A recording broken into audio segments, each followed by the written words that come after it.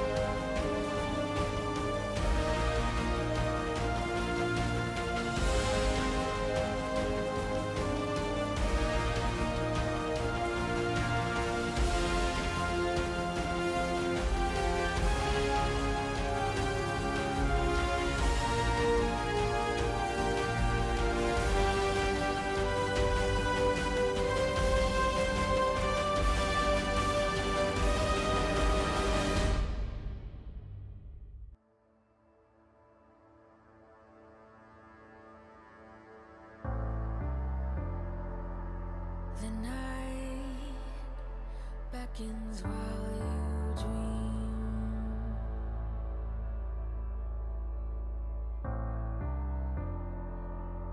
A life never lives in peace.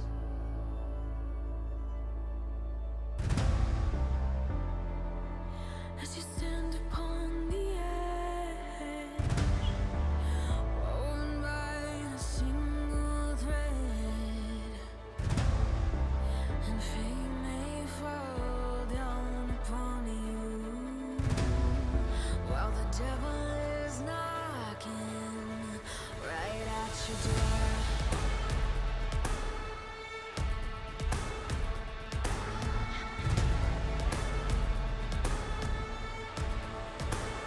So are you restless? Each night you hear the drums of war. Awaken, awaken, the voice begins to call you while you hunger. A taste of destiny you're searching for. Awaken.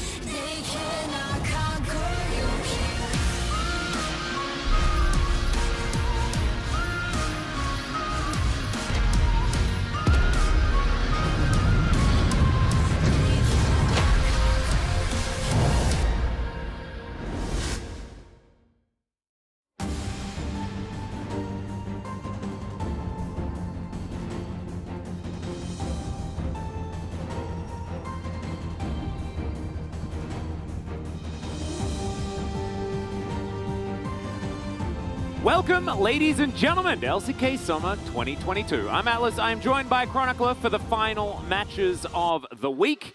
And yesterday, we had some absolute bangers. And today, we're heading over to the eastern side of the bracket to see who can stay alive here in the LCK. Contrast is important, you know. Highs and lows have to kind of go hand in hand.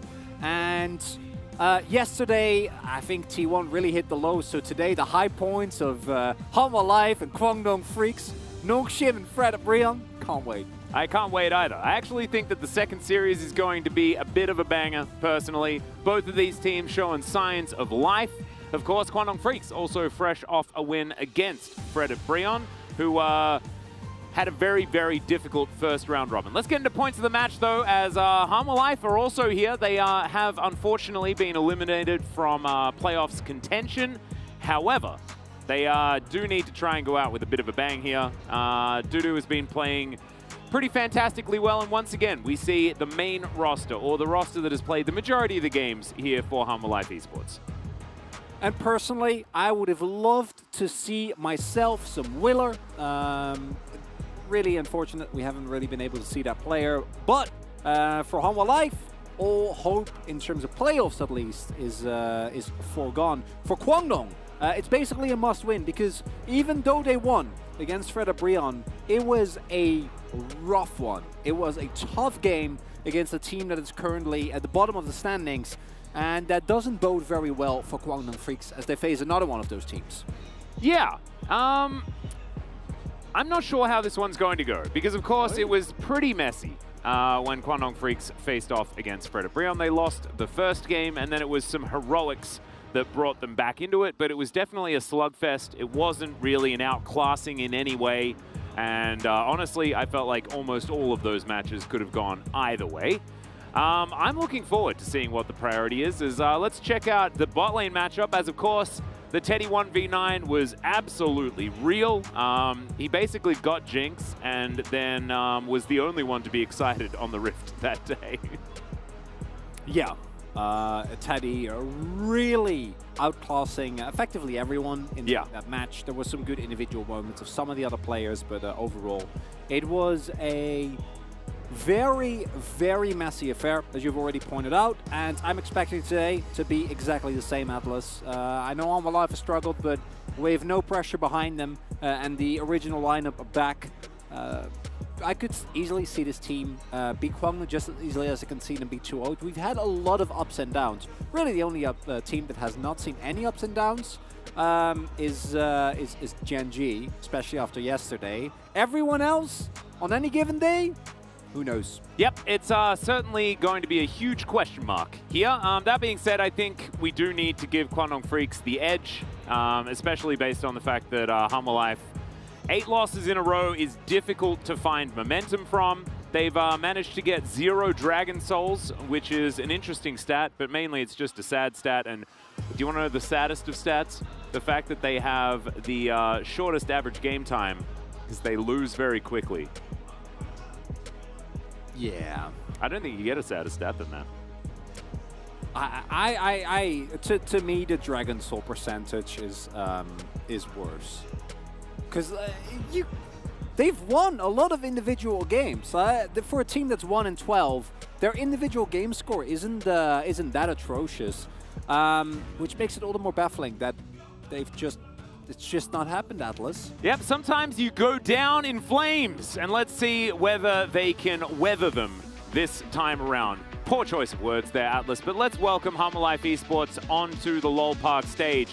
After today, there is only 4 matches left for all of our teams here in the LCK. This is absolutely crunch time, and while Hanwha Life Esports are out of the runnings for playoffs, and of course did not get any points in spring either, so you know, World's Gauntlet not going to be a thing for them in any case.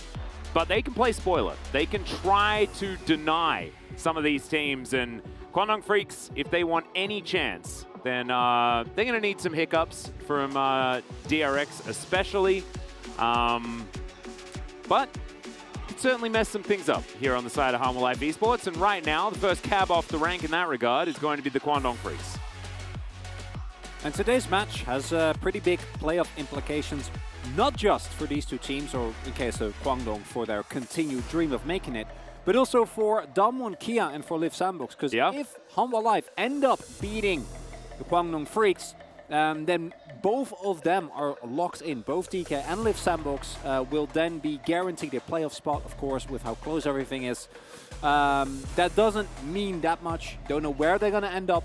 But Kwangdong themselves, if they just get a win here, especially confident 2-0, after this week for DRX, might get up more opportunities. Yeah, you'd think that Kwangdong Freaks and Nongshim Red Force are probably looking at that series and thinking, well, DRX are beatable. Okay. Maybe that's going to be our opportunity. I was just as happy as you were to see PDD smile again, but we're going for Nongshim and Kwangdong in the same breath when talking about playoff chances is little. Look, we need to find things to talk about today, all right? And what we need to talk about is the playoff opportunities, the playoff potential, the fact that it still exists here for both Nongshim Red Force and for Kwangdong Freaks, and whether or not Hanwha Life Esports and Fred Brion can be the bad guys, can be the correct nemesis here, and knock them out of the running. As Dudu versus Keen is going to be our key player matchup. Very interesting. The Keen has managed to find 0 solo kills, although if you have been watching all season long, maybe it's not as interesting as you'd otherwise expect from a player that we have given a lot of accolades to over the years. Yeah, the Keen test is no longer in rotation. They've moved on to a different standardized test, something to do with the God of Thunder, and instead, it has been really mostly Teddy. With some games, Fate helps him a little bit. You know, tries to give him a little push in the back so he doesn't have to carry everything by himself. But Keen, once upon a time, one of the most fierce and tough to beat top laners in the LCK, both in terms of laning phase and in terms of impact on the game, just haven't been the same. Element Hoyd have been fairly up and down since the beginning of the split, so there's not really any new information there. And for Hanwha Life, we saw a team that was, I don't think they were great, but they were relatively serviceable in spring. Somebody could actually stand up to many of the other 80 carries, not quite match them, but be okay. We saw Karis actually still play very well and some melee carries. And none of that is really anywhere to be found for Hanwha Life. No. Unfortunately, they've also been, experimenting with rosters, and that hasn't worked out either. You mentioned Samdi, and he made his triumphant return. We were hoping for something similar to that of what Pyoshik did as well. He took a bit of time off, then came back revitalized.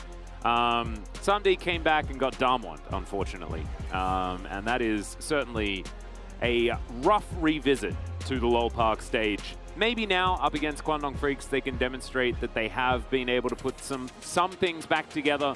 But this is a team that's now eyeing 2023. And we'll see whether that means that Hanwha Life Esports are now going to rally together, or whether it means there are going to be some roster shuffles. One of my favorite factoids of League of Legends is that Viper and Lahens were of course of Hanwha Life, 10th place in 2020. Yeah. And then next year, Viper won the World Championship. Hey, that's true. I know. And you know who was on Hanwha Life last year? Deft? And Chovy. So one of them now has to keep it going. Do you also have to be a Griffin player in order for that one to work? And so maybe now, because Viper got his, now Lahens deserves his. Maybe that's just how it's supposed to go. And Chovy and Doran. Exactly. There's a lot of Griffins. There are a lot of Griffins now that are on Gen G. However, they are not in this game. They are not playing today whatsoever. And in fact, we are into the draft for Hanwha Life Esports against Kwangdong Freaks. Hanwha do have the home side, and so therefore they will select blue side. And Talia is going to be banned after making her way through a bunch of drafts without being picked at all yesterday. She is going to be the first cab off the rank this time around, as the Rise ban is telling us that Hanwha Life Esports wants to play Sylas. I'll tell you what it means they want to first pick Gnar, because they know Sylas is going to get banned the moment that Rise ban comes through. Hey, there you go. Yeah. As of right now, it hasn't happened yet. Karis, in the spring split especially, I think one of the most promising players on Hanwha Life, actually able to have big impact on melee assassins. Akali most notably, but Sylas kind of fits into the same wheelhouse of being a very mechanically intensive, short-range, hit-or-miss kind of character, although Sylas right now, a lot more hits than misses, but no Zeri, which makes everyone very happy, and that's a Sylas first pick, if I've ever seen one. Although you can also go for the Yuumi, even without the Zeri. There's still a lot of picks available, the Sivir most notably, but we've even seen things like the Twitch come in as well. Yeah, Twitch has been used largely into Zeri lanes and things like this to try and battle against things that don't necessarily perform as well in the earlier stages of the game. But Yuumi works extraordinarily well with the Sivir as the game goes on. Can also pair with OnFleek, who wants to get some shenanigans happening in the mid-game. Senna Seraphine. Senna Seraphine could come in here. As the Senna is going to come through. And I'm a little bit nervous about this because the 1v9 potential of Teddy on Jinx is very high. Yeah, 1v9 potential of Teddy on Senna plummets. Not to zero, yeah, but however, the potential is not necessarily as high. But you can Hoyd on a carry. That's a worthy trade-off, right? Wow. Yeah. Teddy has been the main reason why Kwangdong Freaks is currently sitting on the win rate that they are. So I agree with you. The one cool thing about the draft from Kwangdong thus far is that this is a flex Wukong while probably going into the jungle in case he runs into a Poppy, can still be flexed down towards that bot side. True. Senna Wukong is I think, quite a strong combination as going to be the Sivir here in terms of laning phase, quite good. I do think that Sivir can run into some issues with the Wukong, provided that you can't spell shield every cycler, can only hit one of them. Yep. But you have Yuumi, so what am I worrying about? Yuumi turns any quote-unquote short-range AD carry into a whirling menace. Sivir does a great job of that herself as well. So looking then, I'd assume, for the Sylas pickup here, already a couple of great ultimates, also disincentivizes possible Gnar pickup from Kwangdong Freaks, and also 80% win rate to boot. Yeah, he's been doing pretty well, the old Sylas. I was wondering about the Alistar situation, but instead we're going to pick a different amazing ultimate into Sylas, as the Encore, pretty good when you manage to get that hijack off. Still, Senna Seraphine was the plan that Kwangdong Freaks were going for, and they are going to lock that one in. Certainly will be a lot of lane control, especially against Sivir Yuumi, who don't necessarily have a lot of that in the early stages of the game. Of course, do peak pretty hard when they get towards those 2 and 3 items on the Sivir, and when Yuumi can leave and just hang out with her jungler. Love the Skarner ban. We've seen Skarner Yuumi be quite a menace, very, very strong. The other ban, I assume, will be a Poppy to make sure that that counter pick doesn't come in. Although Untitled has been leaning more towards Trundle. There is still that flex opportunity, though, with mid Seraphine, Senna Wukong bottom lane, and then they can still pick Poppy if they'd like to. No, you pick Fiddlesticks. For another great ultimate for Sylas. There you go. Just keep giving him. No, I would expect Kwangdong to go for what has worked on in the past. They used to be T1 as well, the Senna Seraphine. Although we have seen that combination can struggle in the early mid game when the damage isn't really that relevant yet. Neither of them have scaled, and in skirmishes, the comp really suffers. When you reach death ball status, it's incredibly strong. But we have seen, especially if you have as much power as what I assume will be an aggressive jungler for OnFleek, combined with a Sylas, maybe a strong pick on the top side as well, as Gnar has just made it through this draft, and could be kind of a no-brainer pickup from Dudu here. Then you have like Sylas with probably a Viego, maybe a Poppy, and then a Gnar top side. That's a really great skirmishy top side that you can use to punish the slower comp of the Senna Seraphine as well. Well, one more ban to go, 2 seconds. See what it's going to be. The Zoe to be taken away from Fade here. Now Kwangdong Freaks get to show us whether they're willing to pick Gnar into Sylas, which I don't think anyone would recommend, but there is already a Encore there. Like, he doesn't have infinite hijacks until kind of level 16. As, Kwangdong Freaks are just going to try and ignore the fact that Sylas exists on the other side of this one, and I don't mind, just because Sylas has so many great ultimates to steal already, adding another one, you know, there's diminishing returns, right? Now Home Life, I assume lock in Gwen, and then Dudu can Gwen again, like he did against Damwon Kia. Gwen Viego is probably coming in here, right? Yeah, in terms of what is better, I personally would love to see the Poppy here. I think the Poppy provides you with a little bit more front line, synergizes incredibly well with the rest of the team. And Viego, in terms of tankiness, doesn't really provide as much. But it is Homa Life, so they do generally like their more aggressive junglers for on fleek.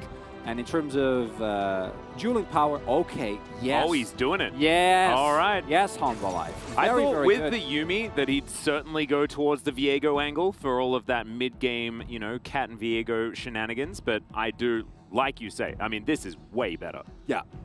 In fact, Homa Life Esports' draft is amazing It is. into what Quantum It Freaks is. have going on. And for Fate, a lot of the power picks not really there. And another one. Yeah, Azir, you're not going to be super excited about. Oh my goodness. Silas is now better everything on the side of Quandong Freaks. Silas was picked when he wasn't meta into Azir relatively often, and it was a great matchup. Yeah. So for Kwangdong, sometimes on the red side you end up with a draft that might not be very cohesive, but you do have a lot of counter lanes, and at least you have prio, and you can try to play through that, and you can try and win early. This one, if you get to late game on even footing, you're still playing it to Silas, Sivir, and Yuumi, and Gwen. So that one's, I don't think, going to work out particularly well. And now, ideally, as Kwangdong Freaks, I think you're looking, start winning team fights at level 6 and never stop, never relent, keep pushing, use the sustain that you have to get early objectives, because otherwise, it's going to be a rough game. Yeah, certainly looking a little bit rough. Looks a little bit similar to those, you know, 5-stack normal games that you have with your friends, blind pick, and then you start loading in, you're like, how did we all get counted this game? It just makes me really sad. And of course, the Silas is what's doing a lot of this, but giving Sivir free reign over a bottom side, which should have some pushing power, but the Center Seraphine are never going to have threat on the Yuumi Sivir unless they play extraordinarily well.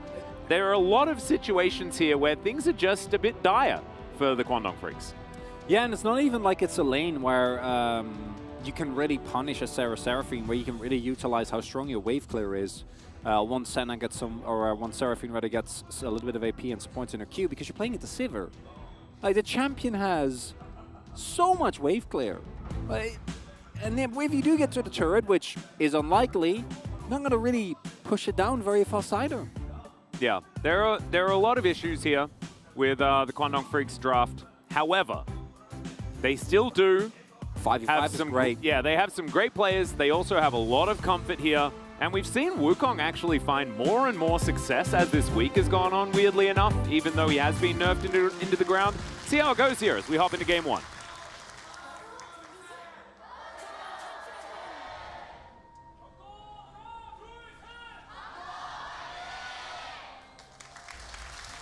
All right.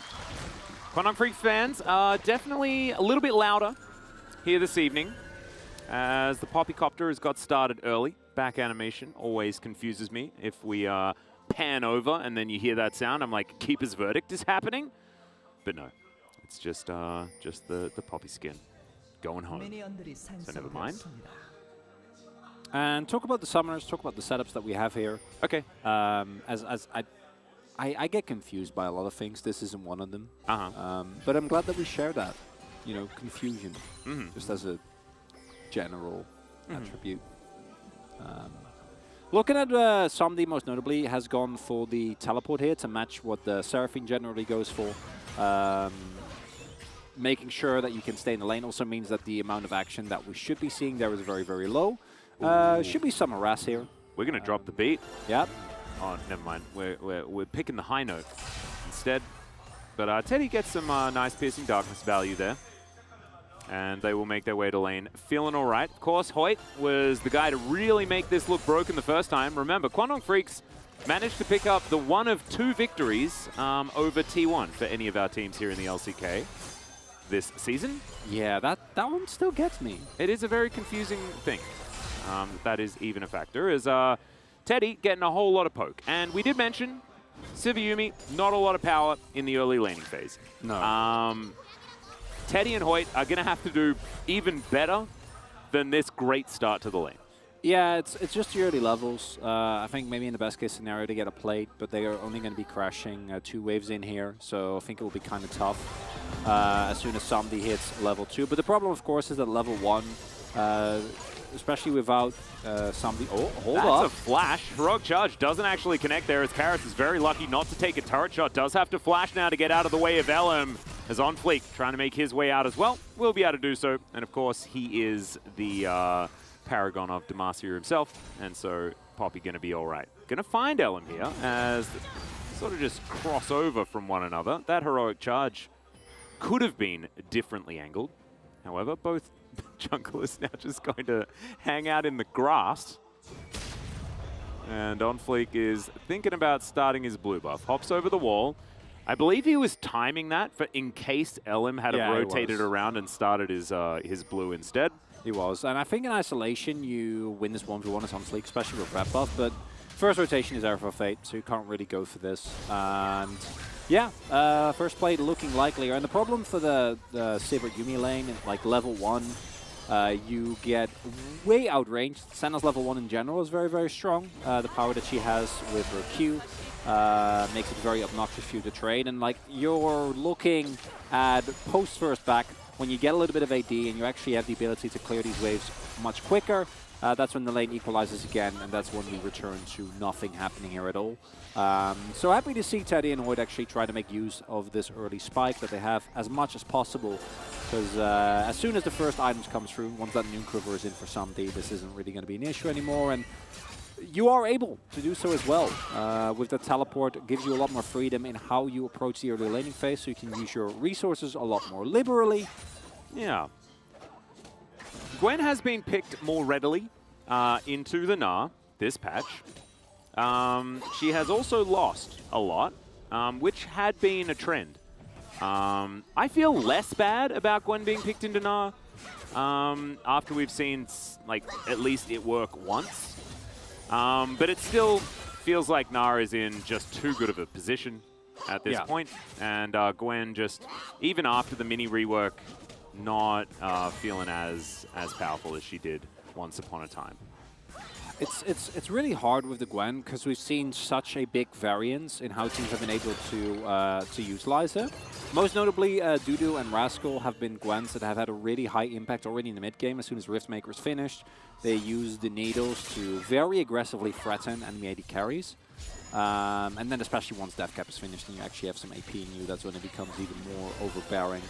But yeah, in terms of the raw matchup, you don't pick this for lane, you pick this just for the threat that you'll provide later once you get some items. And that's, in general, Hanwha Life is completely happy just sitting here and scaling, because you have a very strong 1-3-1 comp that you can set up here with great engage, great 1v1s in both silos, beating Fade, and then late game, Dudu will also have no troubles with Keen. But you can also 5v5, as long as you get to the later game item breakpoints, because mid-game, do you think that the Death Ball from Kwangno is going to be very hard to match? So it will be really interesting to see whether Hanwha Life can navigate that, and also if Kwangno actually tries to utilize that. Because otherwise, this comp kind of has an expiration date, weirdly enough, because you see Senna Seraphine and you see the here, and it feels a little weird, but then you look at the other end and you're like, okay, scaling in that context, into Yuumi, into Sivir, and into Sylas, and Gwen, it makes a little bit more sense. It is definitely a bit of an issue here for the Kwangdong Freaks. And as you can see, they're still putting on a lot of pressure down here. You can see why Teddy and Hoyt have decided to go for this Senna Seraphine lane, because they obviously are very practiced on it, as Teddy will take a little more damage than he otherwise wants to from that turret, but he's shielded up. And Hoyt with the surround sound feeling pretty good. Wonder what kind of surround sound. Do you think it's 7.1? I assume so. If you are a bit of a music geek or an audio geek, then you'd shell out for the best, right? I think that's probably true. Yeah. As a couple of plates here, Rift Herald's worth, looking to be picked up, and Teddy and Hoyt will collect them. You can imagine, yeah, like you were saying, I don't think that Sandee's too upset, right? He's 2 CS behind the Seraphine, who has been in control of this lane the entire time, and giving up a couple of plates to get through without a death in this lane, probably a trade that you're willing to take. But if you die here, that's a problem. Teddy pushing past the minion wave and stepping away from this turret, that's a dicey situation. As Onfleek is making his way down yet again, but more vision available. Kwangdong Freaks sniff it out. Yeah, that's fine. You're not really, you don't really have to gank here. If you have an opportunity, if it's not watered, then it's fine, but just making sure that your bot lane can get in is fine. As Samdi, unfortunately, I don't think he actually was able to spell shield as maybe he was. Not sure if it was a Zoomies or if he got like the final activation on the minion. But one of the issues that you do run into here, I think the cold start is something that works out well when your opponents don't have a lot of pushing power. But as mentioned previously, the wave clear of Senna Seraphine can be very oppressive. And Hoy doesn't even have a final chapter, or a lost chapter, rather, as there's also Yuumi in the game. Yeah. Because once that comes through, it becomes even more hard to try and match, as unsurprisingly. He's back to another win rate. Yeah. 6 in a row. All right, not bad. Ain't bad at all. One of those wins actually was Karis as well. Yeah. One of the wins was last night, also. Looking pretty silly. Was Chovy on the Silas, the CS hack. Let's see whether Karis is going to be able to do a performance like that as far as farming the minions was concerned. Certainly made me raise an eyebrow or three. As Keen taking some more needles from Dudu. As I just was never expecting a world where I was thinking that like Dudu was deserving of a different team, you know? Like, this guy is amazing. As Keen gets a double Gnar into the wall, Fate comes on over and whiffs the ultimate on Fleek. Finds an ulti to completely disengage the situation, and Hanwha Life will walk out unscathed. Disaster averted, Hanwha. That could have been very bad. As Dudu not actually able to hit that many needles. Really nice sides of Lakin. And then as a result, the subsequent dive probably works if there isn't a 4-man response from Kwangdong, who have gone for a lane swap as a response to Hanwha Life roaming up here as well. And now overall, situation is fine for Kwangdong Freaks. They will not be losing their Gnar. They will not be losing a possible first turn blood. And instead, it looks like it will be the lane swap. Actually, one of our observers, and if you are a POC State connoisseur, also POG Lab Professor Kisa mentioned this a lot about how he feels like lane swaps right now are somewhat underutilized. As I say that, Teddy is going back, so I don't know if he's actually planning on sticking around with this one. But Hoyt's still going to remain in the top side of the map, and you can play this lane very safely as long as you respect the ghost, just by clearing the waves. As Keen. Yeah. Keen may have a Senna here. This might be the AD carry, actually, is the Gnar, as it's Keen versus Samdi. Onfleek's going to rotate his way over, as Keen with a Mega Gnar incoming, but still not going to be able to 1v3 or anything like that. As Teddy's over here, providing some mist support. As Keen dives forward, doesn't find the wallop. There's also a spell shield, so that was an optimistic move in general. Fate gets some autos here onto Onfleek. Otherwise, not too much to worry about. Teleports come through as we just move back down towards that bottom side. We are lane swapping a lot. You were talking about them being underutilized. That's a double lane swap, one after the other. Boom, boom. Yeah, but Kwangdong, you just gave up probably 2 waves and a bunch of free plates. That teleport from bot from Hoyt is very, very questionable because Keen was still stuck in bot and didn't have TP. Yeah. As Karis is going to find some chains onto Fate. Onfleek drops down the Rift Arrow that they collected earlier. Yeah, I'm a bit confused too. As that's a heroic charge onto Ellum. He's still looking for his way in, as there it is, the Warrior Trickster to come through, and Ellum almost just straight up dies. He's going to have to flash to get himself out of that one. Teddy did have a Dawning Shadow, but it was coming in a little bit too late. And the Wukong not very tanky right now. No, if you get focused as Wukong, especially into 2 characters that pack a lot of magic damage, you don't really get as much value out of the armor that you get. So as a result, you just get kind of murdered. Fortunately for him, Fate was there to back him up. But yeah, overall, Kwangdong had a 1.5k gold lead. And, you know, some of that is gone due to the Herald. The plates obviously help a little bit there. But also just due to some decisions from Kwangdong that give up advantages for seemingly no reason. Wondering maybe it was a communication error. Maybe they thought Keen did have the teleport available, or they were expecting someone else to roam. But Overall, not the best, because I don't think you can give this team a free ride to the late game. No, I don't think so either. Unless you want to get to the late game. Oh, the Senna mode. Yeah. Where Teddy's auto-attacking people from off the screen, you know, like 92 minutes. Let's do another Teddy reference there, as I think I've done that to death this week after his previous series. As on Fleek, looking for a little bit of a collapse. Teddy, Prowling Projectile will slow him down, not as much as it used to, but still enough to bother him. As Quantum Freaks, they can deal with minion waves very effectively with this bottom lane. Yeah, the wave clear for Kwangdong is great, so they don't really have to be worried. But you do see now that Somebody has actually finished his Kraken Slayer, he's going to be able to really match the amount of wave clear that is coming through from Kwangdong's comp. And as a result, I think right now it's looking very even. And token scaling with comps like this is always very interesting, because we've seen Enchanters both feel completely oppressive in terms of how they scale into the mid to late stages of the game. And even though Senna's an AD character, she still has a lot of elements of Enchanters, right? With her, her W and her the healing on her Q, as well as her ultimate.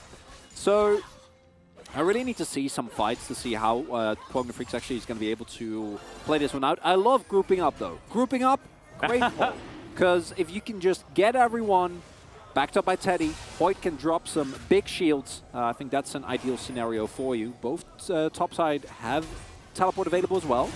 Well, Karis is going to dive forward, picks up an Encore. Absolutely the right choice, as they all throw Encores all the way around the place. The ulti's going to connect from on Fleek, and that actually denies the charm. However, it does give them priority on this dragon that they burst down and then leave the area.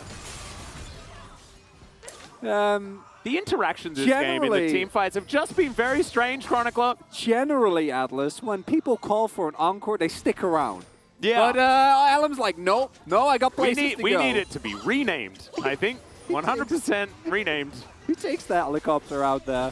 He's not interested. He's going to the next show. Here, Carly Rae Jepsen was in town. Yeah. And he wants to get to the venue early in time, as first Turbot picked up for Quantum Freaks very nicely, so they still get something in return for that Drake. And on the flip side, Humble Life going to make a play. Don't think that we ever are going to see a contest for that second Herald, and should mean that at the very least some cross gold will be found. And now, overall, 1k gold lead here for Quantum Freaks in terms of items.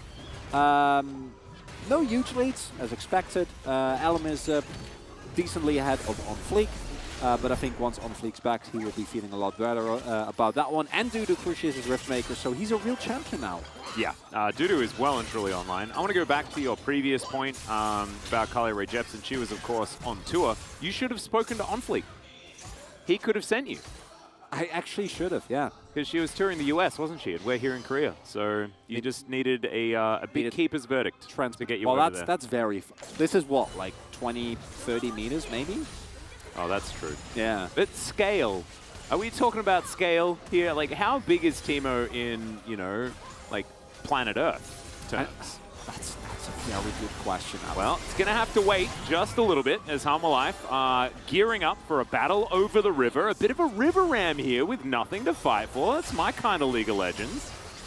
Yeah, back to the K-Ram, back to the regular. We're fine. So champion sizes. Yeah. As far as I'm aware, if I remember my lore correctly, Aurelion Sol canonically is the biggest character in League. He's, you know, he's a dragon. Yeah. Yeah, but he's also like kind of a galaxy at the same time. So he's got some stuff going on. Other cool things, for example, Volibear is basically a mountain, and Malphite is not. Malphite is actually literally a mountain. A mountain. Yeah. So them standing side by side. It is a confusing situation. It really is, yeah. Rek'Sai is another example. If you saw the cinematic recently, the Shurima one, you actually saw some more authentic Rek'Sai sizing, where she's basically like a sandworm from Dune, like a lot larger. Yeah, I mean, she's a sand shark. Yeah. Oh, yeah, she is. That's just what she is. So, yeah, no, it is a bit strange. However, I mean, the Galaxy thing, talking about Aurelion Sol, I mean, technically, a Galaxy, according to real-life canon, which is Men in Black, you can fit a Galaxy around the neck of a cat in a little bowl. So... I hadn't considered that, Atlas. So actually, Aurelion Sol might be really small. Aurelion Sol might be in this game. right now on the collar of Yumi. Have you ever thought of that? I'm sure you haven't. We have a bit of a battle here towards the top side. Keen's going to have to get out of there. Doesn't get stunned by the heroic charge, but the Keeper's Verdict will knock him up. No snare from the ulti out of Vista. However, they don't need it.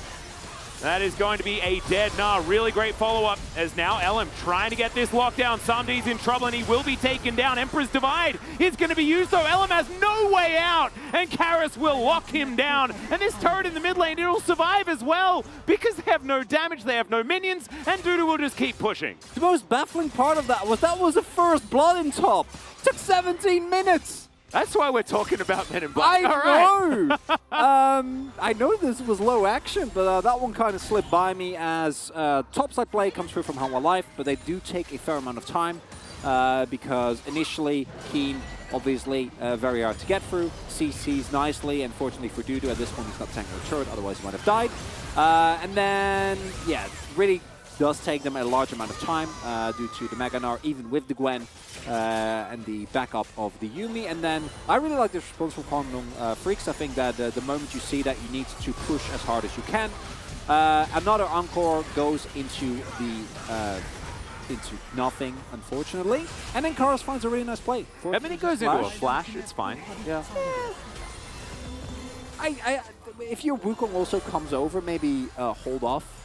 Yeah, I'm just trying to... No, I respect. I appreciate it. Yeah. I feel like Hoyt deserves a bit of a... I don't know. He's had a rough time this season, and I think some sympathy is necessary. As Hanwha Life now just trying to clear out some vision. Next Drake is going to be this Ocean. The reason we have a very pretty rift is because we indeed have Ocean Drakes for the rest of the elementals. Oh, so what would you hate more to play against? Is it a Yumi comp with Gwen? Ocean Yumi sounds real tough. Although, yeah, Ocean Seraphine. Dudu going to dash forward. There's some needlework. LM, he's just standing still. He does eventually Warrior Trickster, but he's not as much of a Trickster as he really wanted to be in that situation. Bought a bit of time, though, so the rest of his team does make it out. And that's LM going down, unfortunately. And Hanwha Life, they get a Drake. They get a kill as well. And for Kwangdong, I think these are the moments where as soon as LM gets back, you have to start making more proactive plays on these objectives. You can't afford to give up this many things in the mid game as Karis. Yeah, ooh, the chains. Not going to be absconded this time around. However, Keen now looking for on-fleek in this river. Dudu pushing out another wave, and it's really, like you say, starting to feel like Hanwha Life have so many of the answers here. And I wasn't expecting it to look like this early, but it is beginning to, as Dudu with a cat as well. The Yumi Gwen angle is something that we haven't even really discussed, but that does make Gwen even more abhorrent. Yeah, that's why we have for Hanwha Life probably some very happy gamers. If they are able to stack a couple more of these Ocean Drakes. And need I remind you, Atlas, 0 souls in round 2. Well, maybe. Here we go. Maybe. We're creating history in the Summer Split. That's breaking records. That's the phrasing you want to go for? Maybe it's the latest first Dragon Soul of all time, Chronicler. I like that. Yeah. I'm really... When I got myself that glass of water earlier, I didn't fill it up all the way, but it was definitely half full when I took it up to the commentary desk. Peak commentary, Atlas. Glad you and I can appreciate, and I've been vocal about this before. It's easy to be an LCK fan, you know, watching yesterday's games. So I want to give a shout out to everyone watching right now. Yeah. You're the real ones. Because this... Yeah. If you watched yesterday and you're watching today and you're still like, just really love me some LCK, you are the true fan right there. Yeah. We did see that Hoyt has a huge advantage over Vista, and Teddy has a huge advantage over Samdi. But of course, you do have to kind of even those out. The reason why center lanes do kind of work is because she makes a bit of extra gold by collecting her souls, and so theoretically you just get more out of the minion wave if things are even. Fate going to be pushing here towards this top side as Kwangdong Freaks. They will even out the gold a little bit more. Very nice. Pick themselves up a turret. Wonder what Somni's going to go next here. Was expecting an IE, but might be looking towards a Lord Dominic's first. Make his life a little bit easier when it comes to dealing with Keen and Alum. And overall, everyone looking to kind of spike towards their second and third item. We see that Hoyt now has his Leandris and his Seraphs and Grace done, so in a longer fight it's going to get an incredible amount of sustain and burn damage through. But my main issue with Kwangdong Freaks is that if they don't get the big wombo combo, where they're able to or they set up shop first at an objective to allow themselves to wombo combo, right? Because that's, I think, the real power of these Senna Seraphine comps is you can start Baron and just, you don't lose health. Like, you can just tank it for however long you please. And that is a very, very powerful tool for forcing compositions like Humble Life to actually play into you. But then, when it comes to execution, in the previous fight, it was Humble Life calling all the shots.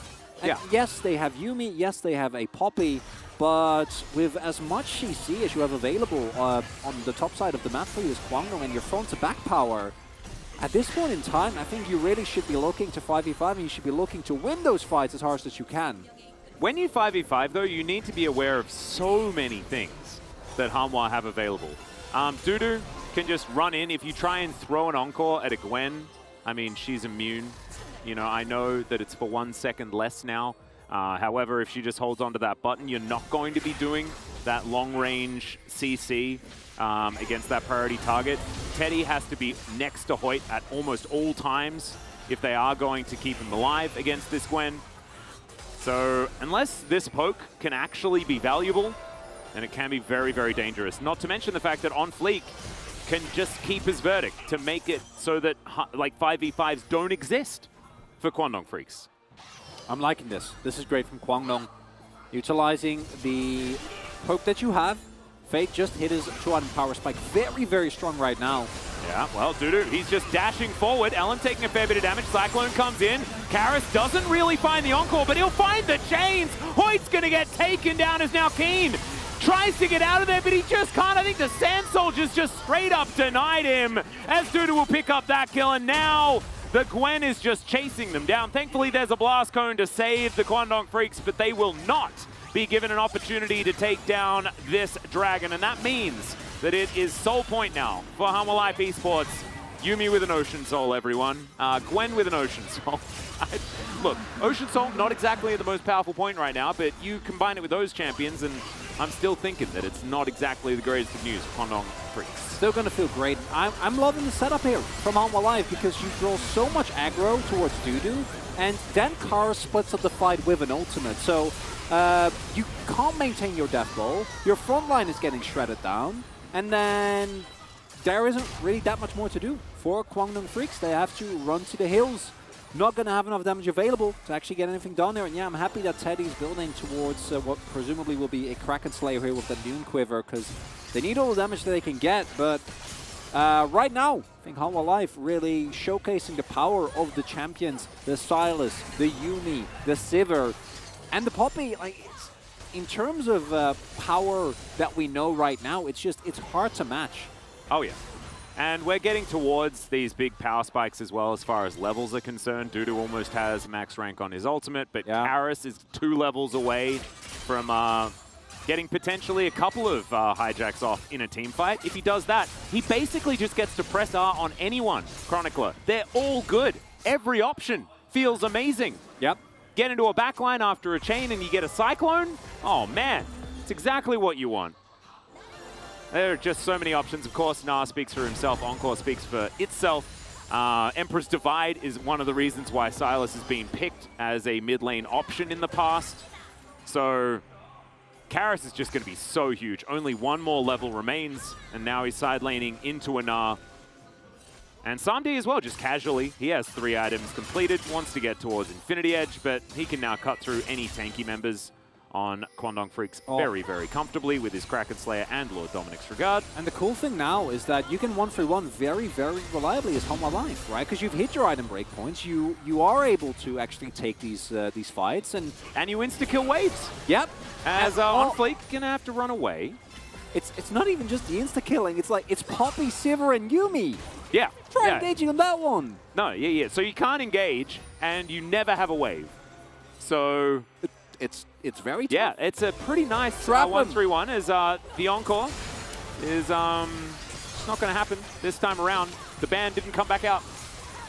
We were clapping for a really long time. The band was just, they'd gone home.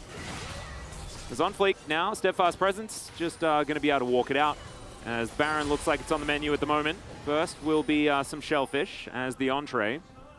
Quantum Freaks grouped up as 5. Can they find the team fight that their composition has been desperate for? As there's another encore. It does land on a fake Wukong. So, I mean, that's like the band sent out a mannequin. So also, we're just not really getting the music performances that we want. Maybe they're at a festival. Yeah, time slot's a little bit too constrained. Yeah, and then you can just go to the next one. You know, sometimes shows disappoint. That happens. That is not a problem, as both teams seem to realize that Baron ain't happening today. Or, well, presumably today, but not right now. As I say that, I immediately get cursed. Double teleport is available here. Yeah, they're going to be walking it in for now. Hoyt is going to teleport first. Baron down to half health as Quandong Creeks need to get grouped up. Another teleport to come forward. Fate's going to turn up as well. Karis has the Gnar ultimate available. And Harmalife are just going to back away. There's a lot of minions that are being lost here. Thank you, Jonah Strong, for that one. But let's come back to this potential fight in the mid lane. As Fate will just put his Sand Soldier under the turret. Sand Soldiers don't like that very much. They like to disappear pretty quickly if that does happen. They are just going to deal with these waves, though, as Keen, speaking of which, is going to come over here and will at least get the last few minions of that wave. It's the pain of existence, Atlas. You try living as a Sand Soldier, see if you like it. Are Sand Soldiers alive? Or are they just Azir's magic? I don't know actually what the canon is behind that one. Because I can see both. Reasonably true. Maybe they're just because I feel like inanimate. Yeah, the Emperor of Shurima is just manipulating the sand. But maybe it's more of a necromancer thing. You know, he's using the souls, infusing them into the sand. With this skin, Azir, I'd right? agree. With the regular skin, he's all golden and stuff. He doesn't look quite as sinister as that. True. True. But maybe that's just the canon of this skin. I feel like we're getting to the bottom of some pretty big questions. Oh yeah. This series. Oh yeah. I'm really happy we get the opportunity to. I still want to know the Earth size of a Teemo though. As Quantum Freaks take some boomerang damage, but they've got a big old shield. Karis gets another Gnar though, and he's still level 15. Doesn't quite have that extra level on the ulti. Sandy taking a bit of damage. Does still have On the Hunt available. We've got flashes across the board as this is Ocean Soul Point. Keeper's Verdict flying through on fleek does knock away the Gnar, and now Karis dives in. Hoyt is going to get knocked against the wall. The Dawning Shadow flies forward as it's a defensive Cyclone from Element. He's still burning down. The Rift Scuttler survived for an extraordinarily long time as now the Drake is just being forgotten about. Quantum Freaks just kill it. All right, they are going to do so. All right, there we go. So they deny the soul. And so Harmalife Esports going to wait 5 minutes before another shot at their very first Dragon Soul of the season. They still managed to get out relatively unscathed. Watch them win the game without actually getting the soul. Yeah, I'm really worried about that. This is the situation where you do actually see the value of the composition. Karis gets into the backline and zones them away, but doesn't actually land enough meaningful CC, and then they have to disengage because Keen comes in. Definitely get Scuttle real good for that flash. So Scuttle really know who the boss was in that one. And you see the value, right, of this composition. And what I was expecting to happen for the first 30 minutes of this game. But the problem is that, like, this works now, but once Sandy gets an Infinity Edge, and once Dudu finishes his Void Staff, I think that fight's going to look very, very different, Atlas. But when Teddy hits 50 minutes and has like 5 items and 1 million stacks, 50? that's when it turns, what, 70? Not 90? 60? No, 5. It's always 90 when we talk about Teddy. Well, I mean, yeah, I guess it needs to get to 92 minutes for it to really be the true power spike, but I think he'll start coming online at 6 items and 700 stacks. I like it. I'm just down. I'm trying to work out what the true late Atlas, game is going to be this game. Well, once you get enough stacks, it gets easier to get more because you'll always be in range. There you go. Because you're in range of the entire map. Yeah. So you can just always auto enemies. Uh-huh. Yeah. It's better than Karthus at that point. Well, You know, I like don't want sit to in go the that fountain far. and press R, whereas Teddy sits in the fountain and auto attacks. Well, only if he has vision. Karthus else always works. Oh, that's true. Yeah. Where was the Twisted Fate for the ultimate late game? The Twisted Fate Sliver combo. Full proof, Atlas. Can't be beaten. One day. Well, Fate trying to throw his Sand Soldiers forward. We get a few spells out of Hoyt. Not too much more. Couple of flashes coming off cooldown here. Teddy does get his back right now. Unfleek does have his flash as well as Samdi, which is certainly good news here for Home Life Esports, but Keen wants to be able to get these flash Nars to prove who the better Gnar is this game. Of course, Karis does have level 16 at this point, so he can be the better Gnar and the better Seraphine in one team fight, potentially. If it is going to get rather drawn out. The F-Sword done here for Samdi. Still waiting. There it is. The Infinity Edge comes in. Oh, yeah, this is a big time in the game for Harmer Life Esports. 2 minutes until the soul fight, but the Baron is still alive. I think it's about time we head back there as Harmer Life and see whether we can really create some big advantages. It's free item time. Fate also finishes his Void stuff. Karis finishes his Void stuff. Everyone that actually has money on the map is going to be looking to now finish up their third items. If you're a jungler or Senna, I guess, then you do not need to apply. And here we go! Yeah, I'm going to go for the big battle. All right, that is a whole lot thrown into a Wukong that wasn't real. The needlework coming through as well. Unfleek lost half of his health bar, but I said it was a real battle. It's not a real battle. Is that just Nash? Oh, they have no ultimates anymore. Yeah, I Oh, guess. never mind. Hijack's coming back up. Yeah. Oh boy. Oh no, not the hijack, not the Gnar. Is it the hijack angle as Karis is unseen moving over here?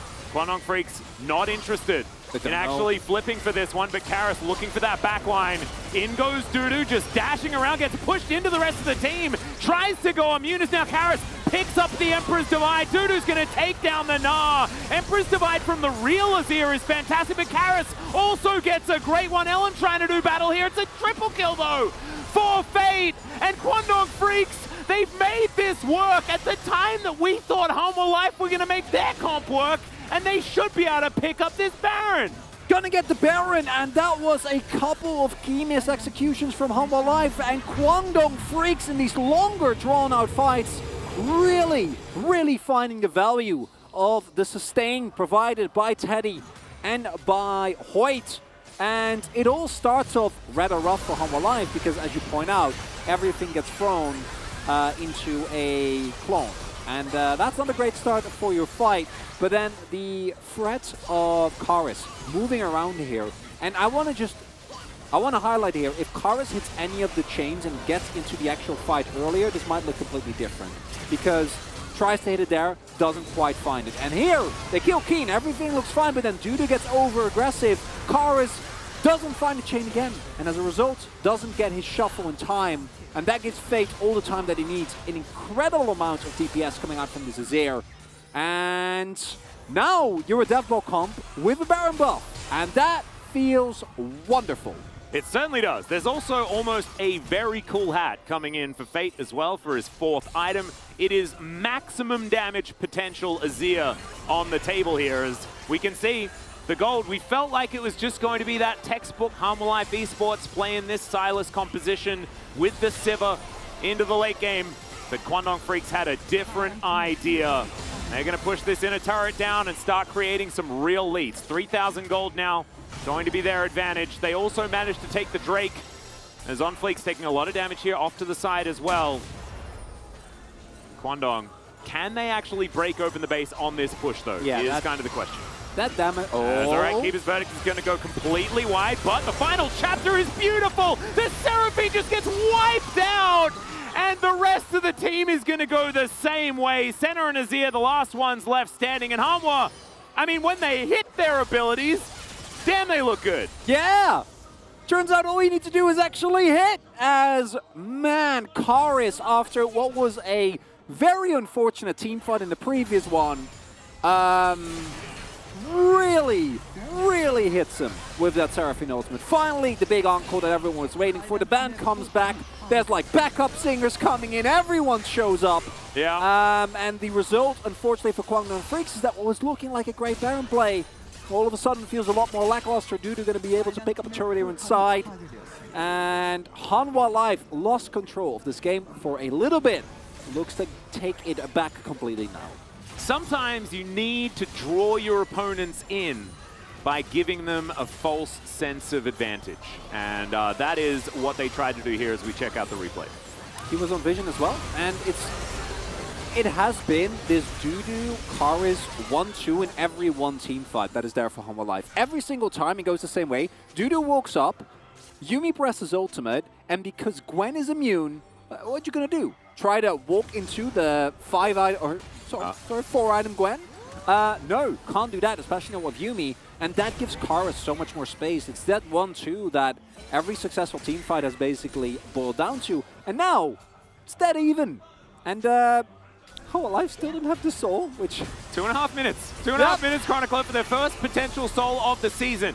I think it was round 2. I don't know if they got one in round 1, but they're 1 in 12. Oh, that's true. That's true. It might be round 2 stats. It'd be way cooler if it was the first one of the season. I hope so as well. Let's see if we can find out whether or not it was they were able to secure one, and when the last time that they got one was. Yeah.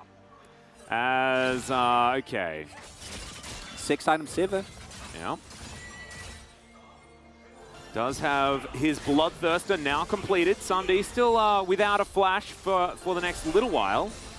I don't think that matters all too much, as Kwangdong Freaks do have control of the southern side of the river. That does mean that as we get closer and closer to this Drake, Hanwha Life Esports are going to have to move in and start knocking down Vision. Or you let them have it, and then you try to rush Baron, and you force a final 5v5, which is going to completely decide the game. Yep. We have to remember, like, let's do some table setting as well. Now that we're towards the end of this game, Hanwha Life Esports, if they win here today, Live Sandbox and Damonkia are both confirmed for playoffs. So, Kwangdong Freaks wanting to keep themselves in the running here, and yes, it's only game 1. However, it can certainly be a lot of momentum. I've seen teams lose games like this before, and it's not great to be on the receiving end of a loss here. Who that's going to be? No idea. Yeah. Feel like I should give the edge to Hanwha Life, but Kwangdong still have a comp with a lot of innate power, and if you can get onto the backline with these big ultimates and keep Fate and Teddy safe, still more than enough damage available here. 170 souls, by the way. Yeah, he's getting up there, almost towards that 700 that I said he was going to have to get towards for the true late game we're going to experience in this one. Sandy, man, Ricochet just tearing them apart. There is some surround sound though, so Hoyt is able to keep his team alive as on Fleek looking for an angle, getting a bit hyphy here on the bottom side as Teddy possibly caught out of position. He's going to cleanse, he's going to flash, and he is going to make his way out to relative safety. Keen may not be as lucky though, as the Encore is going to be cleansed there onto on Fleek. I believe Vista had his back on that one. Yep. And so he is going to be all right. Vista rings the bell, but Kwangdong Freaks do have a lot of sustain available, and Keen's going to teleport in. Hanwha Life needs to go now. Yeah, Karis wrapping around, does find himself an Emperor's Divide, locks down 2 of them. The Azir and the Seraphine both dead. Kwangdong Freaks no chance at a team fight now, and it could just be a soul, which is the main thing that we're going to be talking about this game, is a teleport to come through from Karis onto a minion to keep it alive so they can get a push. They're not going to get the soul, Chronicler. Get it! Come on, oh, please, send someone back. But instead, they just want to win this game, and you can't really fault them for that one. As Keen and Teddy, it's going to be so difficult for them to stop the push of Hanwha Life Esports. These 2 minions, though, are going to be necessary. Another wave going to conga line forward. Dudu down to 50%, though, as Karis really wanting to lock down this Gnar ultimate. He pulls Teddy back, and he finishes the job that he'd started. They're on that bottom side of the map. Samdi flashing forward. Keen goes golden, but it will just buy him a couple more seconds as the Nexus will be. And Humble Life Esports do manage to take down Kwangdong Freaks with their amazing draft in Game 1. Twists and turns in that one. Humble Life. There were so many twists and turns, I was muted. I think it was because they wanted to contain my excitement for the ending of that game. You know how in fighting games, sometimes when they go too high, it gets clipped out, the gate just says no? Yeah. That was that, because that was a banger ending to a game that had a, I think the festival metaphor that we landed on halfway through was very appropriate. You know, you never know what you're going to get. Sometimes the acts are good, sometimes the acts are bad, and in this case, I think it was a little bit of both. Yeah, and I can't actually remember what I said when I was muted as well. And so I guess now we'll just never know. I can't go back and check the VOD. I can't hear you either. Yeah, so, wow. I could have said something really profound, really poignant, but you guys know me. Don't worry, you didn't miss anything. As Humble Life Esports, they almost missed. Kwangdong Freaks made that composition look like it could potentially work until it really didn't. As mentioned, when we talk about scaling, in games like this, there isn't really an absolute answer. I think the edge was for Hanwha, as we saw in the final fights, as the damage was enough. And yeah, he did 12k damage. Best believe I still voted for Karis. When you get the flank, even when you... Wait, you're not a Dudu believer? No, I mean, I think Dudu had an incredible game as well, but if you win the game with a final flank, after your previous it was sort of 2 in a row that he managed to get as well. It was a team effort. If Dudu gets it, completely fine as well. I think he was effectively the front line, showed great showing on the Gwenner again, and that Yuumi ain't making it for draft again. I certainly hope not. But ladies and gentlemen, we are going to go to a short break. When we get back, the analyst chairs and collaborative carpet space will break down that beautiful game.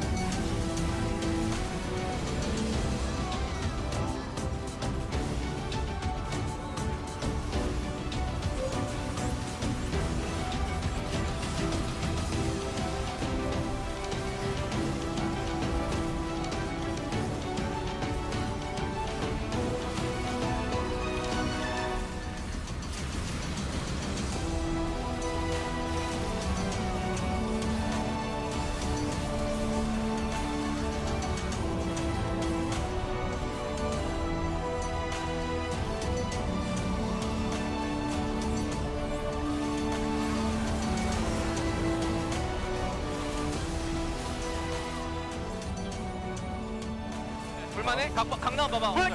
맞아. 더블 없어. 너무 잡고 끝내. 따라갈게. 나 따라갈게. 끝나. 내가 잡을게. 미드.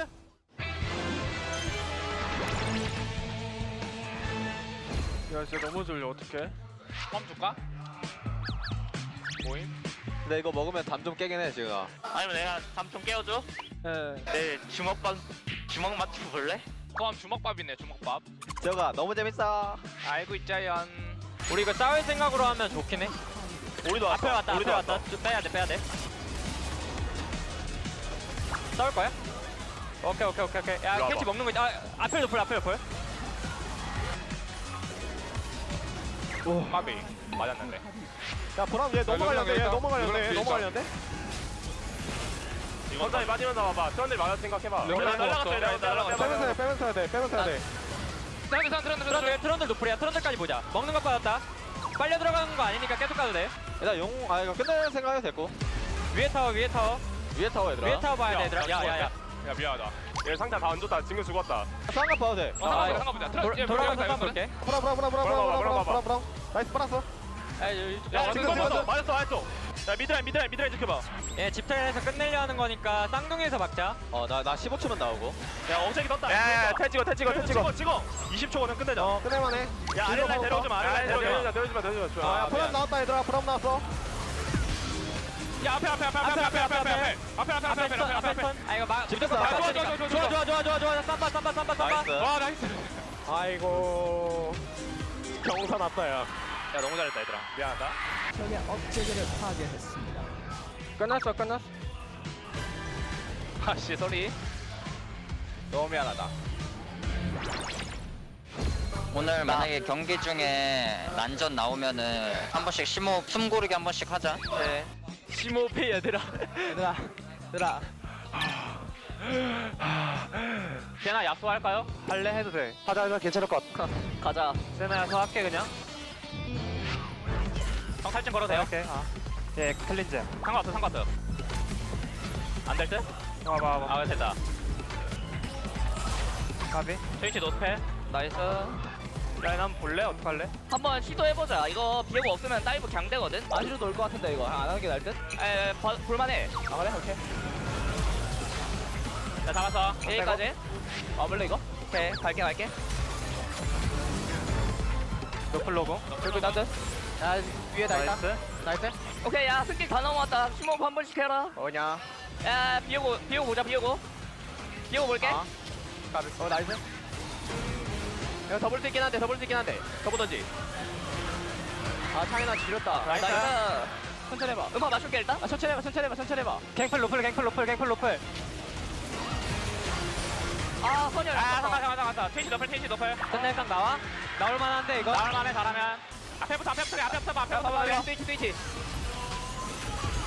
나이스. 잘했다. 나이스.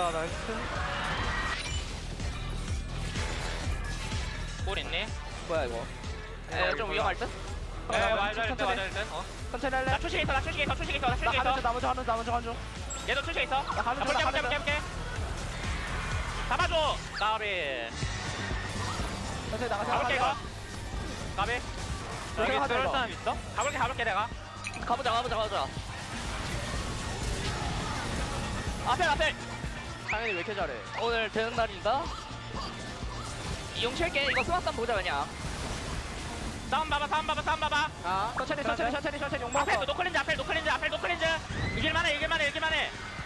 천천히 하자. 오케이. 나 이거 트런드 잡았고. 이거. 갱플 봐. 맞아라! 야, 미드로 가! 아, 괜찮아. 나 공도 돌아가고. 앞에 편인지 없어. 끝내. 캐리어. 나이스. 이 맛에 표식의 리신을 본 거다. 이크.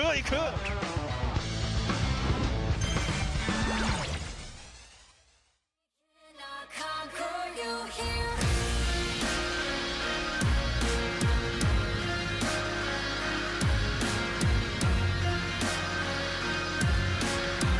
They cannot conquer you here.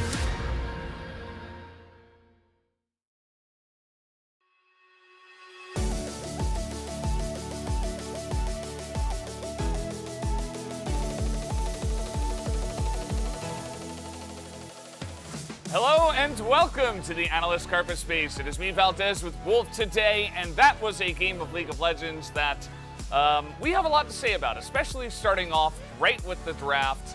Hama Life got pretty much everything. It's almost as if they were playing blind pick. And Kwangdong on the other side, bunch of mistakes. What do you have to say, Wolf? Okay, so they gave over the Yumi first, which feels in isolation it's not too bad. You can draft a winning Senna lane here, feels okay. But you probably don't want to draft a Senna Seraphine when Silas is up. Oh wait, you drafted the Seraphine Senna into the Silas. Yeah, that's okay because it's not all gonna fall apart. But then you drafted Gnar when Gwen is up, first of all, in a matchup where Dudu is looking way stronger than Keen right now individually, but also you drafted Gnar into Silas. But it gets even worse because you drafted Azir into Sylas in the mid lane while literally every ultimate on the side of Kwangdong Freaks empowers the Sylas. And they have a Sivir, they have a Yuumi, they can run at you, they've got the ability to warp team fights with the Poppy. The Seraphine ult on Kwangdong Freaks' side can never, unless they're massively ahead, ever be as good as the Sylas can. Just will not happen in this draft. And you don't have an AD carry. You just don't have one. Senna is not going to be able to sustain through these fights. They happen instantly, they are over in a flash. And that's what we're gonna see when we get into our highlights later on.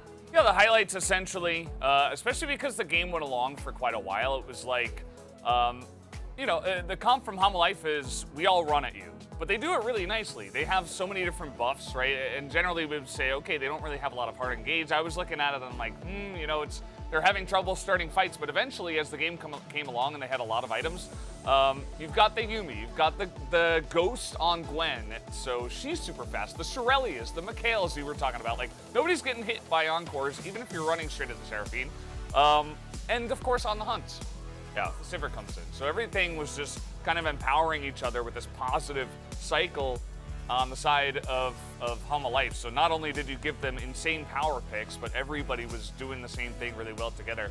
Let's take a look at the highlights because, you know, we saw the draft and we were like, whoa, what is going on? So, like, there's just a lot of macro errors here for Kwangdong Freaks, and you take a bottom side 2v2 that you win and you try to turn it into plays elsewhere. We saw some lane swapping that actually also didn't go very well for Kwangdong Freaks, and then they fail this dive here. Hoyt takes a ton of damage, gets rooted here under this turret, and Karis, yeah, they do end up getting one kill, but Karis has a really nice Emperor's Divide. They trade back a kill, so the Sylas actually gets more fed here. They end up taking out the top side Gnar, and the two champions who carry this game are the Sylas and the Gwen, and this is a huge moment where they try to make a hard push and a siege happen with this composition that cannot really siege structures at this stage in the game while losing top side, so they basically lose out on two fronts. And this is the first moment where Life Esports are like, cool, the map is ours. You have to run at this Sylas who can steal amazing AoE ultimates. Yeah, certainly did end up being an issue. Let's go straight into highlight 2, which was towards the end of the game.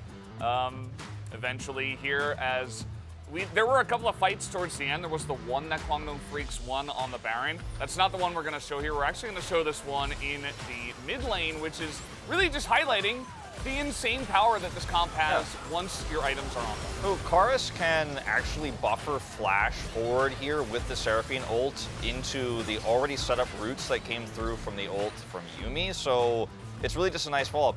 This is a moment where like you could be like, wow, really nice coordination on Life. They pressed all their buttons, they ran at them, they did the thing. But Kwangdo, you can't be K-Ramen in this moment when you don't have vision, you don't know where the Sylas can flank you. Sylas could have been behind them for all they know. They have no idea where he is. And it's a game-losing moment there where they just overextend. They're all stacked up with all the AoE that Sylas and, of course, the Yuumi can bring. Yeah, it just goes back to that draft, right? Because everybody's empowering each other. Like, again, it's a Gwen with the Yuumi on his back with Soreli's and Mikhails, not just the Miss. So you're not getting away from the super fed Gwen. You're not getting away from the super fed Sylas and Sivir either. And even though the most damage in the game was done by the Azir, which, by the way, you know, Fate was there. He was getting fed himself. Like, he actually did handle the lane itself pretty well. He just wasn't really able to do anything. Like, there was a lot of damage. I'm not sure how effective that damage really was because a lot of it was just poke, and the one time that Life kind of just went all in that time on the back. Yeah, I mean, it doesn't matter if you get everybody down to half health, if you just get steamrolled in the process, and like the Azir just kind of shuffles out and is like, well, I did a lot, but you guys couldn't kill anybody because they don't have an 80 carry, they have a Senna. Senna is strong not because she has a million range and she's like chunking people out. She's strong because she does a decent amount of damage while also controlling vision, while also healing in longer fights. There are no long fights in this comp. It's never going to happen. Yeah. Don't really have the time for that. And again, part of the reason we're being a bit negative on Kwangdong this time around was because of what we did see in this game, but especially, you know, Kwangdong are a team that are still in the playoff running. They only have 8 losses. Life have only won 1 series just yet, but they just kind of steamrolled Kwangdong here in game number 1. So it does raise a lot of eyebrows here on the analyst carpet space. But let's take a look at the POG of this one. It will be Karis on the Sylas, and boy, did he have a fun game. he had a fun game. He was like, which one should I hijack? I've got quite a few options, and there were some options that were better than others, mostly the Seraphine ult. Like, I love how we skipped all the way to this moment. He had a lot of great moments defensively in some of those mid-game fights. He had some not great moments around Baron, but we'll just kind of skip over some of those. I like that we just like totally just wipe out the Baron fight as if it didn't happen. It was not a for me, fight we want to see again. For me, I thought the Coles and the Steamboat, you know, to keep it rolling, was definitely on the top side of the map. I thought Dudu had a very much stronger game in general, like on average, but it was a close vote. 7 out of 13 there to 6. 7 and 6, so the two of them, the two solo laners on the side of Hanwha get it this time. Let's see what happens in game number 2 now that Kwangdong, we'll see what side they select as well. Back to the casters for game number 2. Thank you so much, gentlemen, for the breakdown. I agree with Wolf. I think Dudu had a great game. I think that Karis had, I think it should have been a picture of Silas, but with Kesman at the top. Because picking Silas won that game. Not necessarily who was piloting it. If we should put caveats at that vote, because as we saw, those chains in that Baron fight were... I mean, and also in the fight that they really won, he only hit the Seraphine ability. Yeah. He played great Seraphine. But, I have nothing. No, it was a rough one. But if you get the game-winning flank, I think that it's fine. Also, overall, Kwangnu Freaks now going to be on blue side. Hopefully, should be able to secure themselves a draft that is a little bit more well-rounded. Yeah, let's see what they can actually put together here, because I think this will be a very different game. I think that there is there's probably like a 20% chance that this is a 2-0. I'll give it maybe 10, 5, 3, 2, 1. I don't think that there is much of a likelihood that we are going to see a draft mismatch to that degree with a switch around of sides. You're right, Atlas. Neither of these teams have been known to just... I don't even know how to phrase it. Like, oh God! No! Don't tell. No! Yeah. Oh no! Yeah. Oh dear. Yeah. Oh, okay. Well, actually, now that you say that, I think perhaps we're completely changing the game. As Draven is going to be banned. That was actually, completely left out last time around. Talia also going to the first ban. There is the Silas ban, this time on the blue side.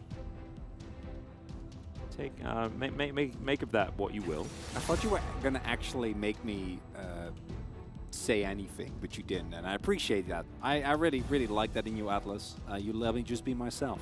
No, of course. Yeah. That's what you're here for. Yeah, and when I say nonsense, you don't gloss over it. You just you're going hard. Well, that's content. That's how our friendships work. Exactly, I mean, you might think that this is just for on cost, but it's not. No, actually, nothing changes. You know what this is really about, and we'll get back to drafts in just a hot second. But I today took Atlas's shotgun because it was a little bit late, and that is why all of this is happening. I knew this was going to come up. I knew this was going to come up on the broadcast. All right, Kalista going to be the final ban. Zeri is left up. Kwangdong Freaks will first pick it. Let's see what Hanwha Life's answer is going to be. Nar seems to be the no-brainer first pick here. You think it's going to be Nar? Well, you haven't been watching enough Kwangdong Freaks. I think that after yesterday, maybe it isn't just about the Zeri, but I do think that truly the pick does lose a lot of value the moment that we drop the Yuumi. So you're going to lose your Nar here, pick up the Nami on third rotation, and then you have Comfort for Dudu, and you have a composition that can actually have a lot of pressure in the early game lane. Whether that's going to be enough after last game especially, I would have much preferred Nar Lulu. And then go for Kog'Maw? Because you want to take away the Lulu? Yeah, and then or go for Aphelios. Because Samd is okay on that champion too. Maybe. Because I don't know.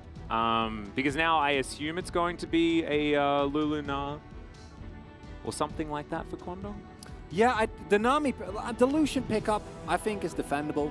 The Nami pickup, I am not a fan of. I don't think there's really a reason to pick away the champion, and Gnar has proven to be a really tough one. Then again, as Humble Life, you're probably looking at it and saying, who cares? We can just pick Gwen into that and be fine. And if they do, if they pick it up here, you pick the Gwen. If they don't pick it up here, you can either ban it or you can just R4 it yourself. So there are still plenty of counter opportunities. Now, for Humble Life, the important thing becomes actually finding yourselves a composition that allows you to bully this bot lane. Because this is Teddy on what is, in the LCK hands, generally considered as the most broken AD carry that we got. It's funny because a bunch of them are always banned, but this is the worst one regardless. In terms of what we have seen, as it is going to be the Wukong instead. So Humble Life now have the choice of either locking themselves in a Gnar, or what I expect to happen is pick up a pick for on Fleek. But that would be interesting. Really putting a very high level of priority on picking up this one for Dudu, and he did look very good in it. But I think, yes, his individual play was good, but a large part was also how does comps interacted and the fact he had the immunity. So picking up the blind Gwen here. And not securing a jungler can definitely come back to haunt you. Certainly can, as Wukong doesn't necessarily like things like Trundle being around and stuff like that. He gets a lot of inherent resistances. So, yeah, Poppy already banned as well. Something to worry about is, the Poppy taken away, so the Wukong feels like a little bit of a better option. Fiora taken away here, as Keen did actually get off to a good start on that champion in a game that we've spoken about quite a lot, and we'd prefer not to talk about again. Vi going to be taken away from Onfleek, so not going to have that option either. Of course, Vi, great choice into the Zeri. The Sultan Battery does mean that you can just choose her and take her out of a fight, theoretically. And so, you know, her and Nautilus, similar idea there with things like the depth charge that is also difficult to get away from with a heck of a lot of movement speed. Would expect to see a Skarner ban as well here from Guangdong, actually. The Skarner has kind of risen in priority again, and it should, in theory, be very hard to actually get on top of something like the Zeri, but it also provides you with lockdown against champions that like to go in very aggressively, like the Wukong. If you get impaled after your first Cyclone, like, you just kind of die. Yeah. Especially because often the W will be used very aggressively, so... and they banned it last time around, so expecting to see that return to the ban list here. But they're going to be the Trundle instead, which is, I think, a much stronger matchup in terms of 1v1. But Trundle into Zeri, I think, is pretty lackluster. We've seen that pick not really be able to provide anything in terms of late game. Does help with the bot side pressure, though. And Skarner doesn't really enable your Nami Lucian the way that a lot of other junglers do. So expecting to see a jungle pickup come through, but it is still a pick that I think is very, very strong. And if Teddy ever mispositions and he gets impaled, he does die very quickly. Certainly does. Point and click. It is, I very much hope that we see the Predator Skarner as well. Oh, yeah. We've seen the Phaser Rush version that Cuz pulled out a few times, and it looked not super great. Skarner, of course, in the Phase Rush variety relies on Hex Flash and Flash in order to make things work, whereas Predator, you just run real fast. You add, you know, an ebb and flow to that, you get some Nami passive, and then you're running real quick. As the good old Skarner, also Chemtank going to help out there, as Ryze picked up for Fate. We're going to have an honest mid lane matchup this time around, as well as the good old Ryze Gnar. As Gnar being picked into Gwen, going to be happening yet again, and of course, at the beginning of today, it was 5-1 in Gnar's favor.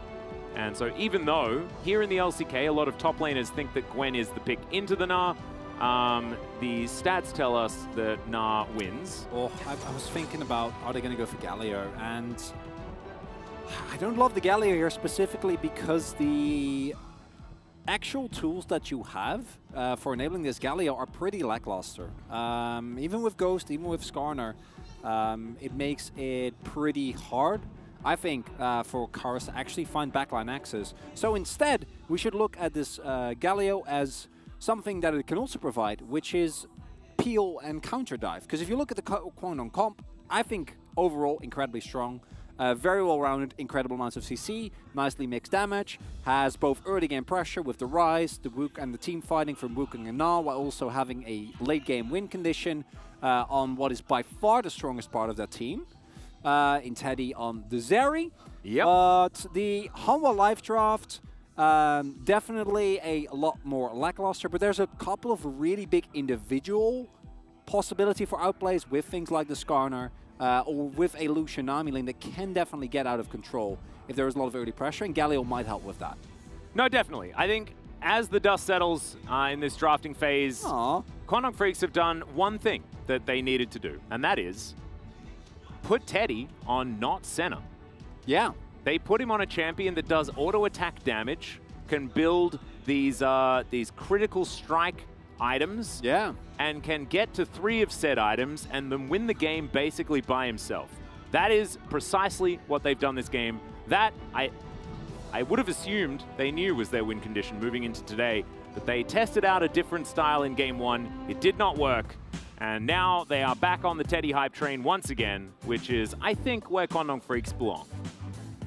Yeah, like this comp way more overall from Kwangdong. I think in terms of individual matchups, you can make a case for some of the Hanwha Life, but overall, it is a draft that doesn't feel very cohesive. So unless you find really big individual leads or outplays, it's going to be a rough one.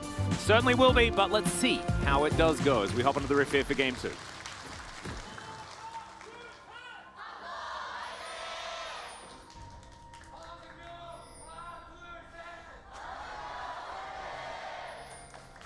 All right, Hanwha fans, I mean, the guy leading the fan chant, certainly you could feel the desperation for the second victory here in summer for this team. Really hoping that they're able to actually turn around their form and have some pride moving into the off-season where they get to really knuckle down and prepare for a better 2023. Life going to be taking the first Crystal Spire here as On Fleek, as you can see by the Spires, has chosen the Lawnmower. Also gone for Predator. Making me very happy. Making me very happy. Yes. Double Predator, in fact. If at first you only have one Predator, take another one, I think. Yeah. Is how the saying goes, pretty accurately. Notes to everyone that has seen the Skarner come up recently. If you want to play Skarner in solo queue, you can also go for Conqueror Skarner, and then you can really, really mess up some people if you fight on your Spires. If you're not fighting on Spires, don't bother. Run away from everyone. You're a very fast Scorpion. You'll be fine. But in pro play, we've seen, and I think with good reason, the Predator be the most successful rune, as there is a ward here. So they are actually aware, and that is a little bit of farming time that will be taken out of Alan's rotation, is going to go into a invade here on the... Or actually only going to... I wonder whether he actually wants to go for this, because I think his lanes are going to get shoved in. He does run the risk of being collapsed upon, and On Fleek's on his way as well. Yeah, so On Fleek's going to make his way over here. Of course, this is LM trying to force vertical jungling, but On Fleek's going to actually wrap all the way around here. Hoyt's going to spot him out with the first rotation over, and now Vista's going to turn up. Sandy gets on in there as well. There's the flash taunt, as now Hoyt, the only one that's going to be hit by that one. On Fleek does survive, as the Winds of War do a lot of work to the Monkey, but he secures the blue buff and makes his way out. So I guess a win for Quandong Freaks. Disaster overall for Hanwha Life, because they lose the buff, they're unable to really get anything done, and it's just, this is like seeing Ari and it's like the only win is Chovy, and that just makes it worse. That makes it sting more, Atlas. Yeah, so it kind of feels like a 6-0. Yeah. Yeah. Yeah. We've just seen the Zeri situation strike. I can't quite remember the exact quote of what Wolf called it, but there is definitely... There's been a lot of Zeri moments. The time of death. Yeah, it was a different thing. It's just the Zeri moment happens all too often. And you have to play very measured and very controlled if you really want to deny it. And this is Teddy that's going to be piloting the champion as well. So certainly a player that we have trusted to find those moments many times in the past. And this is exactly the issue with picking up a Lucian lane like this, and then losing out in early prio as well, which I think is somewhat understandable. The lane doesn't necessarily spike that hard in level 1, it's really level 2, especially level 3, where it becomes a lot stronger, as could still look for a counter invade. Karis does have prio this time around. Yeah, as Fate just standing on top of a control ward. Gonna be pretty happy about that one. As, oh dear. Okay, thank goodness the Rift Scholar doesn't fully troll On Fleek. That would have been a tilter. It would have. So thankfully the game continues. Chronicler? Yeah, if you lose Scuttle there as a jungler, you are very sad. You're in a really bad space. Not going to be the case, and overall, because there were no actual kills found, the advantage for LM is there, but it's not humongous, because when it comes down to it, he's going to be up a couple of camps. Going to rotate towards his bot side now as well. So definitely will have an experience lead, but if Unfleek finds a successful gank, that should even out again. And the only downside really is that both these junglers are mainly looking to just hit level 6 as soon as they can. Opens up Cyclone, opens up Impale. And in that regard, I think this early invade from LM is definitely going to provide him with a window. And it's going to put Unfleek and his team as well on the back foot for a little bit as they try to catch up to that deficit. Yep. I think the mid game is going to be very, very important for both of these teams. Life looking to use that first Impale, try and get themselves something going on here. And Quantum Freaks just wanted to bide their time. And if they can play around Keen, who in this game might find himself an angle, could certainly be an avenue for success. But we have also seen some down moments for the top laner of Quantum Freaks. After this split, I think you give Keen the easy task, just make sure that they don't get onto Teddy. Because with this comp, you don't really need him to go for super big plays, because the enemy team is fairly short range. They're going to be walking into Nara range in general as well. You have a lot of other CC, a lot of team fighting power regardless, and especially in your late game, basically it boils down to can you protect Teddy and Fate. And those have been the comps that I think Kwangdong generally looks the best on, and why. Even though they got the win against T1, that Senna Seraphine always felt, once the magic from the first time had passed, a little bit underwhelming. Yeah. As you pointed out as well, just the frustration with seeing Teddy on the pick, where 1v9ing isn't really what the champion does. Yeah. Wasn't going to find its window until those 700 stacks that we didn't quite get to in Very the end of that game. Yeah. It's a bit of a shame. Didn't manage to do this power spike. Is now on Fleek. Only level 4, but we'll find LM here. Looks to try and fight for control of the Pixel Brush, and will secure it. Some more Shellfish is on Fleek. Gets the smite down. Sandy going to help him out there as the Lawnmower successfully makes his way through the river. Very nice. Means that Unfleek is a little bit closer again in terms of experience, and will feel not nearly as bad about his blue buff being stoned early on. LM, I assume, also getting close. Unfleek got an extra back in, so sitting on the Cinderhulk as well as his boots that he picked up first time around. And once he does it 6, which I assume will be after his topside clear, if you can actually get an early play on something like Keen, maybe take him down, it would also very nicely lead into a Herald play, because Home Alive, it's all about the early game. Late game, I don't have a lot of faith, because I see Teddy, and I know we've seen Lucians win late, but one of it's them, been brutal. Yeah. Where he makes it look like a late game pick, and some other teams have been able to kind of get that out of it, but Kia faltered. We saw T1 falter as well. And if it's only Gen G that does something successfully, then try. Dudu not as immune as he wants to be, but Keen runs out of cooldowns, and Gwen is Gwen. Needlework to come through there as Keen makes it back to his turret. It's a relatively even trade. Some ultimates flying through, but Keen, of course, his on a bit of a shorter cooldown. Can throw it out a little bit more willy-nilly, as here on the bottom side, just some laning, as you can see. It's a slight advantage, I believe, for Teddy, just because there's more minions coming towards him. But we'll see how it does pan out. As Unfleek knows that Keen does have his flash, so a difficult gank there with him underneath his turret, basically. And the Skarner is just looking a bit lonely, as Skarners generally are, based on the lore. Very sad lore. Yeah. At least there's no Seraphine in this game for him to hunt, so he can forget about his sorrows. And yeah, overall, Home Alive going to take a quick gander, but don't find anyone for Skarner to impale right now. And as mentioned, ideally, you try to set up a bot side dive, which I think you might have an opportunity for if you can catch them off guard. But on Fleek instead, just going to show mid, going to help shove in this wave, and then I assume head towards bot side. His bot side jungle is up and can maybe make a play on Drake, and otherwise path towards bot. Well, LM going to be spotted here. Of course, difficult to lock down a Wukong, especially with Skarner. You don't want to accidentally press your R on a decoy. That feels bad. But looks like the Drake is going to be picked up here by Life Esports. Not going to be another Ocean Soul this time around, as we do have access to potentially the best soul of the game. Never mind, we don't. Not anymore. happening. It's not going to happen. So we actually have one of the more relevant ones. Not the best, the more relevant, as Hextech Mountain or... Fight for Scuttle. Okay, there we go. No, okay, we're not. We just press the Predator button. Yeah, this is exactly the moment where I think if you're Hanwha, you're like, yes, let's do it. You need to have the confidence with a comp like this. You can take these type of fights early on in the game and win them. Well, Ping's coming out here as Kwangdong Freak's actually kind of okay with taking the 3v3 by the looks of the positioning here. LM flying in wait, but as you can see on Fleek, he's already got out of here.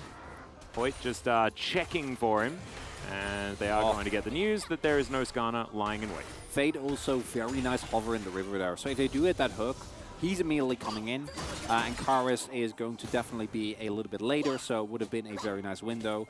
Good read from Hanwha as well to not run into that. And we're not quite up here yet, Atlas. We're not throwing everything at each other over a Scuttle. No, not yet. Not quite Live Sandbox just yet. Yeah. Even though Fate did play for the team. He did. Yeah.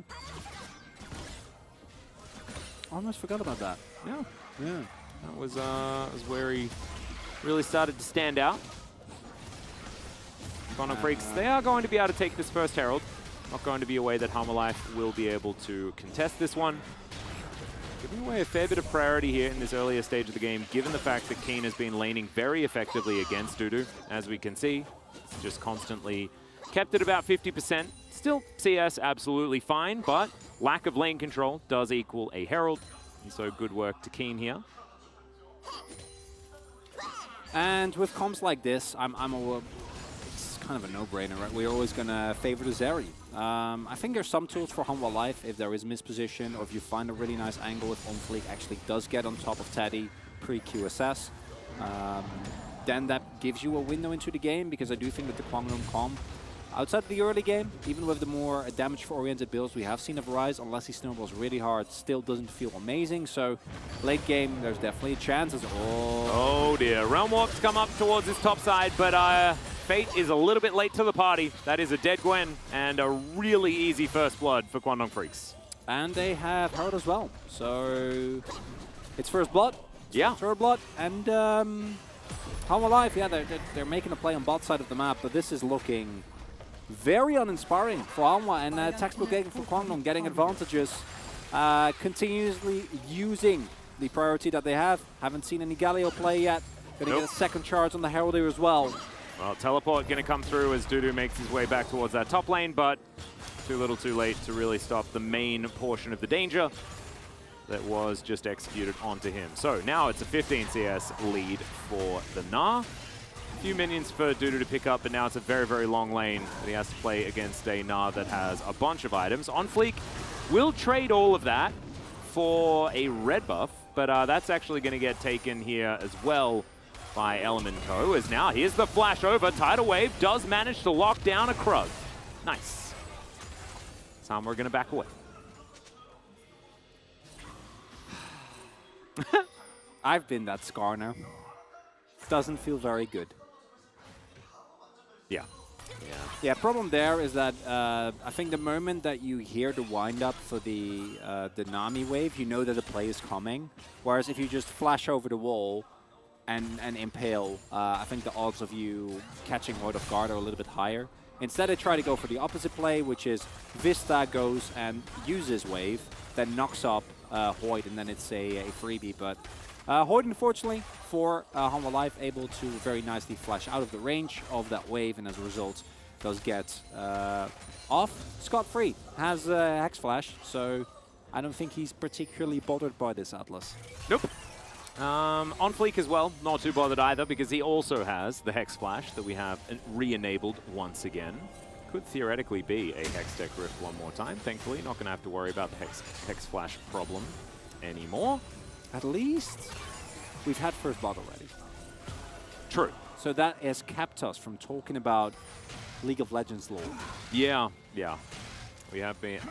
So Valdez was watching a video actually about League of Legends lore in reference to the new MMO. Very, very cool. I actually I had the video recommended and I really want to go check it out. There is a lot of lore set up. You are a bit of a YouTuber.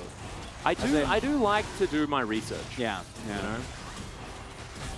Watch a large amount of hours. The teleport comes in. Yeah, Hook is going to go wide here as Ellen's just going to steal away the Drake. Heroic Entrance is going to come down, but is it going to be enough to save on Fleek? He's trying to get out of there, but it does not work. Fate had the Flux set up, and he's going to be all right as Humble Life Esports just trying to limp their way out of here. Teddy did manage to flash through as the Hyper is going to proc. Keen underneath the toe, just the edge of the boomerang, and Keen locks it down. And with that, Humble Life goes in, doesn't even get the Drake, doesn't really get anything out of that. When the Zeri comp is winning fights this early, it's not a good sign, Atlas. No, it certainly isn't. It's a bad sign. As on Fleek, nice sidestep, but then unfortunately not in time with the smite, and also unable to find an impale on anyone. And like when you're this low, I get the attempt to try and get out, but I think you just have to try and get Fade and at least drag him down with you before you get taken down. And instead, Keen just the edge of the boomerang there. Max range, really nicely done. Also has the backup from the rest of his team. And this comp from Humble Life from behind. Yeah. Have a whole lot of comeback. Okay. No, that's not true. Because there is exactly one. Right. Is that Impale Zeri? It's just when. No, Impale Zeri, I've given up on that one. That's not happening. That doesn't exist? I've seen how the game plays out thus far. Not happening. But what if everyone walks in one by one into duty? Like in that one Dom one game. Ooh, yeah, true. Okay. I mean, there was 3 people. I can see that angle. Into duty that did have an ult. And also, I don't have a plan for how to get to the late game. Because you're playing to Zeri, and everyone is perma shoving, and you're not really getting anything. But Zeri didn't get a kill. So it could be worse. It could be. I mean, it's still extraordinarily bad. However, I'm glad you acknowledged that. It could be worse. When we're talking about that as being, you know, the positive here for this game, you know that things are going somewhat awry. Samdi's going to get slowed down. Teddy not in Q range, though. So he'll survive for the moment. But this is not really where the Lucian wants to be at this stage. Does have a slight CS advantage, but wants to be, you know, throwing out Cullings, taking control, and things like this. As Keen on this bottom side doesn't have teleport, so it might mean that Humble Life Esports get themselves Shirley. They've already lost that turret. Karis now in position. If Kwangdong Freaks, for some reason, decide to go for a fight here, then maybe there's a chance for Humble Life Esports to make this a worthwhile trade. But with that turret falling down, Kwangdong going to be pretty happy. Yeah, completely fine trade. As, on Fleek. All right. There's a Cyclone. LM going to throw another one out. Everfrost comes on in there as the depth charge flew through as well. Tidal Wave going to be avoided. Knocks up the Brambleback as Karis is going to have to flash to get himself to safety. Kwangdong Freaks not able to actually find that return kill, but I like the aggression as they did have the Gnar back with the team, and now they're going to be able to push in and grab this outer turret in the mid lane. Man, Kwangdong Freaks look so much better in this game. There are very little things more depressing than seeing a Skarner, Galio, and Lucian Nami comp just try to get out every time that a fight is happening on the map. That's really how you know the game state. We can talk about the items, we can talk about the goal, we can talk about the Teddy insurance. The fact that Kwangdong's comp went ahead is very, very hard because there's so much CC, so outplay potential gets massively reduced. But none of that tell the story quite as well as seeing Galio and Skarner just run. Yeah. The moment that someone comes about. Not we're going to taunt them, we're going to drag them back and block. No, they run. Yeah. And also, you know, this is Humble Life Esports on the red side with a draft that was questionable to begin with instead of, you know, getting the nuts, which is what they were able to achieve last time around. And, you know, it is exactly what happened to Kwangdong Freaks last time around as well. Game number 1, they weren't able to find against Frederick Brion. Very different looking game, of course, but it was Frederick Brion taking it. And a lot of Frederick Brion fans were like, oh, is this the start of the power of friendship? And the answer was no, because Kwangdong Freaks, they steeled themselves and they managed to close out the series in 3 games. And I'm starting to feel like it's looking like a very similar outcome here, Chronicler. Well, at least in this game.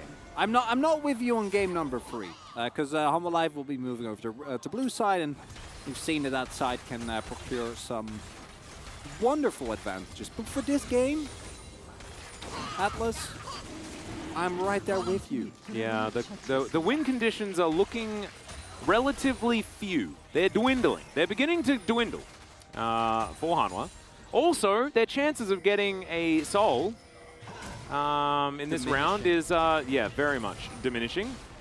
As Hanwha, there's a teleport coming forward. That's a flash. Nah, double stun, double wallop to come through there as well as on Fleek. Now, once again, just trying to run away. Now, Fate gets into the back line, though. LM does decoy himself, and Samdi was the target, and Samdi is dead. Dudu way too late to this one as the Aqua Prison is going to stop Hoyts. Further engaged, but Teddy, he's just going to skate on in, and you can see Kwangdong Freaks feeling so much more comfortable. I don't think we've seen an Impale all game yet. Yeah, he's saving that. We're 21 minutes in. Yeah. And it's moments like that as well where this turn comes through from Kwangdong. I think that can backfire. I think that this from Kwangdong is actually, I think the teleport is fine, but this Realm Orb that comes through is a relatively high-risk play, even with Teddy having a really nice setup here, because Samdi has sums as well. Like, if they can single out someone here, if Samdi flashes the other way, on Fleek grabs Fate, they take him down, then maybe there's an opportunity for a turn. Now that's not happening because Humble Life is running away both from Kwangdong Freaks and from this game, unfortunately. And there's just... I'm having a tough time, Atlas. Yeah, I would much rather go back to talking about League lore because this game it's feeling a bit over, and it feels like Humble Life Esports just haven't really loaded into it yet. They're like, oh, well, if we lose this one, then we get to go on blue side again, and maybe that's when we'll have a chance. Just don't think that, don't think that's how it is. I think that they've just been shut down, and I think also Kwangdong Freaks with a much better looking draft this time and demonstrating that they are just the better team here. But having the draft issue, certainly it puts some dents into a lot of people that would like to see Kwangdong Freaks try and make that run towards playoffs, because you do have to tidy up some of those issues, and that was pretty egregious the last time around. Thankfully saved by the fact that we do have best of 3s here, but still. And as I said, like I think that Kwangdong in this game very clearly is a better team, but it's also... Okay. Will we see an ultimate? The answer's no. Thought maybe you'd just throw it out there. I mean, there might have been one that we missed because the impact definitely hasn't. I think we probably would have noticed, wouldn't we? Do you think so? Maybe he impaled and then immediately died. And I haven't seen it go on cooldown. The Humble Life comp, I think, had a very narrow win condition, right? Like, find some great early fights, get some defed, use your Skarner extremely aggressively to secure some early game skirmishes, and then even if you get outskilled by the Zeri, at least you'll have a Gwen. But none of that happened. Yeah. So now we're just in this game, and we are witnessing a slow collapse. Indeed. On Fleek as well, thought that this might be an opportunity to catch Hoyt warding. The rest of the team was, of course, there. That means they lose Baron. So now Kwangdong Freaks will take even more. If Hanwha hadn't have taken the Drake, then we'd be talking about a perfect game here for Kwangdong Freaks here in game number 2. That is the size of the turnaround for this team. 3.3 thousand gold, the lead here for Keen. Same matchup as game number 1. This time around, I think Keen is also even performing better, as they also have now a composition that is, I mean, it's also a really comfy comp. It's a really good comp. Yeah, I quite like it. I think we were justifiably critical of the Humble Life comp as it came through. As Death Brushes into Zeri, unfortunately, not quite going to work out. And I think Keen is having a very much better individual game, especially because his game number 1 was very lackluster on the same pick in the same matchup. Yeah. This time around, feeling a lot more confident, which is quite nice. And yeah, this game, by all accounts, should be completely over. Guangdong can set themselves up for Soul. They still have the Baron buff, gonna balloon the gold lead even further, and then you reach the point where you can just walk into the enemy base. Yeah. And take them out. And it's also, you know, a Zeri with Hextech Soul, theoretically, if the game does last another, 5 minutes after this one is taken. So yeah, why not? It's a difficult thing to cope with if you're Humble Life Esports. However, going to be the least of their problems. Extendo beams going wide, as Karas does have a passive shield in order to block some of it. So back to festival talk. All right, I wanna ask you a question. Who, if anyone, gets altered this game by the scum? Ellen, probably. So you think Ellen is, because I think maybe there's one. Yeah, Ellen or White. Those are the only ones that he should get. Probably not going to be, unless Kane goes for a really heroic engage and then just gets altered, and then, yeah. We have seen a few Nas get altered by the Skarners. The time for Impales was approximately 20 minutes ago. Oh no. Yeah. Skarner has had to cope with this his whole existence. His time being over. Look at what you've done. He can't even use his ult anymore. The time is over. And part of it is the Skarner pick, and I think the overall draft from Humble Life. Skarner just isn't that great from behind. The only player, again, that we've seen it pull off well is Peanut, where he was actually able to punish small mispositions, but it also relies on the rest of your team being more than ready to find those mispositions and then immediately blow someone up if they do get pulled in. And we haven't seen any of that for Humble Life. And now Guangdong just needs to make sure that they actually end the game. They have the sweeper, so hit him with an E. Yeah, that's true. Mm-hmm. Yeah, now you can end the game if you want to, because you're very far ahead. But what's the rush? You wait 2 minutes till Baron. Yeah. Then you wait 3 more minutes to Soul, and then you wait 6 more minutes to Elder, and then you have a guaranteed win. Basically, you form Exodia, and you then move towards enemy base. That's how that one works. Is On Fleek going to get fluxed a little bit, but otherwise, I'm not going to be too worried. And we'll walk back into this brush. Yeah. Teddy has hit 3 items in Zeri. Normally we talk about that a lot, I think, because it's a very relevant spike in the normal game state. Yeah. I think he hit the spike a lot earlier. Yeah. Oh, yeah. The one that really mattered. What was your favorite concert you've ever been to, Atlas? Ooh, that's a good question. Are we gonna get taken down? All right. Well, let's see whether there's a team fight here first. As Jonas Strong is definitely keeping us a bit anxious. Dash out as now On Fleek. Oh no, he's gonna be caught out yet again. He hasn't pressed his R button. He won't be able to.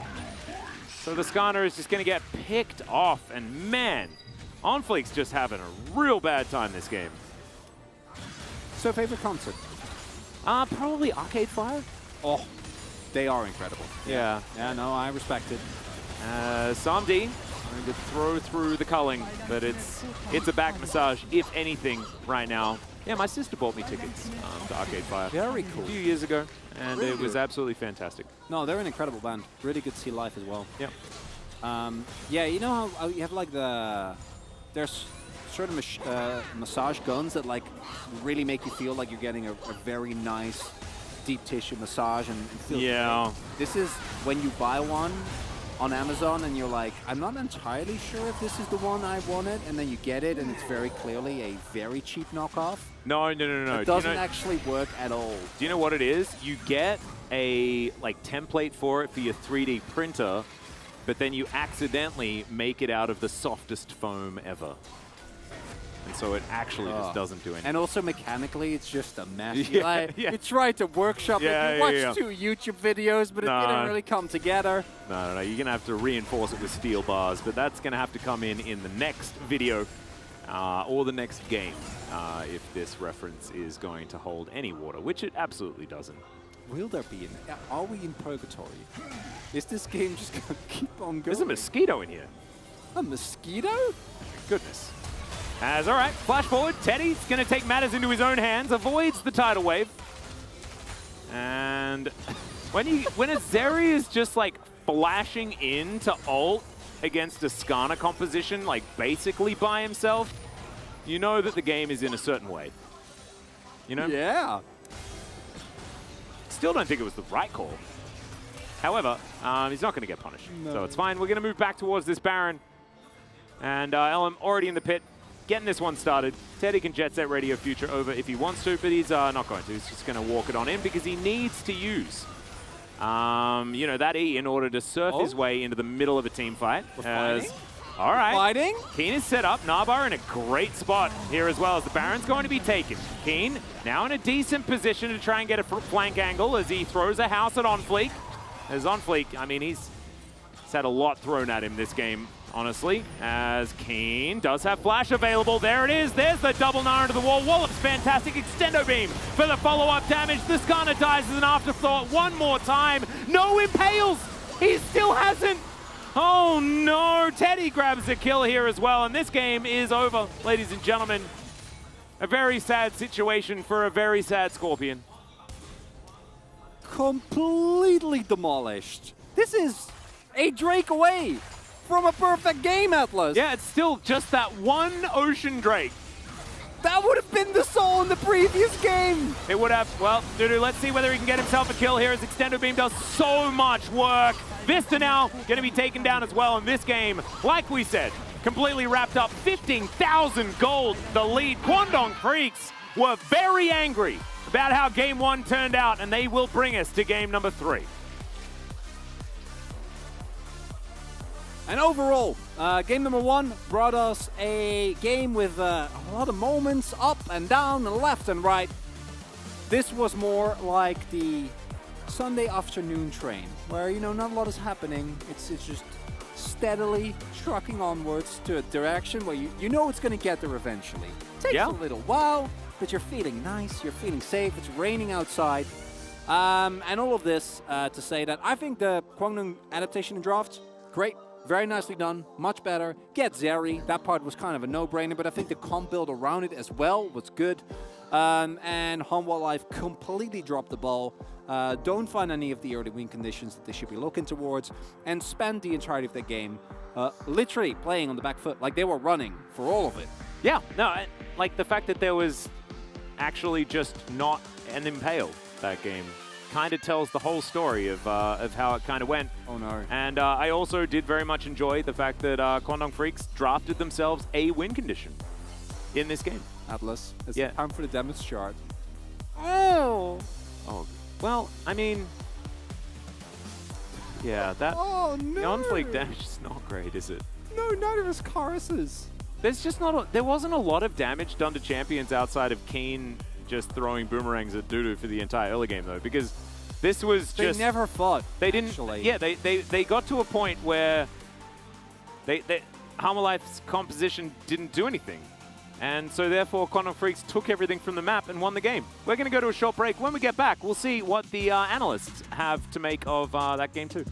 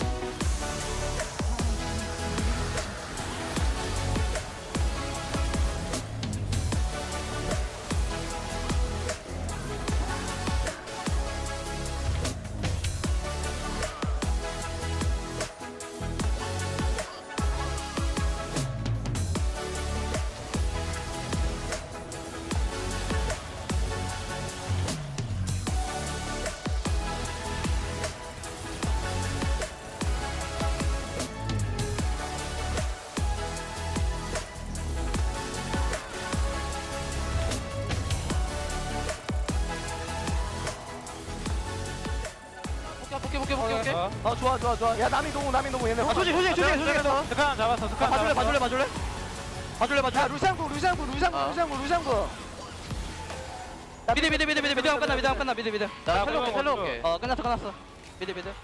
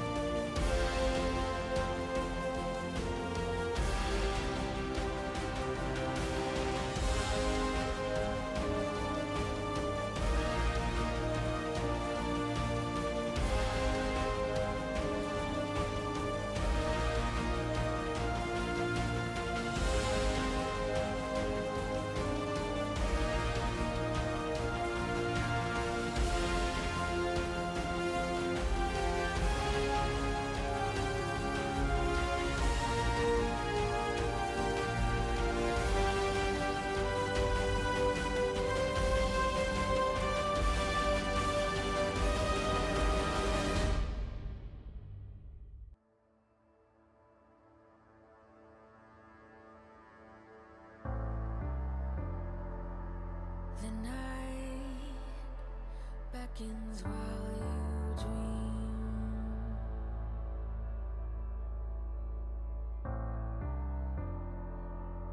A life never lives in peace.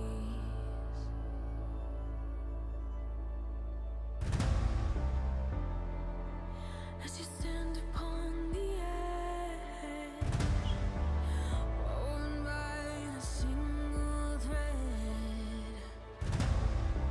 and fate may fall down upon you, while the devil is knocking right at your door.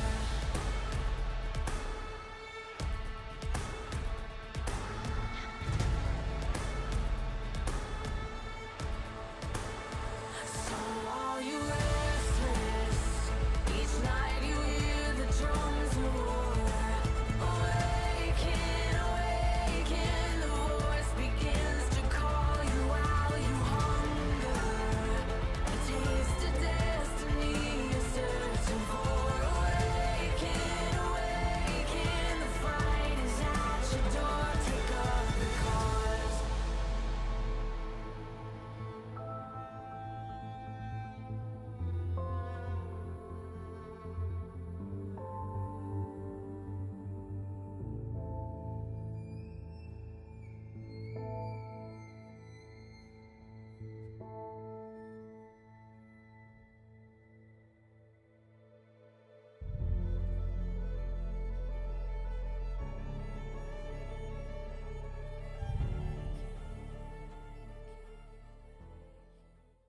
We cannot conquer you here.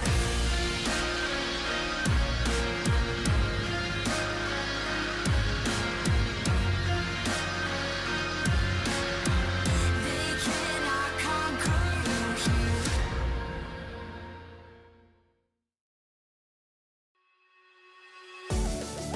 here.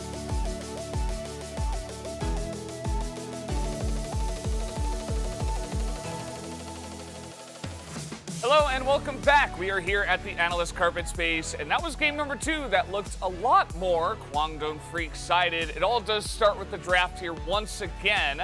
But this time around, Kwangdong on the blue side, I feel like they were able to get much better picks. They denied some of the higher tier stuff, and they were actually able to get a decent comp. I mean, Kwangdong, when they had a good draft, I think really showed that they are the stronger team just in general across the map. I thought both drafts were pretty decent with the exception of the Skarner pick, which, like Skarner, we've seen has a very high win rate, but not because of drafts like this. Like the idea with Skarner is usually to isolate a single target and win a 5v4. We saw it even yesterday. However, in this draft, pre-6, you can't empower the Lucian Nami. So you draft a Lucian Nami lane, you can't get ahead against the Zeri. You're playing a, you're playing its Keen's Gnar with the Gwen. You're struggling there. I mean, the Skarner did not ult a single time in that game because they were far behind on the map. I will also be the guy who invented certified Zeri moment. Like, I'll say, I can't certify that one, actually. Like, this game was not about the Zeri. There could have been basically any other AD carry, because this game was won from great side laning, a great laning phase, and great straight-up team fights front to back. We didn't see very many of them, but they were clean when Kwangdong Freaks pulled the trigger first. Yeah, and you know, we saw the success from Hanwha Life Esports in game number 1, and we said a lot about the draft, but again, that was a composition that Hanwha Life, they can kind of all press their buttons, go forward, and make something happen. But as you were kind of highlighting, the Skarner in this case, you know, it does have power as a pick, but not really in a Lucian Nami that's just farming, a Gwen that's getting behind a mid lane that nothing is happening in because, you know, and then you go through the early game and you don't have any kind of lead. So now you've got this Galio and Skarner that you want to be proactive with, but you can't because you're behind and you're getting out damaged, and you don't really have any damage because your Lucian didn't get ahead. So everything kind of falls apart with that one thing, and it became an issue. So let's take a look at the highlights here as it started off here. Yeah, Hanwha Life Esports trying to be proactive and set up this Drake, and they already had the first Drake, so, you know, they're looking to control the mid-game around Drake fights, but LM has a really nice Cyclone here. The Pylon comes through with the nice Galio attempt here, but the taunt is split against. And Quantum Freaks just have a more mobile comp. They have a lot of range, and they have a longevity that this comp is going to bring. The Lucian does not bring, even at this stage. And as Chronicler pointed out in the cast, if you're losing fights at this point with the Zeri against you, it's not a good sign. We do also see a really cool moment there for Kane where he flashes to grab a boomerang kill at the end of things. But that was the first moment where the symptoms were showing. The draft falling apart in the laning phase, no proactivity possible with Skarner Galio. Probably going to have a bad time. Yeah, and they did. It was an issue because after not only the laning phase, but also that one fight, you know, it wasn't really about the Zeri. The Gnar got the farm, the side lane became an issue, and Kwangdong actually, there were some flashes of, hey, they've got a Gnar in one lane and a Ryze in the other. And it's like, whoa, they're playing the map, this is crazy. Yeah, they do not do that very often, especially this season. Yeah. So yeah, you and I were kind of on the same page, like, wow, like they're actually 1-3-1-ing, and they won the game through that. Yeah. They didn't do it like the whole time or like exceptionally well, but they did it, and it was enough. It was enough. It, yeah. And the fact that King was so far ahead became a big issue because in the mid game it was like he was 3.3 thousand gold ahead. That's way too much. So the Gwen actually didn't end up doing anything until like a later fight where she did a lot of damage, but it just didn't matter at that point. So let's take a look at highlight number 2, which is this fight on the Baron. Well, it's not actually on the Baron because Baron was just given away. Yeah, in Hanwha Life Esports, you're just so late on this play, but there's not much they can do. They have no vision. Quantum Freaks had really nice setup vision, even on the red side of the map. And as they try to kite back down into this choke point here, Keen over the wall. He's got his Narbar. And it's a nice combo. Look at Teddy from far away, gets the extendo beam. And this is just really textbook stuff here. The composition working at its finest, everybody's fed. And even with some nice trade back attempts here from the Gwen Needles, at this point, he just doesn't have the damage. And Kwangdong Freaks, if he was more fed, if it was an even game state, probably would have played that even safer, probably wouldn't have gotten hit by all those Needles. But Kwangdong were like, all right, I'm just ready to move on to game 3. It's kind of the way it felt, you know, just hop over the wall, press your buttons, and people get comboed. And even though we could have seen, you know, there were parts of that draft on the side of Hanwha Life that maybe, if this was a slightly evener or even mid-game, that like we could have seen Skarner Galio, some Impalos happen, but we saw none of them. So didn't end up mattering. Let's take a look at the POG of this one. It will be Keen. Unsurprising because I think this is, I mean, it was his game. It was his game. Oh yeah. Like the, you know, one of the only positive performances I've seen from him in a bit. Yeah, you and I were spending a lot of time talking about how happy we were with his performance. We weren't as happy about that moment because we were like, woo, you know, losing the Flash barely gets the kill there, but still, he gets it, so we'll praise it. Yeah. This is another moment as well, which was somewhat risky by the Kwangdong Freaks. Not entirely sure what Hilo was about there, not really a keen moment, but this fight is the last fight of the game where Keen just goes over the wall, sets up a really nice wall up, and Gnar ultimate, and that's all you need. His game, he gets ahead in the side lane. Very difficult to show highlights for a game like this because it was really his side laning and his laning prowess that led to those advantages. Yeah, and you know, there wasn't a lot of back and forth. He had a couple of highlight moments, but it was really just about the map play from him. So 9 out of 13, he does get it. And we do have a game number 3, so let's go back to the casters for that one. Thank you so much, gentlemen, for your time there on the carpet space. It was absolutely fantastic to hear from Keen picking up his POG. Hear about Keen picking up his POG. My brain is melting just a little bit. Hopefully it can be put back together by game 3. I thought you were going to have the audacity. That was a fantastic game. No, it wasn't. Oh, absolutely not. I just want to make sure. I hope that On Fleek's R button has been re-enabled for this one. Maybe we can just get him to play Kokmo. The champion doesn't really. All right, it doesn't have an R button. Oh God. Oh, that's a big switch up. All right, Johnny's in. And Willa. Oh boy. Well, Willa, I think he's brought his own keyboard, so maybe we've got a different. Maybe we won't have the same issues. Yeah. And I think it's really easy, and obviously I think On Fleek didn't have a very good game. But that was also a team issue. Like when, as Skarner, you're supposed to lead the charge, but at the same time, everyone in your team is like, no, don't fight. And everyone's already backing off from the get-go, then as Skarner, you become nothing. Yeah. Not really trying to, but I think that it's fine to criticize Hanwha Life as a whole for that. Singling out the jungler is understandable, but there were a lot of problems in the previous game, and Hanwha Life says, yeah, there were a lot of problems. Guess what? We're not just going to blue side. Come in, Chani. Come in, Willa. And let's do this. Yeah, I'm looking forward to seeing how they're going to go. As last time this happened, didn't go well. But of course, most of the season didn't go well. Yeah. So if there's ever a chance. The thing is, like, I have one little gripe with this, is because Hanwha Life Esports demolished Draft in game number 1 with the players that they had in, but now it's going to be different players, possibly different bans, maybe a shake-up. Otherwise, they could have potentially got a run back of game 1, and in that case, they would have just won again. You know what they do have?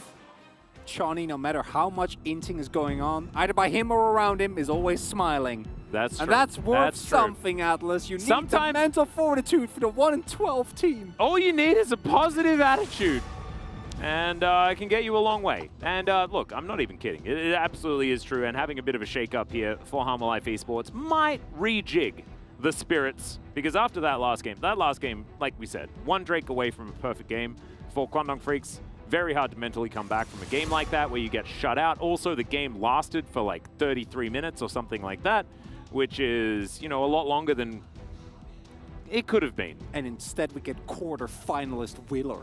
Exactly. So we're not going to be any we're not going to get into the context on that one. That's not relevant. That's not what we're talking about. Nope. As overall, Hanwha Life, at least on blue side, should be able to get themselves a draft like in game number 1 that looks miles better than what happened last time around. Yumin this time gonna get taken away. Really good ban from Kwangdong Freaks. I do think that was a large part of the problem that they were facing last time around. Silas still open, and wonder whether Hanwha Life is gonna look into that direction. Lucian first pick is another one, but after that previous Lucian game, I think as Hanwha you just embrace that it's not something that's gonna work out with how it looked. And you look into a different direction. And this is the biggest, please ban Silas, or we're gonna first lock him. Although I guess banning Gnar when you're oh, okay. The Rise ban made me lean towards a first pick Silas, and I might still end up going for it. But yeah, Kalista I make it through the draft for the first time in quite a while here. Although, with Draven being on the table now, I think the Kalista pick has lost some power, but Kwang is still going to respect it. Yeah. Of course, Teddy, pretty successful Draven player himself, so it does make that Kalista a little bit more difficult to first pick. Does make this difficult to first pick as well. Chonny. So Chonny's going to be jumping on the Lucian this time. First pick Lucian with Silas left available. If Kwangdong Freaks lock in Senna Seraphine, I'm going to be quite upset. They would. They're gonna lock Aphelios and Ooh, I'm okay with that. Or Aphelios and Silas, ideally, and it's gonna be great. Well, we'll see what they do elect for, as this is hovered for the moment. Aphelios Lulu is the likely choice, given the fact that they know the Nami is there, but they don't need to lock the Lulu right now. I would very much like to see Silas either picked or respected. I'm down with the Kench. I don't think the Kench is that good into Lucian Nami, but anything that allows Teddy to 1v9 is a pick that gets my vote of confidence. As there is one player in the LCK that plays Jax. There's only one. And it's Dudu. There it is. We go. There it is. All right. Well, Dudu also doesn't do a lot of winning on the Jax, but he is going to lock it in, and we'll see whether it's going to work. I'm really glad that you threw that one out in time, because of course a lot of us were thinking it. Hoyt, thinking about the Renata, and of course Renata Glass, very powerful. But like you say, the 1v9 Teddy angle would be benefited from the Tahm Kench, as well as the fact that Tahm Kench Gwen is another extraordinarily bogus option that you can go towards. The gigantic shield that you get, the longevity in team fights, very, very strong if the Tahm Kench can get amongst it alongside the Gwen. But it will be Renata.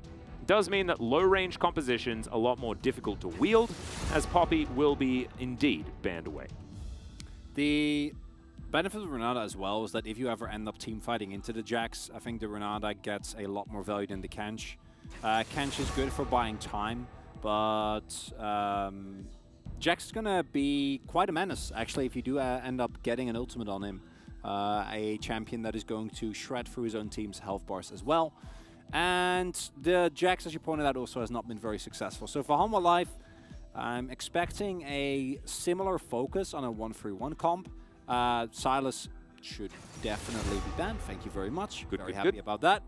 And for Kwangdong, if they lock in a Zay here, I'm going to be very, very sad, because I think what this comp needs is CC and frontline. If you really want to round it out, we have seen Fate already play the Ornn mid, and I would not be opposed to it here either. Ooh, I dig it. Yeah, I'm a big fan. Really solidifies your playstyle, allows you to really enable Teddy as well, and it's going to be in a Zero ban instead. I'd love an R4 Ornn. Alternatively, pick up a jungler from Alan, but this time around, you can take the Trundle. Has barely been pinched. I don't like blind Trundle at all. I am not a fan of the pick. And I wonder what is going to get blinded here, because Lee obviously open, Viego is there, and Vi is another one. All right. Which does make the Kwangdong composition a little bit awkward. A lot of all-in power though with the bailout for both the Gwen and the Vi, so that combination at least is going to be very, very strong. Yeah, it does feel like they can target bottom lane relatively effectively as well. Lucian very slippery usually, but Assault Battery if you're in range. We'll pull out the Morgana. Do it. Oh no, if this gets locked in, Fate pull out the Morgana.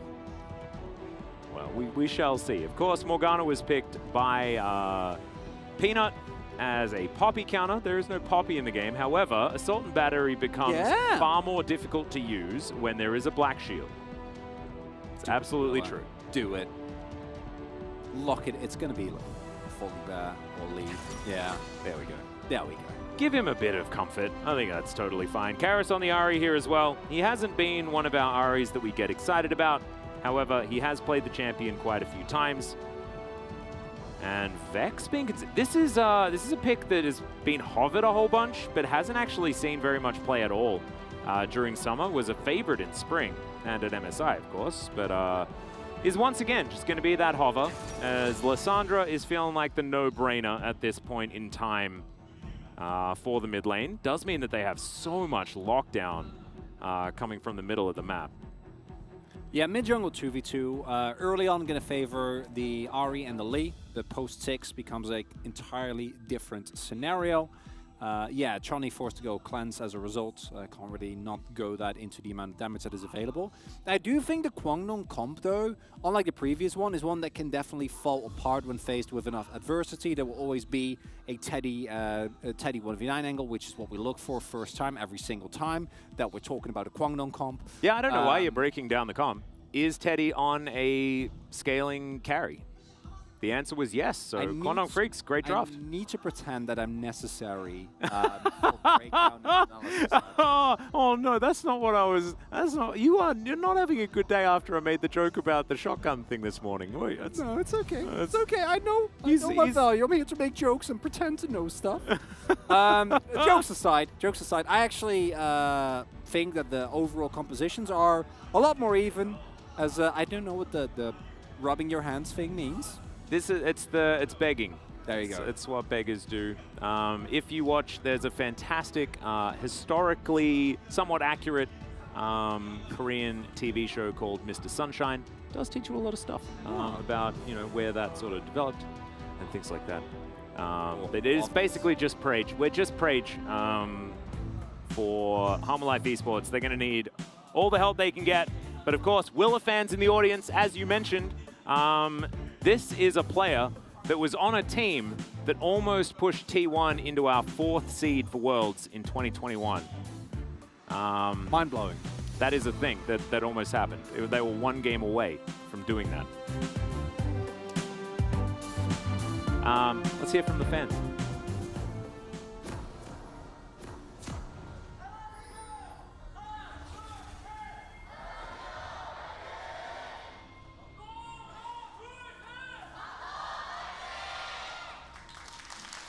Here we are under the rift for game number 3, the penultimate game between Harmolife Esports and Kwangdong Freaks. Willa, of course, doesn't have an R button yet, but at level 6, I have a feeling he will. And that will be a great adaptation. He will. He will, Atlas, yeah. It was just the first part of the statement landed, and I was like, where is the punchline? And the punchline was punching down at poor on Fleeko with such a bad game. Unbelievable. I wasn't punching down. I was merely... Weren't you? No. There was no punching. No, that's LM. He's the punching guy. It's not me. One day they can not let me get you let you get away with it anymore, Atlas. It's One true, day. but it is not this day. It's not I still need to actually memorize Aragorn's just so you can pull it speech. Yeah. Cast. Because so many times we say that it is not this day. As Teddy and Hoyt fighting against Johnny and Vista here towards the bottom side. Range versus range means that we might have a bit of biffo, and I'm looking forward to that. As Keen and Dudu. This is a fun matchup, the one between the Jax and the Gwen. Something that, of course, you'd get a fair bit of in the LPL. Not so much here in the LCK. It's only really Dudu that likes to bring out the Jax every now and again.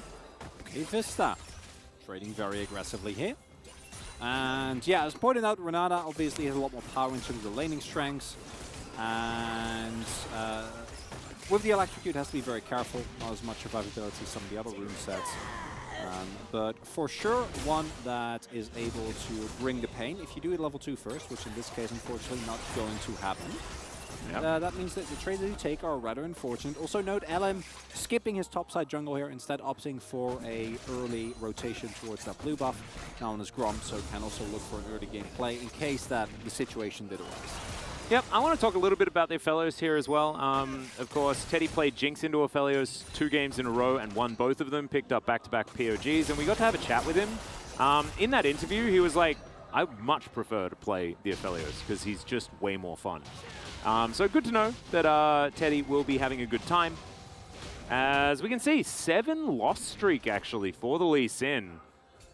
As Willa's looking to put that one back on the win column. Of course, you'll notice that Owner wasn't on that list. He wins on Lee Sin generally. We'll see whether Willa can join that club. And both these two compositions, Humble Lives more so than Kwangdong, feel like whoever gets ahead in the mid game is going to dictate a large pace of this game. The team with the initiative, the team that chokes out vision, is going to have their opponent walk into bubbles, walk into charms, and then, barring Fate, who is actually quite hard to take down, try to 100 to 0 them within a single rotation and make sure that you are always the one that is forcing your opponent to come into you. Then alternatively, for Hanwha Life, there is the Dudu backup plan. For Kwangdong, there is both Gwen and Teddy. Keen has also gone for Ignite, which obviously in the 1v1 is very valuable, but is going to, in theory at least, because with Gwen's, at this point, I don't know anymore, should reduce her late game power in team fights, because it will be a lot harder for her to actually stay on targets. And then in addition to that, Ghost also often taken into Gnar, because you actually have the ability to run him down in a longer lane. I wouldn't mind it if Hanwha Life tries to play very aggressively for Dudu to get him ahead, because I think he's been by far the best part of his team. Oh, yeah. And getting him leads might get you somewhere.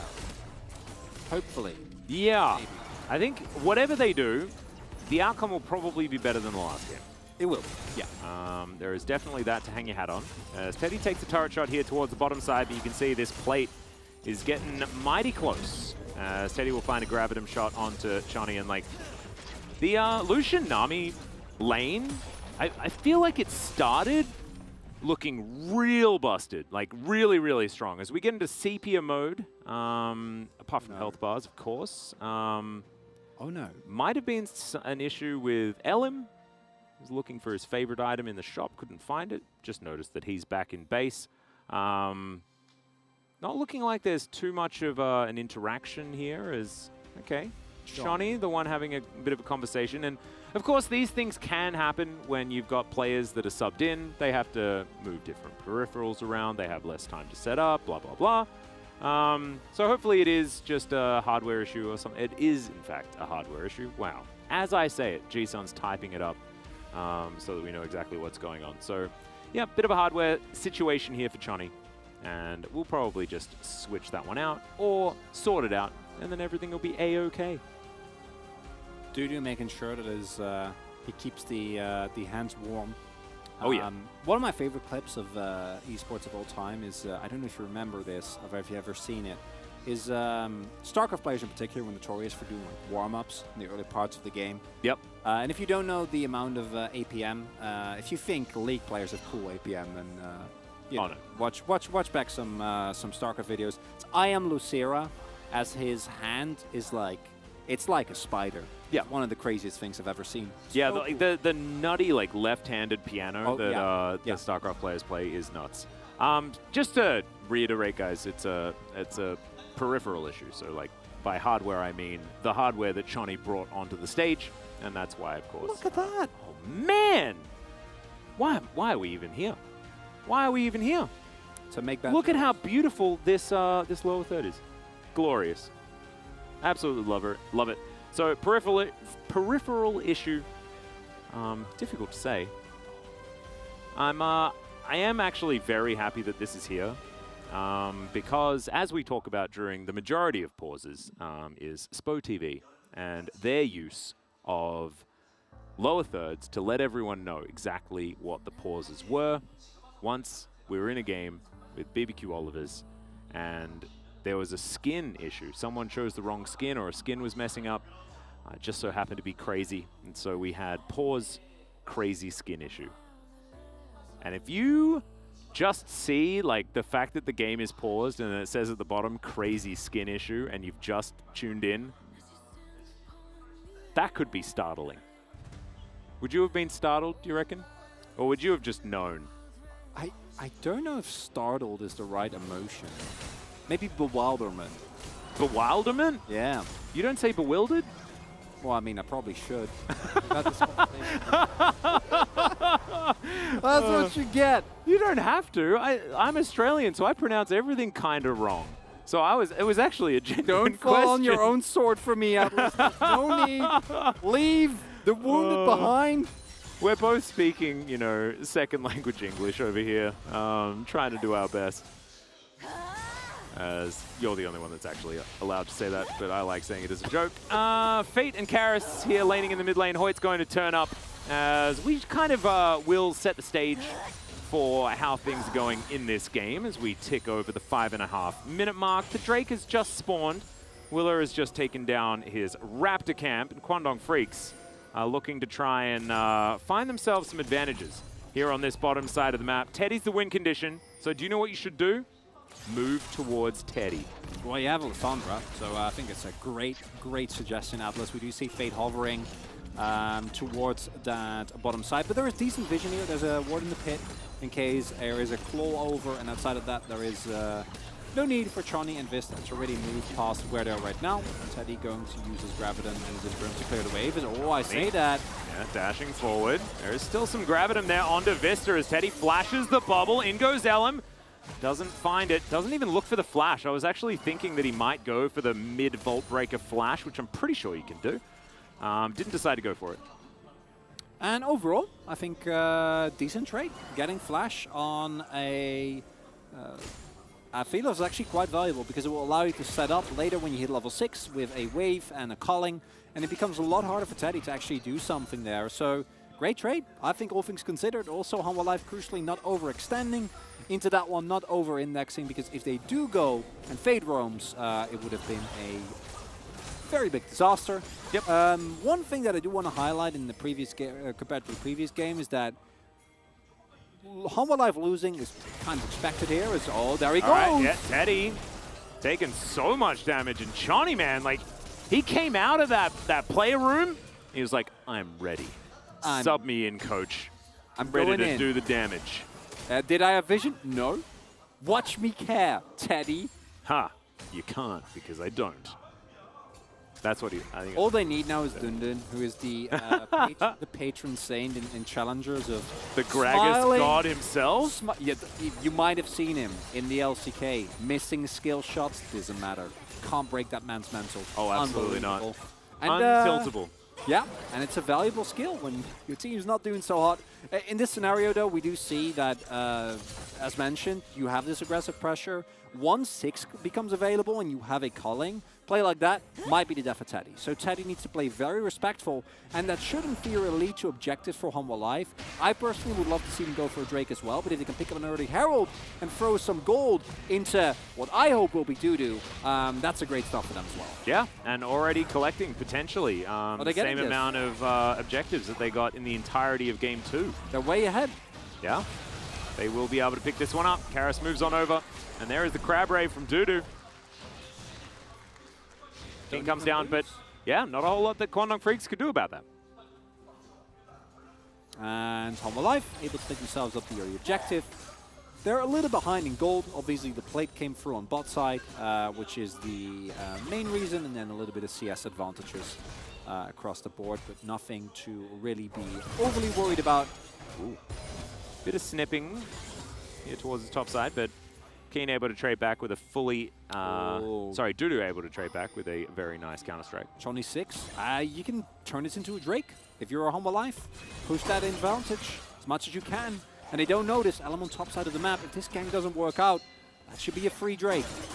Yeah. Elam's okay. Keen does deny a cannon, but that means that Doo-Doo absolutely respecting the fact that Vi could be there on the top side. Denies any sort of successful gank. And that does mean that Willa can just move on over here. Yes, there's vision, but there's no jungler. And so this should just be free. And Hanwha are going to double the objectives they managed to pick up in game number 2. Yeah.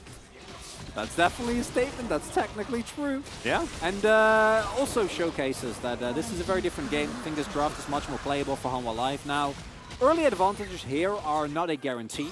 But it does show us that this game might look a lot more like game number 1, which was up and down, but at least it was a game. Much more than game number 2, where nothing happened. As, oh, Chani, you don't have vision. You have to be very respectful here. If Elam makes his way over that wall and ults you, you are going down.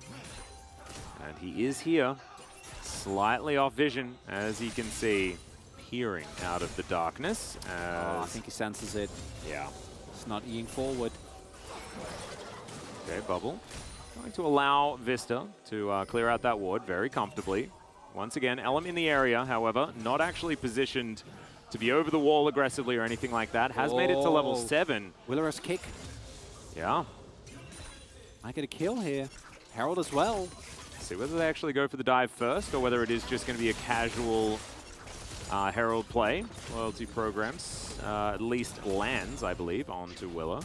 You won't see it. Gravitum does come through. Teddy gets connected and Willer just kicks him back. Teddy will be bailed out for the moment, but not able to actually get the kill. Life Esports on the board in a big way. First blood, don't even need the Rift Herald. They can use that elsewhere if they want to. Very nicely done. Only downside is that due to the health bars being low, they can't really push hard for the turret. Also, Fate threatening a roam. Alan making his way down. So, not getting a first turbo, but overall, really nicely done for Life. Respect the gank from Alan. Then counter gank, or rather set a gank up yourself. Make good use of the flash.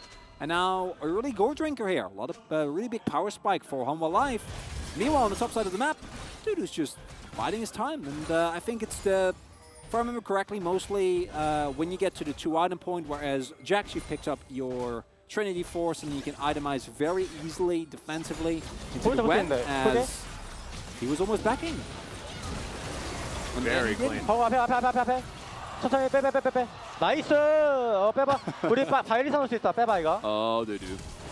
Okay, well, kills are even as we hop back to live. As that is a frosty version of Jax. That does mean that Quantum Freak's able to answer. However, like we said, the Rift Herald that Willer had prepared earlier sets up shop in the mid lane, and that means 3 plates, as they did have that push to collect the one prior. And so definitely a good trade back to answer for the kill onto Dudu, who does have teleport, so he can make it back to that wave. Not sure if the cannon was alive or not, so we haven't really checked that one out. But as it seems, yeah, that wave is going to get totally cleared out. So, good news for Keen as far as his 1v1 is concerned, but Life Esports back on track when it comes to the tempo of the game. And for the top side of Quantum Freaks, it's very nice that, as you point out, Keen is the one to actually pick that up. Means he's going to get his Rift Maker a lot sooner. And I'm also wondering to what extent, if it does, does end up going for, whether he ends up going for Triforce or Sunderer, because Sunderer was, in theory, buffed when it comes to extended skirmishes. Obviously not nearly going to be as good into tanks, as a lot of the power was taken away there, but have seen that item utilized very efficiently in the past. The main difference maker though thus far has been Fate, in my opinion. Fate has already, even when the topside roam was the first one that actually works out, been very proactive, but now no vision on the map. But I think as Hanwha, going for this is too big a risk, and you just let it go. Oh, yep. Losing a plate as well. The threat of just being there, potentially, is very dangerous as Keen does a lot of work here. Now wishes he has Ghost as he's chasing after Dudu. Leap Strike was on cooldown. Not going to be able to finish off the kill or anything like that. No Ignite invested as he didn't have that one available. But yeah, I really like the fact that they forced LM to sit in that bottom lane. Yeah. That was going to be my point. Second time. Yeah. Because of that, he's down a solid 20 CS. And with the... I like the pressuring by Fate, but it's also cost him a decent amount of creeps, especially with the roam up top as well. And that's the main reason for this gold lead from Hanwha, actually able to get themselves in a pretty decent position. If you turn that into a Herald and a second Drake, then your 1-3-1 threat also becomes a lot bigger. Yeah. I guess very good. Cool. All right, Counter-Strike going to connect. Keen is immune, and the kick has to be very defensive and highly necessary to save Dudu's life there. Yep. Yeah, that's really unfortunate. Dudu not really making me a believer in the Jax counter pick just yet. Has plenty of time to convince me, but right now, not looking too hot, because that probably is going to be the objective. As Willer also gets his back cancelled. Everyone making their way up. We might have our first 5v5 on our hands. Guild Force is done. Core Drinker done as well. Neither top laner with a Mythic just yet. Yep, Teddy with a slight upgrade on the Nikes, but otherwise, not too much difference between these two 80 carries. Quantum Freaks grouped up as 5. It's kind of exactly how they want to be right now, as Teddy will just get rid of these wards. And it looks like Life Esports are just going to collect themselves a Drake instead, and not go for any battle over vision that could get them all killed.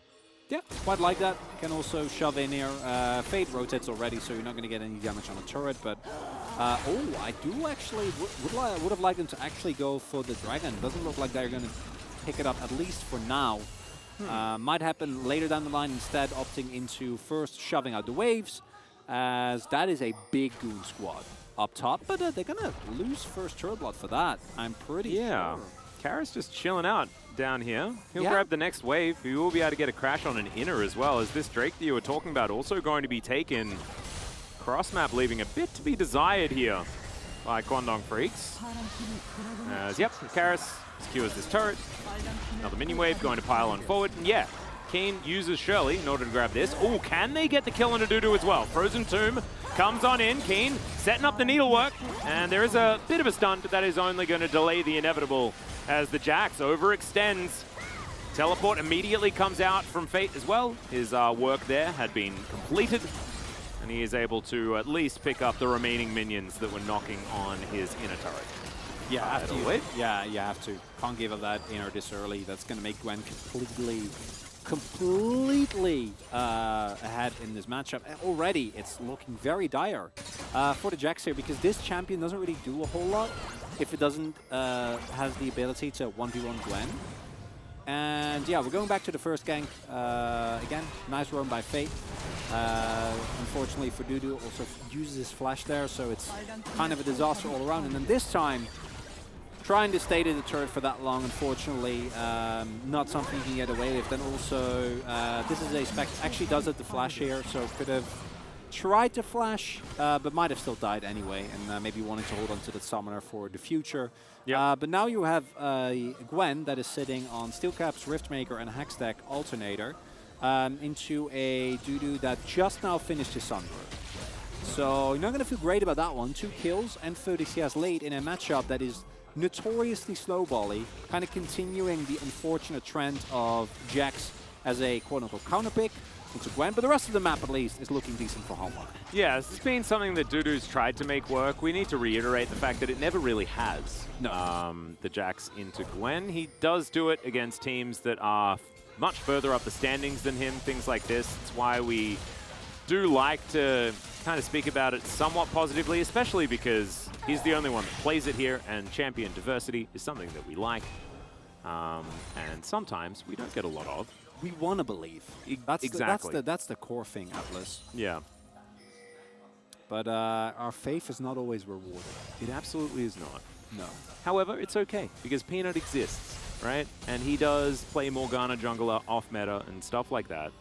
And I thought that when we lost Spirit that it would all be for naught. But then I remembered that we still have players like Peanut that are happy to play anything. Carrier as well there towards the bottom side.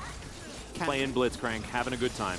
Canyon is not the best of splits, but definitely also someone that I think embraces playing just whatever he feels like. Yep. Umpty as well, still playing Lilia, things like that. Although it's been a while. Maybe we'll get that in our second series tonight. Of course, Nongshim versus Fred at Brion for a bit of a change of pace after this one. Johnny looking to go towards his rapid fire in a second here. And Hanwha Life actually do have a pretty solid win condition here. If they are able to get themselves a Hextech Soul. Now the downside is that they haven't actually fought 5v5 yet, and I'm fairly certain that they're terrified to, based on how they've been moving around the map thus far. And it's understandable because I think the Quantum Comp is very strong, and a misstep means that the game ends. But also you're gonna have to. Yeah. Because you gotta at some point start fighting, because your 1-4 plan ain't gonna happen until we get to like very late game, and that's not anywhere near until the point where Dudu can catch up again. Is going to itemize defensively as expected, and you're gonna get a lot of value out of that. But also it's still Gwen. Yeah. With an ignite advantage. And after the rework, is Gwen better or worse at the ultra late game? Well, I feel like she should have been worse. She's clearly not. The one upside is that, in theory, resistances should be better against her because her true damage was nerfed. Yeah. But in practice, we've seen that doesn't really... It's not really felt, if that makes sense. Yeah. As we have both teams playing for positioning here. All right, well, Life Esports right now getting pushed out of the river with LM charging that Volt Breaker. Orbit Deception flies through. Dudu makes his way over with the Leap Strike. That does get all of Harmon Life Esports into this mid lane. Claw is on cooldown now as Keen has to dash and goes immune. So now we do have the Mist on cooldown for a little while longer. Teddy finds himself a Calibrum and just Infernum's Willer a little bit. Doesn't have the 3 items to make the Infernum too scary right now. But he is still starting to hit pretty hard on this Aphelios. Same story as Harmon Life. If you got to pull the trigger. All right, there yeah, we go. well, they do. Teddy taken down to half health. Karis now trying to dash out of there. The hostile takeover goes wide, as does the tidal wave. Both of them, like ships in the night, sailing majestically by. Keen dashes out of the way of the Q. Willer unable to find his way in. Few R buttons now down, but that one isn't. The Frozen Tomb's going to lock up Willer. Elm now going to be able to throw out the ultimate as well as he gets bailed out. Dudu going to get taken, and now Teddy is just flashing in. Vista is fish food. And Harmon Life Esports now only have Karis and Chani to defend this outer turret. And you see the hesitation again from Harmon Life. In that fight, they use 4 ultimates, get nothing. And then Kwang says, wait, you're still walking into us? No biggie. We have all our ultimates available, no problem at all. It's Fate that finds the initial play, and the rest of the team capitalizes very, very nicely. Harmon Life going to give up this Baron. Might pick themselves up a mid lane.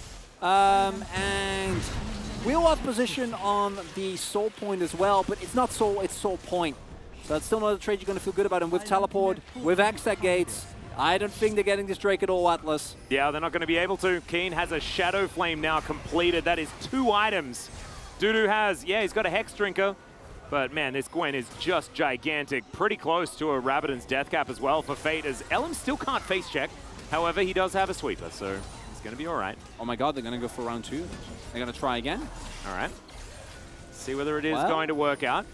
I've heard the saying about if at first you don't succeed. As Fate is going to Hex Tech Gate over. Frozen Tomb back off cooldown again. We have taken a little bit of time getting back into fighting positions between these teams. Teddy has some great long-range guns right here as Keen just standing on the edge of his mist. And that means that this Drake is going to deny Soul Point from Harmon Life Esports. And Keen's need to work now on cooldown. Harmon Life Esports now thinking about trying to cut Kwandong off at the pass.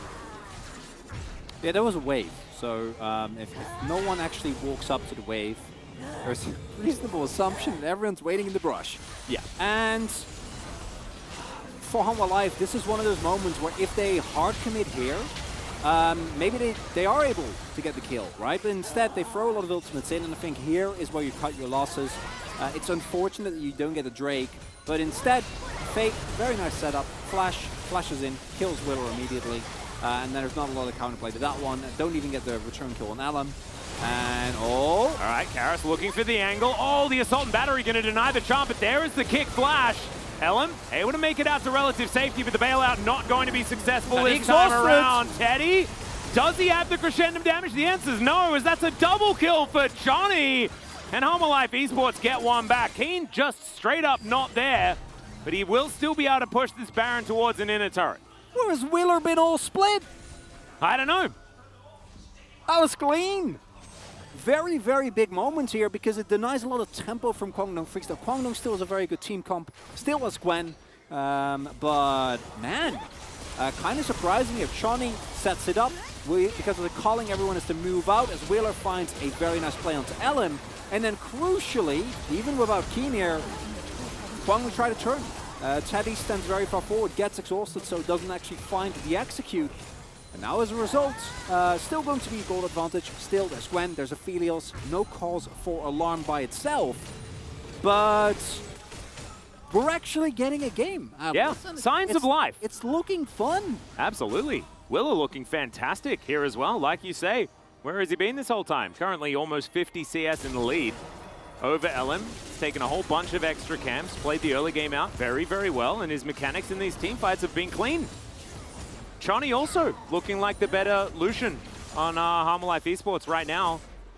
But of course, the example of the last game, not great for Samdi. I wasn't going to say it, but I'm glad you went there as Oh, loving the itemization from Keen here as well. Gets a lead, then spends that on a Shadow Flame, which in terms of roll damage into anyone is good as, oh boy. Yep. Johnny dashing up. This time Teddy is going to be behind the rest of his teammates, and Keen is immune. And, oh, wow. Yeah, that's Shadow Flame value right there. Yeah, that's some release date difference when it comes to the different versions of the culling. Keen's, you know, doesn't last perpetually. However, it does do a heck of a lot of damage and has a very similar range. And so with the Shadow Flame, you do a lot of damage against anyone on Home Alive, but then because Wheeler and Dude are defensive, all right, Moonlight Vigil sails between the members of Home Alive Esports. Yeah, and the rest of the team is there, so Wheeler can't go for a kick, I say. He's going to get his hand shaken, and then manages to dash away. The Ignite's ticking, but not going to be enough. This outer turret eventually does go down. Thank you, Nami, and thank you, Hexdrinker. That was close. Yeah. Scaris, or a Fade Redder, very anticlimactically, walks up. Yeah, and just wins the entire exchange that we just witnessed by, you know, having an extra man towards that top side. And as Karis rotates over for what was considered a potential fight, not going to be the thing.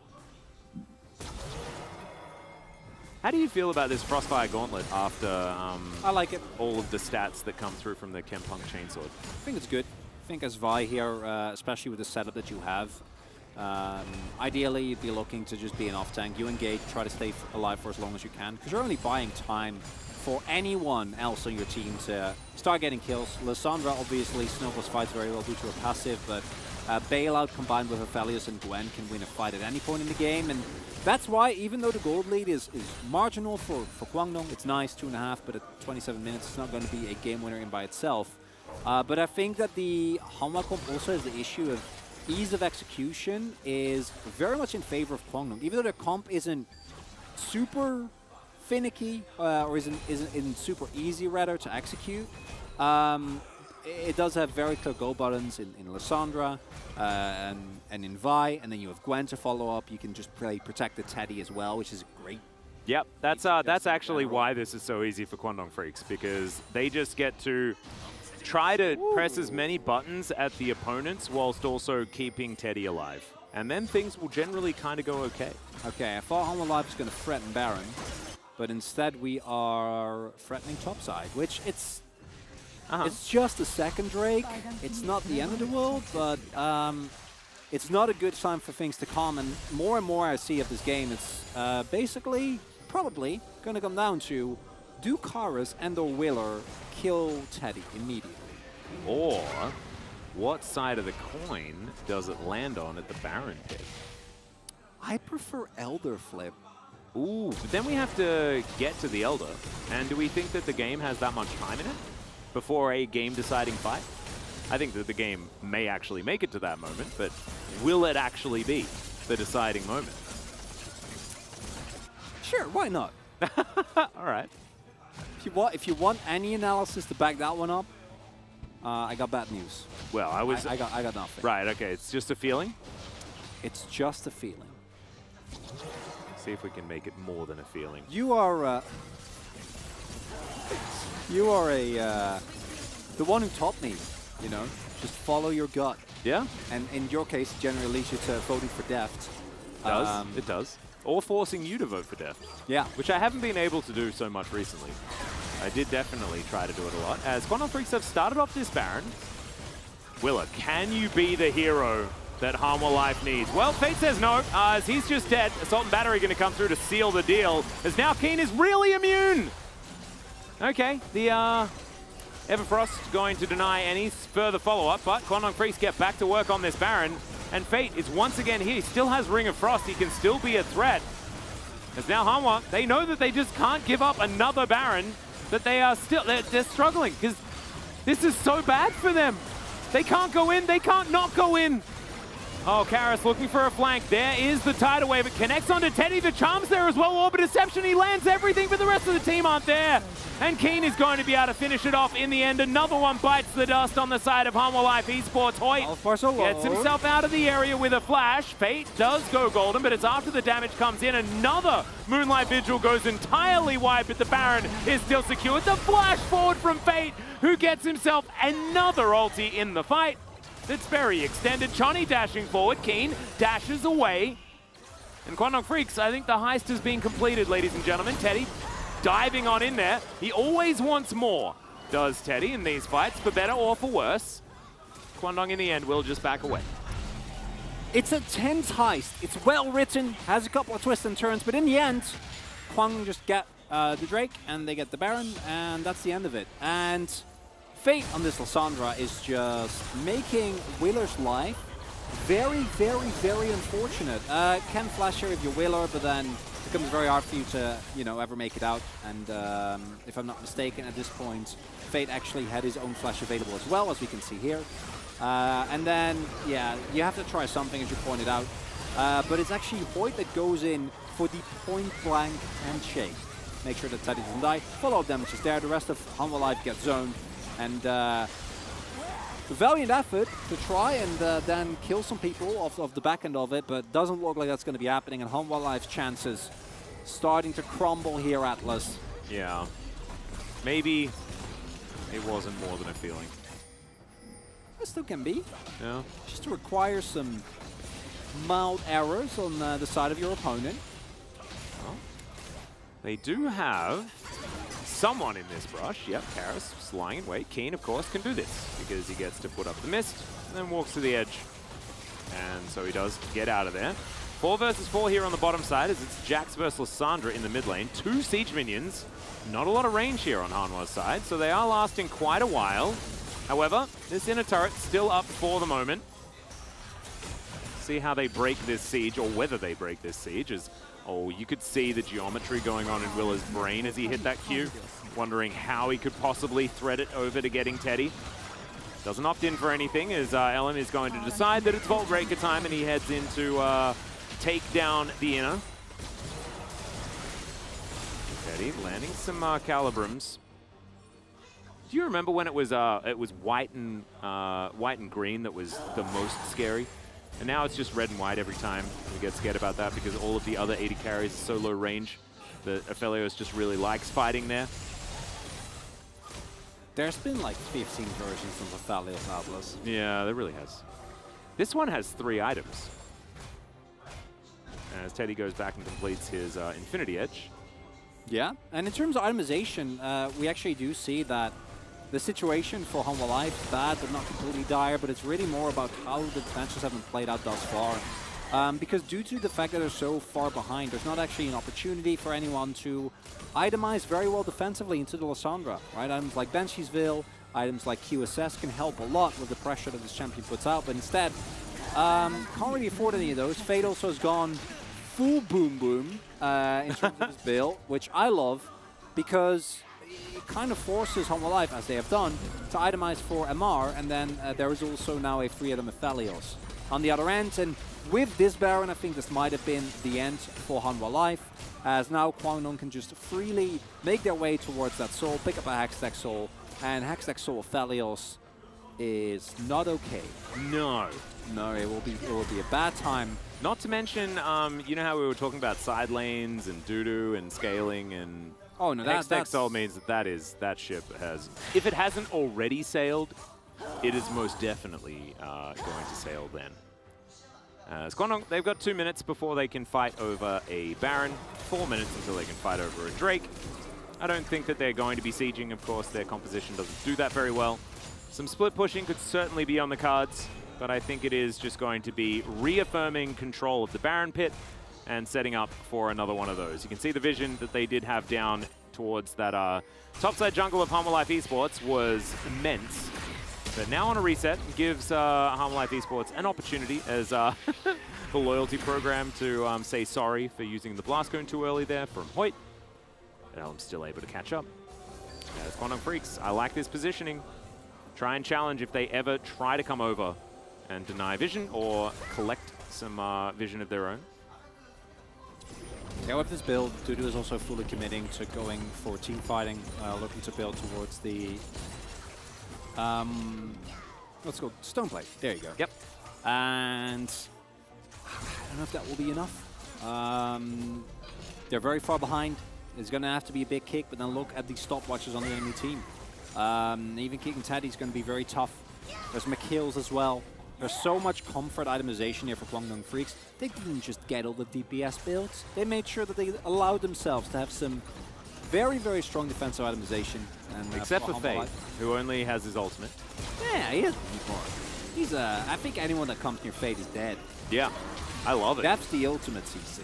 I think it's fantastic. Oh, there we go. Stoneplay done. Yeah. So, does have that now as a team fighting tool. Keen goes over and picks up a shield.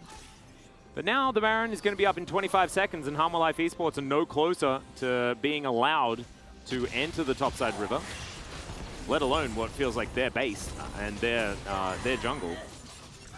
And Guangdong Freaks are really trying to keep a tight leash on this game. As they should. You're in such a commanding position here. There's no need for you to take any big risks, as saw that one coming. Yeah. Willa, can he find the heroics? As Keen gets into that brush, Keen dashing over. Willa lands a Q. He's like, wow, I hit the Q and then they came at me. He's gonna have to hunt for another one. Keen, okay, inside the miss. Harmon Life Esports just ever getting pushed back. Don't like Wine Atlas. No. It does make certain things less fun.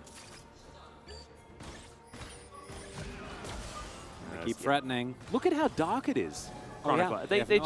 They have absolutely no options. They can't go for a reset either, as in goes LM. He just looks for the fight now, as Fate is going to get knocked up. Does manage to self-ult in the end, as Dudu's down extraordinarily low, and the wallet's just that little bit too heavy. Teddy finds himself a Calibrum Q, but it's Hoyt. Oh, that handshake was so close. Keen now snipping forward, and does manage to deny the Orbit Deception. Vista knew that he was dead, so he may as well go down fighting, as LM finds a Vault Breaker over the wall. The charm goes wide. Keen looking for another one. Willa, Safeguard, gets himself into the brush. As this needlework, you know, could be better, but that's all right. Manages to snip him in the end, as Fate gets the flank angle, and that is going to be the ace here. And I think Guangdong Freaks can just continue moving up. Willa, that was very cute, but it is too little, and it is too late. And overall, Guangdong very clearly the better team here. The only question that I think beckons after seeing this game is, I wouldn't have minded to see more of this Harmon Life throughout the rest of the split. Yeah. Because this looks a lot more promising than, you know what, Guangdong, I applaud you.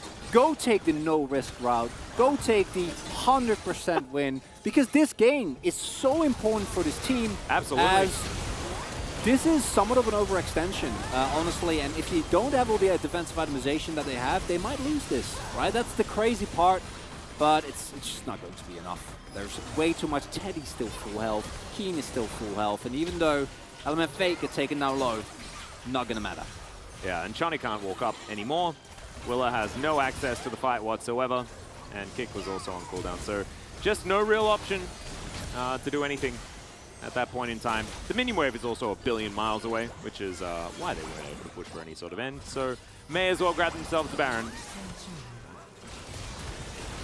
And yeah, the cleanup was very comfortable. There is the 4-stack Hextech Soul as well. So if we wait another 6 minutes, Chronicler, Exodia can be completed. Yeah. So maybe that's what we do. I hope not. It's a 10,000 gold lead. The Wallets will win this game for Guangdong Freaks if they don't mess it up. They should. Just push. It's something that they have the tools to do, but again, for Guangdong, if you somehow lose this game, like that is probably the end of your playoff chances, right? Oh, yeah. So getting this win, monstrously important here. Yeah. Also means that the pressure is definitely on, and they still do need to play with some aggression. They are going to be able to take this one down. However, they can certainly make as many of the more safe calls as they can, like taking the Baron, like securing the Soul. But now, there's like, we're getting towards attack move territory here. Oh yeah. And that turret, not long for the world. LM not going to press the R button as in goes Karis. Immediately they turn, and he just explodes, loses the majority of his health bar before anything can happen. I think it was his teammate that took him down in the end, but Teddy picks up the double kill. The second inhibitor will fall, and Guangdong Freaks, once again, it's the reverse sweep. But this time around, the last 2 games, not close in the slightest. Elm, he's going to get bailed out for a few moments, wants to kill the Nexus a little bit faster, but he did even have his GA available, as Teddy's just going to take an adventure onto the fountain as the Nexus will go down. And in this final game, we see it confirmed as should be expected. Clearly, Guangdong Freaks, the better team between the two here. Hanwha Life, I thought put up a decent fight in game number 3, put up a great fight and actually was able to win in game number 1, but taking that second game into account as well. Guangdong, as long as they don't hamstring themselves too much in the draft, going to be a little bit too much. And to me, it also showcased that this team is not just Teddy. Sometimes fate comes out to play as well. Yeah. I also thought that LM's Vi didn't look too bad, and I think Keen, after what looked like a really, really subpar game for him in game 1, was fantastic in the last 2 games. I think that Gwen did exactly what it needed to. I think that his Na was the highlight of game number 2. So that's definitely good news, but I think Guangdong they kind of figured it out here. It's 2 matches in a row now where put Teddy in a position where he can carry, and then even, like, he didn't necessarily hard carry this game, but if they have that to fall back on, Guangdong Freaks looks so much better. Yeah, don't overcomplicate things. Make it easy for yourself. League is a game that's hard enough as is, and making sure that you put your players in the best possible position is, I think, always going to pay off. And Guangdong Freaks, with this win, keep their dreams of a playoffs alive. And with the mayhem and insanity that have been taking place in the rest of the LCK, especially place 3 till 6, I'm telling you, Atlas, no clue who's actually going to end up making that. Yeah, this means that Guangdong Freaks are actually only 1 match win behind DRX. Crazy as that may sound. That's just the state of things right now. They move to 6 and 8 in comparison to the 7 and 7 that DRX have set up. It also means that Liv Sandbox and Damwon Kia do need to win a little bit more before they are confirmed for playoffs. If Guangdong Freaks had have lost this match, it would have meant that they confirmed playoffs for both Liv Sandbox and Damwon Kia. That is no longer the case, as Guangdong Freaks were able to get over the top in the 2nd and 3rd games. As, man, I'm with you on this one. I just think that Willa looked great in the early stages of the game, but just it felt like too little too late that we're seeing him over the last, few weeks instead of closer to the beginning of the season. I agree wholeheartedly. I think Chonny had a decent Lucian game, but like Chonny versus Samdi feels like very much a side grade. In this game, he looked pretty decent. Overall, though, Hanwha Life just clearly has a lot of stuff going on. I think some of these skirmishes are played out pretty nicely. But in the end, wasn't enough, as should be the case. When you look at this Guangdong roster, the fact that they were struggling as much as they were was kind of a surprise in of itself. And we do see the team fighting prowess of this team come to fruition again. As, Keen, Fate, Teddy, all looking very, very clean here. I want to put a bit of a shout out to Hoyt as well. I think that a lot of his hostile takeovers were great, but a lot of his defensive handshakes and the way that he played around Teddy in the last 2 games was definitely a step up for a player that we've been saying a lot of negative things about throughout this season. I think it really is good to see that he hasn't let it get to him too much this end of the season. He's been playing relatively well as Karis goes for the hero play.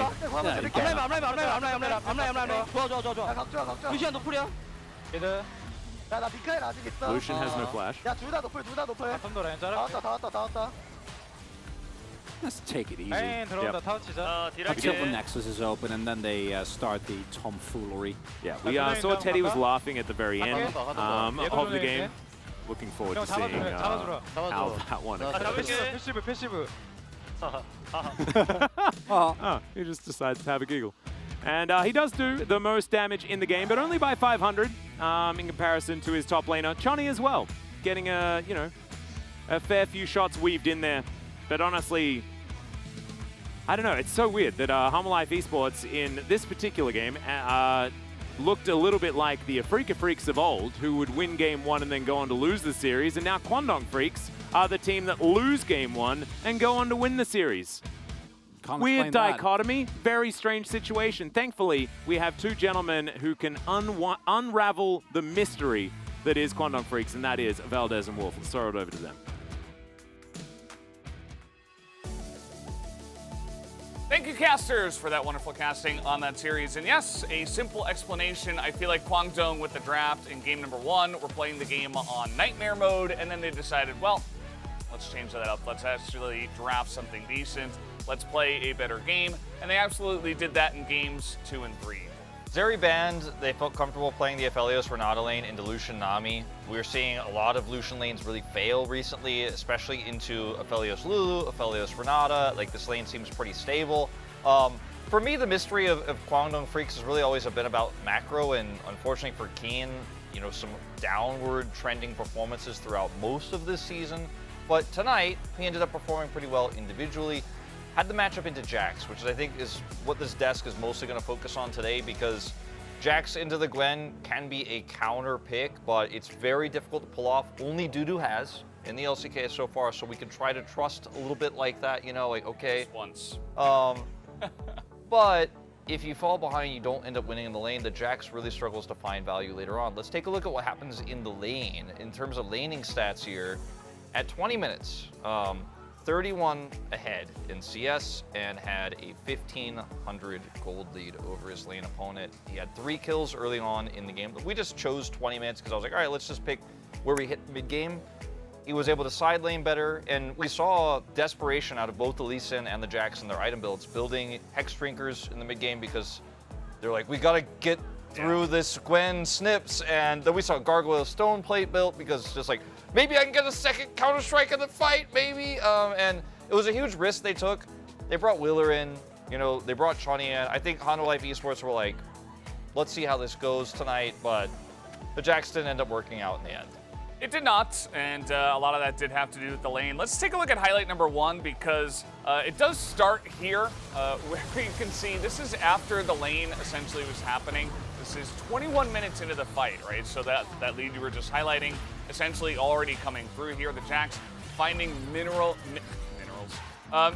opportunity here. He doesn't have a pickaxe. He's still searching for the Vespene gas. Doesn't even have a weapon, not even a pickaxe. And yeah, I mean, just setting it up, playing around vision really nicely, and eventually, the other part of this draft as well is that Life are drafting full dive into an Aphelios and Lissandra. And a Renata. And a Renata. So you have so many disengaged tools. Plus, Aphelios loves dive that's not like super hard dive, like a Rakan or something like that. So we've seen this many times, even in metas past, even last year, right? So if Aphelios comes out here, he's like, and it's Teddy, he's just having a ball. It's so easy for him to play. Yeah, and you can see in that last fight around Vision as well, like Kwangdong are happy to turn with the comp that they have. Now, going into our final highlight here around this Baron, some really nice dodges here from Honda Life. They split against the Renata ultimate. This was one of the more hopeful fights, which is really sad to say, but it was one of the more hopeful fights here for Honda Life. But look at how many tools they had to use to disengage. And Kwangdong were like, all right, you guys are ultless now. Our comp wins in the neutral.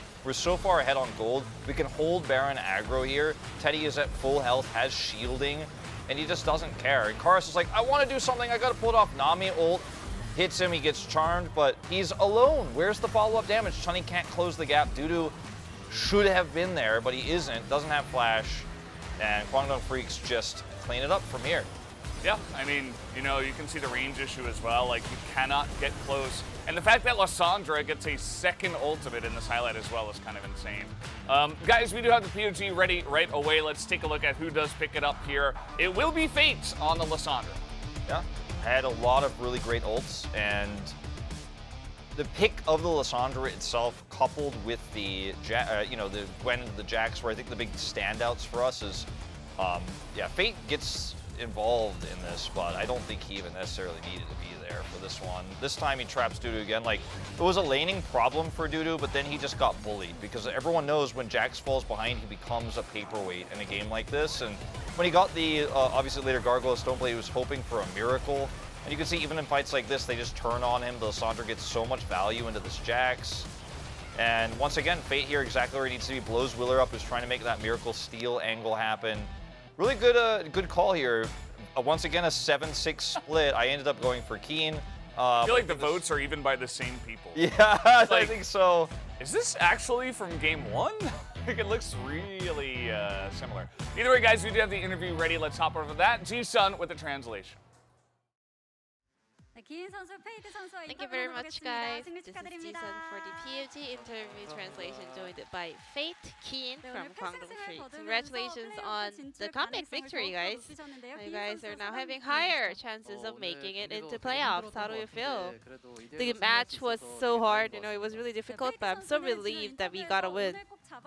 Fate, in the prior interview, you mentioned that this is a must-win match for Kwangdong Freaks. It was a very hard-fought win, but I'm so glad that we were able to get this win in the end. Let's get back to game number 1. You guys actually let Yumi through a very high win rate champion and decided to play Senna Seraphine into that Yumi. Well, in scrims and other kind of process, we had many different kind of situations, and we figured that at some point, Senna Seraphine is really good. However, we were not able to pull it off correctly, and the outcome was not ideal. However, game number 2 was so different. It was so close to a perfect game record. So, what did you guys focus on after losing the first game? We had a lot of feedbacks about our misplays. And also, because we were planning to play on the other side of the rift, we wanted to switch up the the matchup in lanes and draftings. And Keen, I have a lot of questions about Gwen-Nar matchup. You are so good at both sides, but whenever you get to play Nar, you bully Gwen, but on the other side, when you're playing Gwen, you actually bet Nar. So those two picks are so strong right now, but so I think it's all about the difference of the late game. Nar is so strong in the side lane, the later phase, but Gwen is more about once you get ahead early, you actually group up and go for fights. So in game number 2, your outplay on Nar was so on point. So let's take a look at this replay. Your chase with the Mininar was so fierce. You got a kill in the end with a flash. Tell me about it. I knew that major cooldowns were down on the side of the opponent, so I wanted to go in a little bit further for kills, and somehow that landed and I got the kill. Game 3, Jax was the key champion of the opponent's comp, and you guys did a great job of actually bullying that Jax on the top lane. How do you guys kind of plan to play against that Jax pick? Well, after the patch, I haven't really played a lot of Jax-Gwen matchup, but Fate, did a lot of job roaming towards top, so we were able to have a great, easy game. Well, we were playing Lissandra and Vi, so I really wanted to get the prio early. So I was looking for a lot of 2v2, but I didn't get many chances.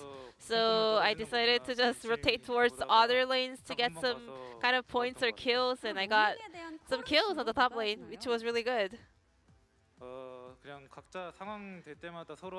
I think it depends about the shot calls, Sometimes when I see the angle, I make the call. Sometimes it's the laners that asking for roams. But that time around, it was my call to rotate toward top.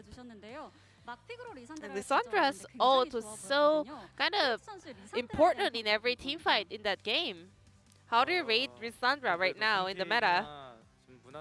I think this is really more about, role player, This is more about, adding more power to your comp, because she's really good at having a lot of fights, and that's definitely one of her strengths. And Kwangdong Freaks, your next opponent will be the first place team Genji. What are you expecting from that series? I think Genji is doing great these days. However, we're on a 2-match winning streak, so I hope we can keep the ball rolling and get another win. I think Genji is a very strong team, especially Chovy on the mid lane. My lane opponent is really strong, but I hope we can, get through this and secure a victory, hopefully. And this will be the end of the interview from the solo laners of Kwangdong Freaks, and back to the carpet space. Thank you. Thank you, Ji-sun, as always, for that awesome translation. As let's take a look at the standings now that Kwangdong have collected yet another win here. They are only one win away from DRX here, which is pretty close. Yeah, I mean, you can notice there's a huge difference in terms of the individual score. The indicator points here much higher, 7 game score higher right now for DRX, but that's not the first thing we check when we check for playoffs. So if DRX continue to trend downward, Kwangdong Freaks can really pull back with these strong performances we're seeing from the solo laners right now. Anything is possible, still doable here. If you're a Nongshim fan, you're hoping not, and you're hoping they're going to win this next series. And who knows? I mean, Nongshim looking better in their last couple of series, and Freda Prion, a little bit better themselves as well. So it could be a fun matchup there, guys. But first, we will take a quick break, and we'll be right back with that second matchup.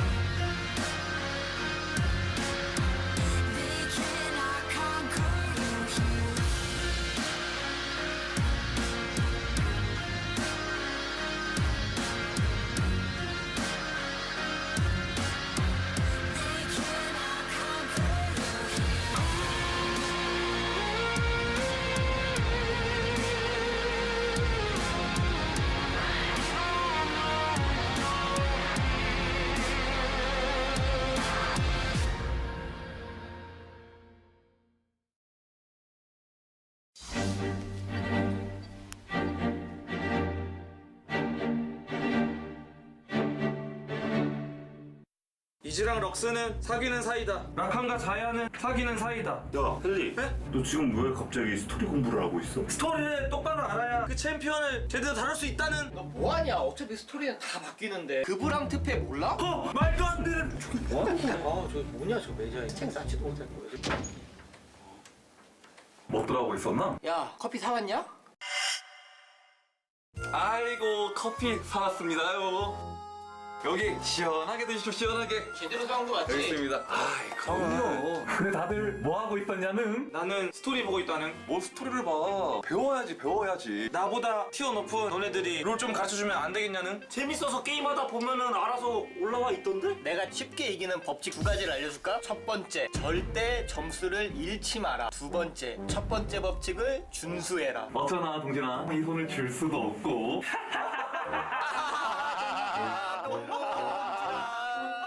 티어도 얼마 우리가 안 나는 것들이 다른 가약 1로 올려주자. 노말을 돌려. 너는 그 낙이야.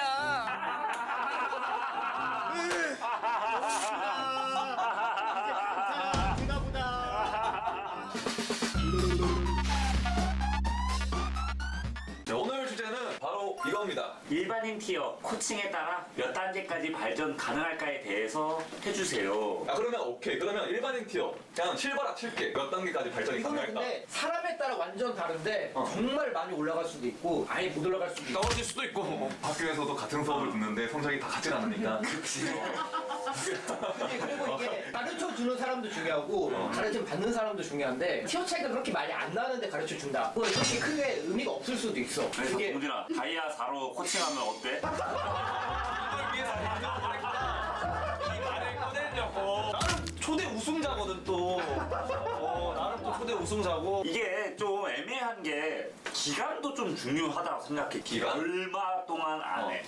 그리고 나이도 중요하지 않나? 그치, 나이도 엄청 중요하지. 또 얼마나 게임에 열정이 있나 뭐 이런 것도 뭐 다 따져봐야 돼가지고. 그러면 네. 가르친다고 일반인들이 다 프로게이머가 될 수 있는 건 아니잖아요. 그건 아니죠. 어느 정도 티어에 위치한 일반인들을 가르친다고 했을 때 프로게이머 정도로 키워낼 수 있다 이런 기준이 있을까요? 지금 당장 뭐 골드 플랫쯤이어도 나이만 어리면은 새싹 보고 결정할 수 있지 않을까요? 이미 새싹이면은 이미 새싹이면 올라가 있지 않을까? 아니 실제로 이렇게 말하는 사람들 엄청 많거든? 이미 잘한 애들은 어린 나이에 첼 찍었고 뭐했고 이런 말 하거든? 근데 아니야 진짜 잘하는데 티어 못 올린 애들이 있어. 비리디도 그랬잖아. 비리디 고스트 이런 애들이. 어디서부터 시작해서 누구한테 뭐 가르침 받은 거야? 아니 걔네들은 나는 막 깨우치던데. 근데 티어 낮을 때 팀에서 데려갔잖아 이미. 티어 낮을 때 데려온 게 아니야. 티어 걔네들은 이미 언제? 올라가 있었어. 아니 그때 그렇게 들었는데? 놈을 봐. 아니 나 그때 왜 이렇게 하루 내고 그래? 엄청 높진 않았는데 테스트 보고 잘해가지고 키웠다로 알고 있어가지고 이렇게 화가 났어. 아니 저는 근데 솔직히 한 다이아 1 정도는 좀 와야 진짜 현실적으로 프로 레벨 좀 논할 수 있지 않을까. 일단 재능이 필요한 것도 팩트. 나이 어리면 어릴수록 확률 더 높은 것도 팩트. 근데 그 기준점은 좀 내가 봤을 때 한 15살인데 다이아 4면은 너무 좋고 너무 좋지. 17살이면 다이아 1 정도? 되게 디테일하네. 실제로 17살에 다이아 1 마스터 왔다 갔다 하는 애들이 많아. 네 분은 그 시기 때 어떠셨어요? 티어나 실력이나 그때 롤이 없었죠. 롤이 없어. 근데 어떤 게임을 해도 게임 DNA가 있는 사람들은 못할 수가 없어요 게임을. 근데 그러면 동진이 너 15살에서 17살 때 어떤 게임 왕년에 나 킹장이었다. 게덴푸드. 나 서든어택 잘했어. 카스도 잘했어. 공감하는 게 나도 내 중에서 그냥 내가 제일 잘했었어. 그냥 뭘 하든. 맞아. 항상 학교에서 최고. 동네에서. 없어? 본 적 없어? 없어? 근데 원래 진짜 고수는 이런 데서 말 안 해. 아니 근데 민석 내가 오케이. 만약에 네 분이 선생님이 된다면 어떤 방식으로 가르칠 것 같은지? 리플레이 좀 보면서 한 게임으로 안 돼요. 한 5게임 좀 보면서 어떤 식으로 플레이 하는지 좀 알아보고 단계별로 짜줘야 돼요. 커리큘럼 같은 거. 예를 들어서 뭐 진리언이나 소라카 이런 거 해가지고 CS 먹는 거 막 100개 빨리 채우기 뭐 그런 식으로 해서 하는 것도 있고. 길게 보면은 그게 기초 체력? 그치. 그냥 숨 쉬는 거 가르쳐주는 느낌이야. 숨 쉬는 거. 그리고 챔피언도 좀 꿀챔을 잘 찾아줘야 돼요. 정글인데 교전을 잘해. 그럼 막 비에고 같은 거 좀 추천해주고. 우리 야수. 좋은 거 가르치네. 롤도 좋은데 그런 건 필요하다고 봐. 식당 아르바이트를 하면은 주방 보조를 한다 쳤을 때 설거지만 시키잖아. 그런 것처럼 지금은 그냥 당장에 미니언만 좀 드셔야 될 것 같은데요? 이제 미니언만 먹어. 나도 샤이 형 말에 공감을 하는 게 미니언도 제대로 못 먹는 사람이 상대 것 견제하세요. 이게 되겠어? 그러니까 이게 완벽하게 습득이 되면은 이제 그 다음 단계 이게 되는 거지. 방금 각자 스타일을 말씀해 주셨는데 오늘 한 고인물 유저의 코칭을 한번 해볼 건데요. 코칭을 가장 잘한 분에게는 어마어마한 선물을 어마어마하다. 오늘 코칭을 받을 분은 혓바닥터스의 메인 PD입니다. 일단 10만 원 내세요. 저희도 금전적인 게 있어야. 저희 한가닥 했던 사람들의 그건데. 근데 내가 저번에 PD님이랑 같이 게임했을 때 PD님은 좀 많이 배워야 돼. 진짜 한두 개 가르쳐서는 안 돼. 간단하지. 현티어랑 롤을 하신 지 얼마나 됐는지. 저 롤 한 지는 출시되자마자 시작했어요. 되자마자요? 현재 티어는 아이였어요. 오늘 좀 아쉬우시겠네요. 원래 아이아 티어 넣었을 때는 불러주셨는데. 그럼 주 포지션은 어디신데요? 주 포지션은 정글. 주 챔피언은? 주 챔피언 녹턴을 많이 해요. 챔피언은 좋은데? 선택을 잘했어. 피지컬이 따로 크게 필요하지 않은. 지금은. 그래도 아이언 1위시네요. 승률이 29%야. 브론즈에 되게 잔뼈가 굵으시네요. 부부부부부. 여기서 근데 시즌 9 때 실버 그리고 뭐 20년도에 또 실버였고. 정글인데 왜 다른 챔피언들이 맞죠? 다른 라인 챔피언. 그건 이제 뱅을 가기 위해서 타 라인에 대한 이해도가 필요하다고 생각해서 타 라인도 해본 겁니다. 나름 근거가 있는 사용자 설정 내전하셨네. 근데 아모무가 좀 스코어가 좋은데? 아무를 한번 볼까? 왜 착취죠? 저는 왜 대체 어느 라인에 가서 체력을 뜯으려고 착취를 그러게, 들으세요? 왜 착취를 드셨어요? 아 저거는 픽할 때 시간이 부족해가지고 결이 거성상인가 그 기본 세팅으로 갔어요. 피지컬 이슈. 이거 봐봐. 정글러로 들 수 있는 정말 최악의 룬을 다 들었어. 개생의 바람, 과잉성장. 동선이 그리고 말이 안 되는데? 아니 뭐야? 아니, 와는 근데 이건 좀 아니죠. 근데 저는 궁금한 게 정글 동선. 처음에 무슨 생각? 아니 나는 왜 레드부터 난 이해가 안 가. 아무건데 왜 레드를 시작한 거야? 먼저 레드 일단 먹어요. 네. 왜냐면 리시를 받아야 하기 때문에. 네. 그 다음에 파나브리를 먹고 그때 선택해요. 네. 이랩갱을 미드로 갈 거냐, 바텀으로 갈 거냐. 근데 왜 이래를 왜 칼라구리까지 먹고 가? 근데 레드 먹고 바로 달리면 상대 미드 1렙이고 나만 2렙일 텐데. 그렇게까지 생각을 해요.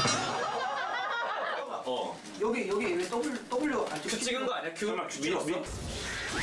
와. 2렙킹을 가기 위해서 근데 이거 거야. 피디님 이거는 보통 큐를 여기서 찍는 게 아니고 라인을 한번 봐요. 내가 갱킹할 수 있는 라인이 되나? 이거 갱킹할 수 있는 라인 아니에요. 그럼 이제 W 찍어요. 피디님 플레이가 가만히 정글링 하는 것보다 나은 플레이가 없다고 생각해. 그냥 플레이 자체가 좀 도박수가 없었으면 한다?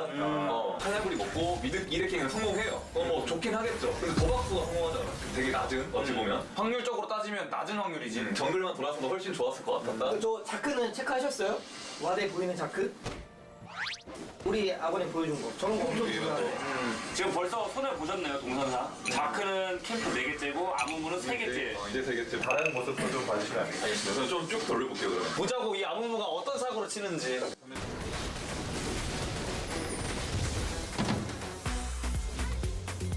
오, 탑게임 좋아. 아, 좋은 거 나옵니다, 여기서.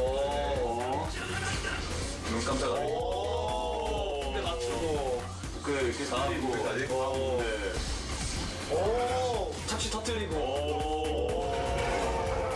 오 이러면은 미드 2랩갱 약간 인정할 수 있을 것 같은데 이거 잘 풀릴 때 잘 풀리겠다. 왜 따라가요? 아, 여기서 또 멋있는 장면이. 왜? 여기 따라가서 멋있는 장면이 나온다고요? 저 도는 게 낫지 않을까요?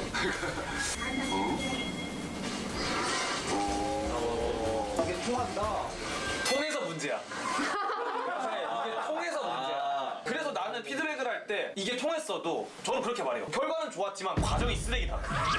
그리고 과정이 잘못됐다라고 얘기를 해야 돼요. 킬은 딴 건 맞지만 동선 다 버리고 지금 이거 하는 것보다 그냥 정글을 도는 게 오히려 이득이다. 저런 식으로 할 거면 자기가 진짜 킬을 다 먹고 캐리한다는 생각으로 저렇게 기다리는 거예요. 내 거고 포기하면서.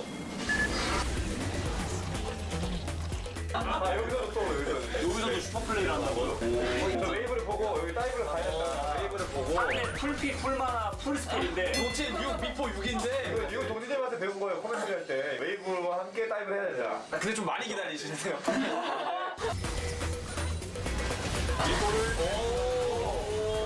연계 잘했다. 이거는 연계 깔끔했네. 레오나 승포하고 성공하면서 버틀러스까지는 좀 힘들 수도 있겠지만 근데 결국에는 좀 되게 상황이 위험해진 것 같은데요? 옹기종기 웃기게 킬이 계속 모르고 있어서 양 정글러가. 놀랍게도 가는 곳마다 킬 따고 있는 프로게이머급 갱킹 성공률을 보이는 근데 4킬 반이었어. 그쵸 우리 아래에 있는 저 브레이크 필요 없네요. 칼레구리만 먹으니까.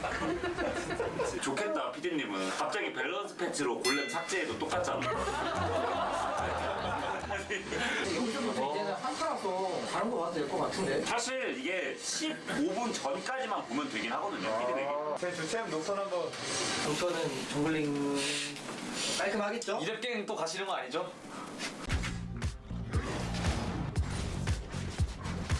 근데 이런 잘 도시는데요? 녹턴은 또 주캐릭이셔가지고 어우 시원하다 시원해. 아우 네. 완전 만족스러운데 나는. 훨씬 낫네요. 훨씬 낫네. 이제 탑갱 한번 가지고 아우 갱킹 가지고 갱킹을 잘하네. 라인 한번 싹 밀어주고 이제. 이런 게 안 좋은 거예요. 라인 밀어줘야 밀어야 돼요. 이런 게 좀 아쉽네요. 이런 거 라인 같이 밀어주면서 성장 좀 보고 해야 돼요. 뺏어. 그리고 마오카이가 순간이동이 아니잖아요. 그래서 무조건 밀어줬어야 됐어요. 근데 보통 그거 뺏어먹는다고 라이너들이 화내죠. 그냥 그러면 차단하고 아니 뭔 소리예요. 그냥 뭐 드셔야 돼요. 그리고 저기서 경험치 뺏어먹고 6레벨 빨리 되잖아요. 다음번에 킬내면은 탑라이너 조용해져요 그냥. 노림수입니다, 노림수. 노림수. 실패했어요. 저러고도 바텀 웨이브 먹으러 가야 되거든요. 타고 있어서. 일단 어쨌든 웨이브 드셨네. 이것도 뭐 정배 행동은 그냥 돌아가가지고 웨이브 먹는 거긴 한데. 이러면 다시 풀정글 돌면 되죠. 오 6레벨 빨리 온다. 동선 좋다. 이거 한 캠프 다 돌고 집 갔다가 아이템 하나 뽑아서 칼보 먹고 짱골까지 먹으면 6인데. 근데 이것도 나름 근거 있어. 탑라인 갱킹 가는 거. 아까 손 전에 넘었고. 전멸 빼놨고. 그리고 이거는 마오카이가 뒤틀린 전진을 쓸 수 있잖아요. 그래서 저쪽에 가 있으면 안 돼요. 지금 퇴로를 만들어줬잖아요. 여기서 그냥 바로 이쪽으로 붙던지. 네, 퇴로를 지금 만들어준 거예요. 나 타고 도망쳐 한 거예요. 나 타고 도망쳐.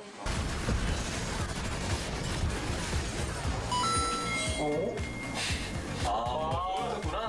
원영나. 원정나? 저 템플은 좀 본연만의 스타일이신가요? 아니면은. 원래 드락사를 가려고 했는데 신발 사느라고 돈이 안 됐던 거예요. 그러니까 원래 발걸음 분쇄기를 가는 게 훨씬 좋아 원래는. 동진아, 너 지금 아이언 감수성을 이해하지 못하고 있어. 액티브 아이템이 하나 늘어나면 컨트롤이 어려워진다고. 그것도 맞지. 그만 보이시죠? 근데 이게 원포인트 레슨으로 한마디씩만 피디님한테요? 네. 습관이 많이 보이는 게 용이나 이런 거 나올 때 원래 미리 1분 전이나 30초 전에 시야를 지우러 움직여야 되거든요. 근데 그럴 때마다 항상 탑이나 다른 데 가서 본인의 주력기를 써요. 거기서 1킬을 딴다고 해서 이득이 아니거든요 절대. 오히려 나 이거 궁 뺐어. 이거 우리 다음 용한타 때 녹통 궁 없다. 그렇게 되는 거예요. 그래서 피디님이 리소스를 써서 걔를 잡는 게 이득인지 아닌지도 판단을 해야 되고요. 고칠 게 너무 많아요. 솔직히 여기가 제가 진짜 학원이었으면 진짜 피드백 잘 해드릴 수 있는데 나중에 한번 오시죠. 일단은 근거는 있는데 근거가 다 부실하고 게임에 목적이 없어요. 게임 하기 전에 막 목적 같은 거를 내가 세우고 그 계획대로 이제 움직여야 되는데 계획 자체가 없으니까 상황에 따라서 되는 대로만 움직이고 자기가 플레이하는 챔피언에 대한 이해도가 너무 낮다. 너무 좀 그냥 되게 비싼데 그냥 정확도를 올리는 좀 커버만 하고 끝냈으면 되는 라인을 괜히 얼굴까지 밀어가지고 갱도 실패하고 상대편한테 정보까지 주고 손해를 되게 많이 보는 그림이 많았었거든요. 그런 거를 미리미리 판단해서 정확도를 좀 올리는 쪽으로. 풀정글 집 가고 6렙, 풀정글 궁 쓰고 풀정글 집 가고 요거 하시면은 이거보다 훨씬 더 스코어가 좋아져요. 피디님은 정글러가 아니에요. 정글 가는 사람인 거예요. 그러니까 이게 정글이 왜 편한지 알아요? 왜 좋은지 아세요? 챌린저 동선을 따라할 수 있어요. 그때는 똑같이 나도 챌린저가 될 수 있는 거야 동선은. 그거 안 되지. 아니 그렇다는 거지 이 녀석아. 그렇다는 거지. 너 어디서 약을 팔아? 너 챌린저 아무나 될수 있는 줄 알아? 누굴 골라야 할지 모르겠는데 네, 한 번에 그래도 도움이 제 1등은 헬로스님한테 선물을 드리겠습니다. 이거 나 느낌 안 좋아. 이거 들어가도 돼요 지금? 네. 근데 확실히 동진이가 그게 있네요. 가르치는 그 상대방 입장 생각을 하니까. 아니 이거 뭐야 씨. 너무 부럽다. 안 가면 이거 들고 지하철 타야 돼? 이거 들고 지하철이랑 버스. 자 오늘은 롤티어 배우면 어디까지 갈 수 있나에 대해서 이야기를 해봤는데 또 궁금한 주제가 있으면 댓글 달아주세요. 협박 나커스. 수고하셨습니다.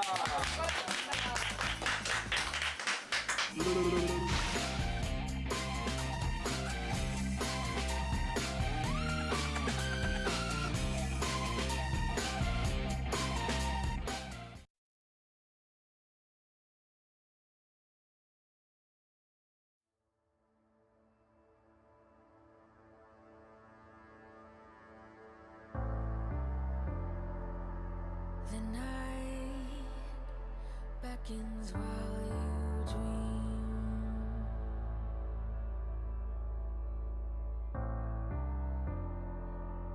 A life never lives in peace.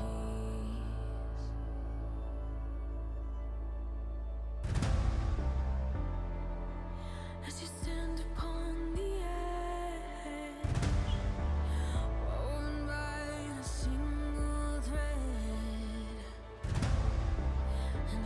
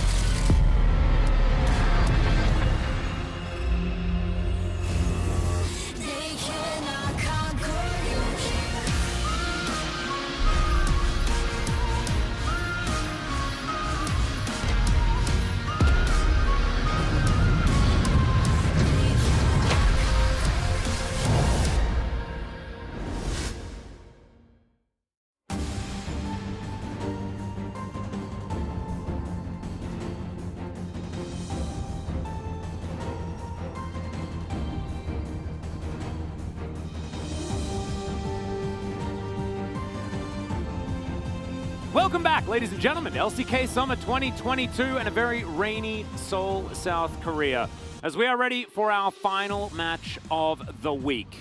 Nongshim trying to keep their playoff hopes alive that they are not in control of. They need Kwangdong and DRX to do a whole lot of losing if they want to stand a chance of making the then playoffs. And Fred Brion, who don't have a chance of making it to playoffs at all, no matter what happens. But they still need, Nongshim still needs to win to hold on to any hope, any chance, any opportunity. Atlas, for every country there's a food that only that country likes. For the Dutch, it's licorice. For you guys, it's Vegemite, right? Vegemite, that's the yeah. one. There's fermented fish up in Scandinavia. And for the true LCK fan, this is your enjoyment. This is the match you're looking for because... I thought you were going to make a kimchi reference. Oh, no. I mean, I really should have. That one kind of completely ignored, unfortunately. But what I'm saying is, I think this match is going to be great. I think so, too. I think it's going to be a barn burner. Let's hop into points of the match here and really get into it. Nongshim to revive a thread of hope for playoffs. What we were talking about. They haven't won against Fred Brion all year. Crazy stat is that Henna has a winning record over Ghost. Yeah. And Fred Brion played against Damwon Kia, but they also just randomly lost to Fred Brion all the time. Damwon Kia did back in the day. So yeah, that's a winning record for Henna. No biggie. Very strange. As overall, 3 times in a row. And look at these teams. Yeah. Fred Brion. That's taking a games DRX. off everyone. That's a T1. They got a T1 win. Well, they didn't win the series, but they got a game. And that in of itself is big enough. I am loving the pictures that we have here. Jonghyun in the back feeling very embarrassed with the whole ordeal. Makes it even better. Wearing the Fred Brion jersey. Yeah, why is Jonghyun there? She's filming it. She's not looking embarrassed. She's actually just straight up filming it so that, she also... She actually posted it on Insta as well. Yeah, well, there we go. There we go. But anyway, this is going to be very important for Nongshim and some spoiler for Fred Brion. So get your Giga Chads at the ready because they are going to be necessary to help the Lord and his squires. I'm sure they already have Atlas. As you mentioned, Ghost going to be playing his 500th game in the LCK in the first game here. Yeah. And really, really cool. Ghost is a player that, of course, has won a world championship, but he's been a player which by his nature, I think really suffers from some historic revisionment. Is Ghost the best hard carry performer? Obviously not. But Ghost in 2020 was still an AD carry that could scrap with the best of them. And it's easy to forget if you look at the recent form, but I'm always a little sad when I see people dunk on Ghost too hard, forgetting that he was, in fact, a big part of Damwon's win in 2020. He was. It was a very different meta for the bottom side of the map, and his ability to play utility in the bottom lane was absolutely fantastic. Also was a pretty good, awesome dude.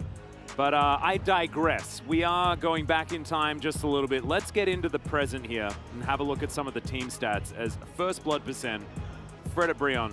Let me see them, chat. First place for first bloods. Yeah. Not going to pay attention to the rest of the stats. That is a chiseled stat. Is that what this cost is going to be? Atlas? That's the entire night? You're laying it out here right in front? Okay, well, good to know.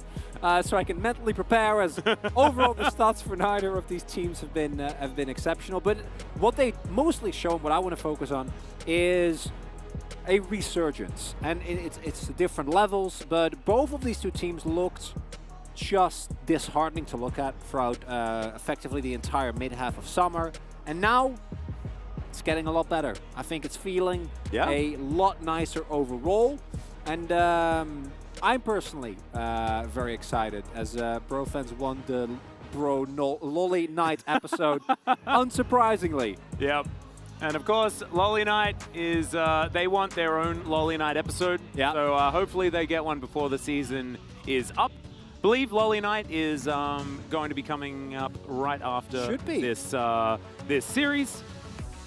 Looking forward to that one, of course, on the Korean side. Don't have translation for that for now, but if you guys cause enough of a ruckus, perhaps we will. Nongshim, welcome to LOL Park. And they have been looking so much better. Brought a tear to the eye watching Dread in the post-match interview. Yeah. But also the amount of emotion that I think everyone was feeling watching BDD be so incredibly happy after their last win, especially. It was up against Liv Sandbox.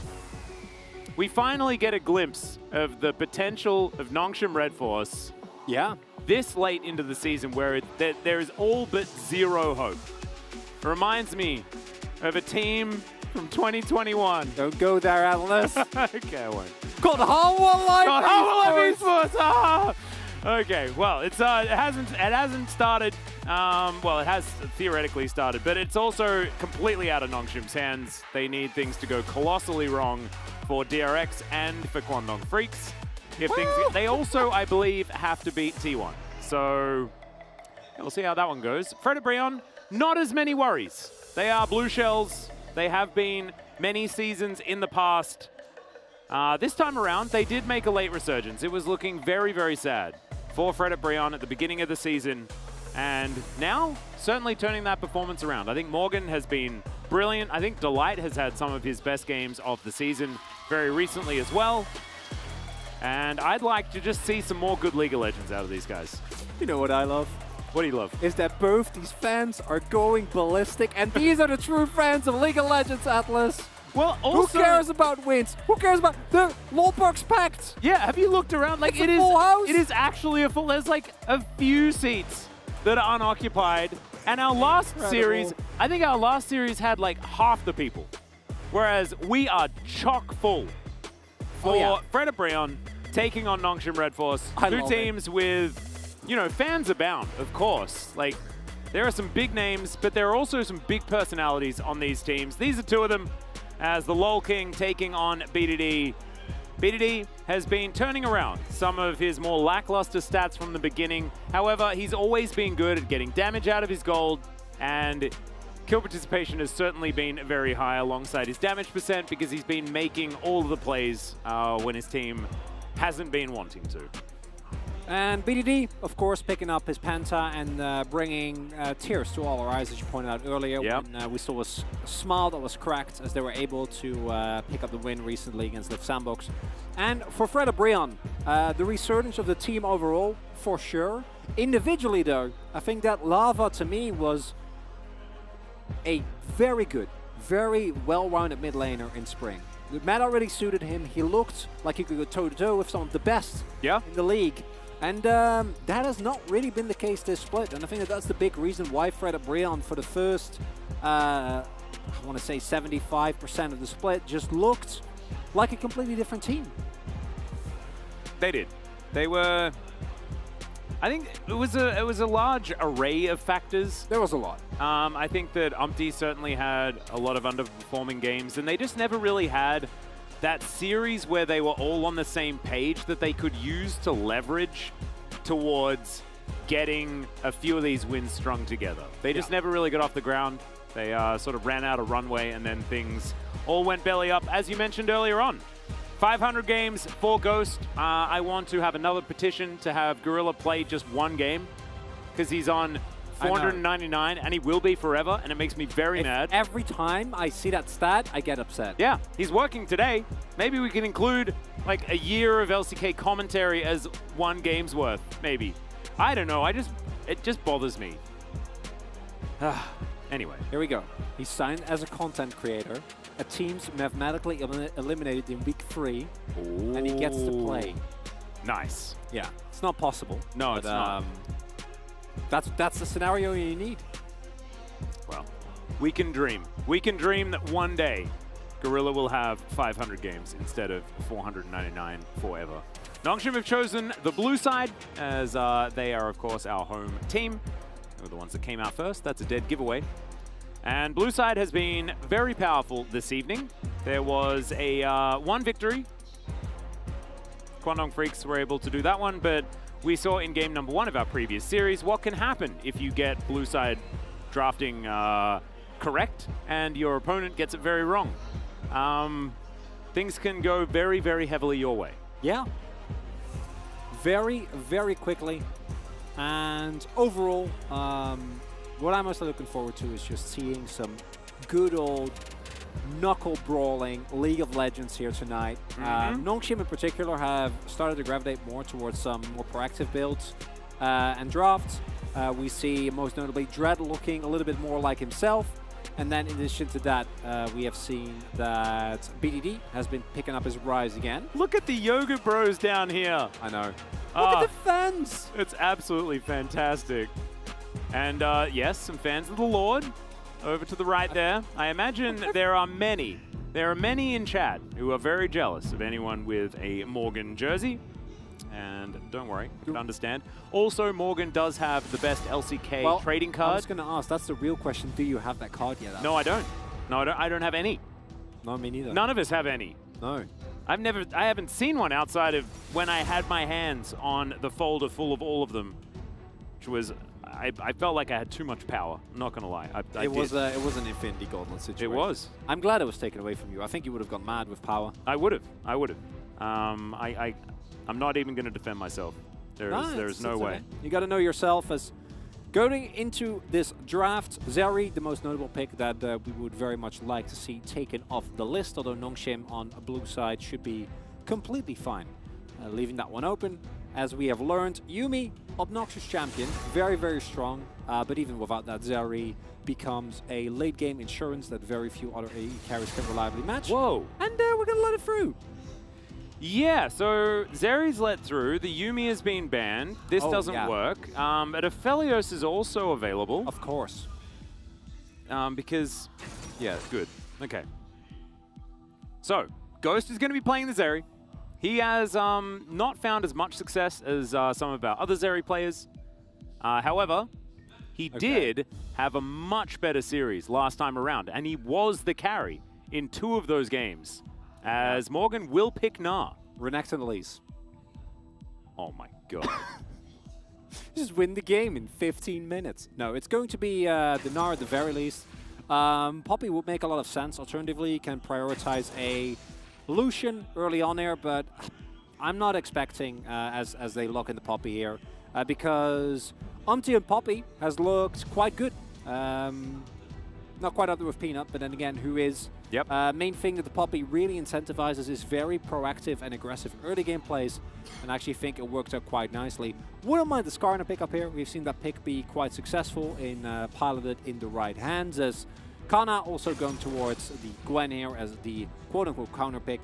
Really is more of a, I'm going to lose the early game, but it's not really going to matter because you're not going to be able to punish me hard enough type of situation, which I think is completely fine here for Nongshim. I think it's okay. I do like way more CC for Zeri compositions. I find Zeri compositions that are built very front to back work out very well. As BDD gets his rise, wasn't banned away to protect for any sort of Silas shenanigans because Nongshim do away with that. They banned it on the blue side. They don't mind about it. And this is the champion that BDD got his first pentakill on, and that was very recently. As Henna, thinking about the Sivir here. I don't like it, but it is going to be locked in. I can hear Gorilla talking about the Alistair ban. There we go. We learned that lesson. I mean, it is Gorilla. He's obviously going to be talking about it. He, like, in Gorilla's last, 2 years, Alistair into Sivir was his entire life. Yeah. He lived his truth. Yeah. Obviously, Alistair Ban going to come through here. Now for Nongshim, you have a top side, or rather a first half of the draft that is very magic focused, but because of the Gwen, because of the Zeri, it doesn't really matter. Gwen hasn't cared about MR for I don't know how long, and Zeri, of course, is still going to build full AD and is more than capable of winning fights without hitting big Ws, even though it is quite strong. Like the Skarner ban here from Fred Brion, probably means we're going to see Nongshim on something like a Viego. Will be my guess here for Umti, because if you pick up a Liliair as well, that is way too much AP.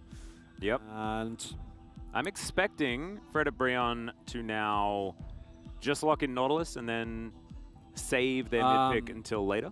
We both know it's Rakan.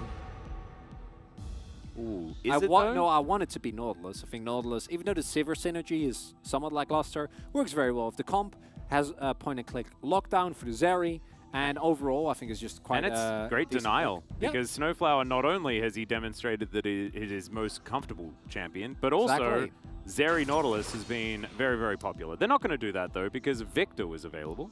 And, of course, Lava does like this matchup. The good old Victor and Rise. Just out DPS the guy, I guess. And right now, the Rise pick for BDD in isolation is good, and you will still have impact on side lanes, but it's, that makes it a lot stronger. Because you don't really have the type of composition where either lane is going to have a lot of priority and where you're expected to like have a big shove, have a big wave stacked up, and then dive. As that is next level, because I was expecting Snowflower to pick up Rakan and then Fred Brian to go for the pick away. Lulu obviously works very well with the Zeri, but will leave this Nongshim comp a little disjointed overall, where you have no real hard engage, and then you have, I think this fits it a lot better. And really rounds out the composition. Into some of the picks on Fred Brian's side, I think it can be a little hard, obviously. Spell Shield can get a lot of value, and also the Poppy can be a little bit obnoxious. And it also means that Fred Brian can R5 Rakan the way they enjoy. Indeed. If they would like to. I don't know whether Siva Rakan will be all that powerful. And you do want to be able to try and put down Zeri in lane. And so Delight will play Set. That's how they'll do it. Just flash face breaker them. Hey, you know what the weak point of Set is not getting onto his opponents. Well, if you have Poppy and you have a Siva with an ultimate, and also your opponents want to get onto you anyway. That's how they're designed. So you may as well let them come. Beautiful. Okay, so Delight on the Set. And it's so weird that this season we see Delight on it before we even see Life try it out. Because Life is, of course, personified version of the Set. He loved it a whole lot. Of course, did popularize the Callista Set that I don't think him and Ruler ever lost on. Don't know whether that was entirely the Set. However, very much looking forward to seeing how this one is going to go. And there's probably a certain thing being spammed in chat that, you know, Set does kind of remind us of. Embody. Yeah, just a little bit. Just a wee bit. As overall, I think the composition of Fred Brian it's a Fred Brian comp. You know, it has hard engage, has a lot of skirmishing power, a lot of 5v5 threat. Downside, of course, is that it is very short ranged. As I think that's solo kills for Lord Morgan. And we're checking boxes. The Lord Morgan Death Note that he's started to take some names off. And Zeus and Keen are some pretty impressive names. I remember the Keen one. That was also a pretty impressive moment. As well, let's see whether the Lord can also add Canna to that list. He is on the Gnar into the Gwen. Majority of the time, that is a matchup that does go in favor of the Gnar. And this is your Fred Brian comp. Yeah, Fred Brian comp, I think, way stronger in team fights. But in the early game, with the power of that Nocturne, especially post 6, and the 1-for-1 available, could be a tough one. Looking forward to seeing how it goes. We hop onto the Rift for game 1.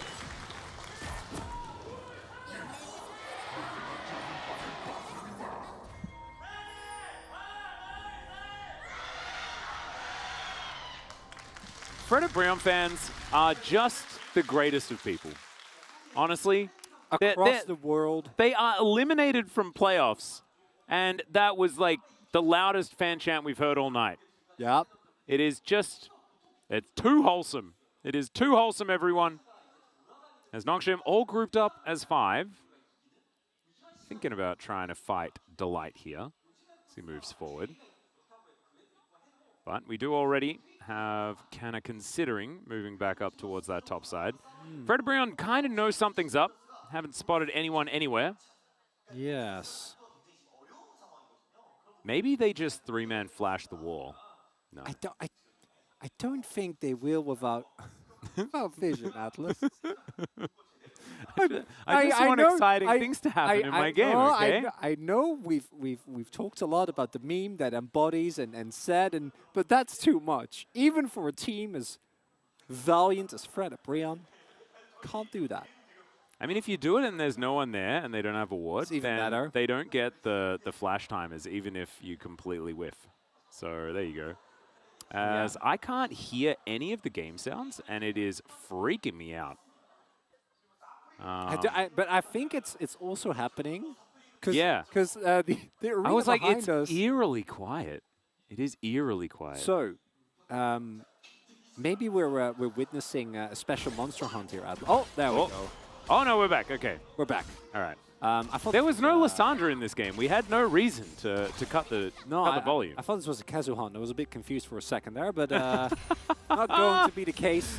Any Monster Hunter enjoyers out there? If you don't know, there is a monster that when you hunt it, doesn't have music. It doesn't. And it's very, very... It is eerie, and he's also a very creepy monster as well. He really is. Yeah. Anyway, Ghost going to be avoiding some boomerangs here towards the bottom side of the map. Dread hasn't played the Nocturne yet, but Owner has demonstrated that it can definitely do some good things.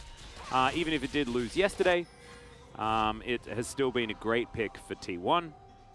And Dread's played, a bunch of more aggressive junglers, but a lot of level 6 junglers this season because he is, of course, here in the LCK, and we just play Wukong all the time.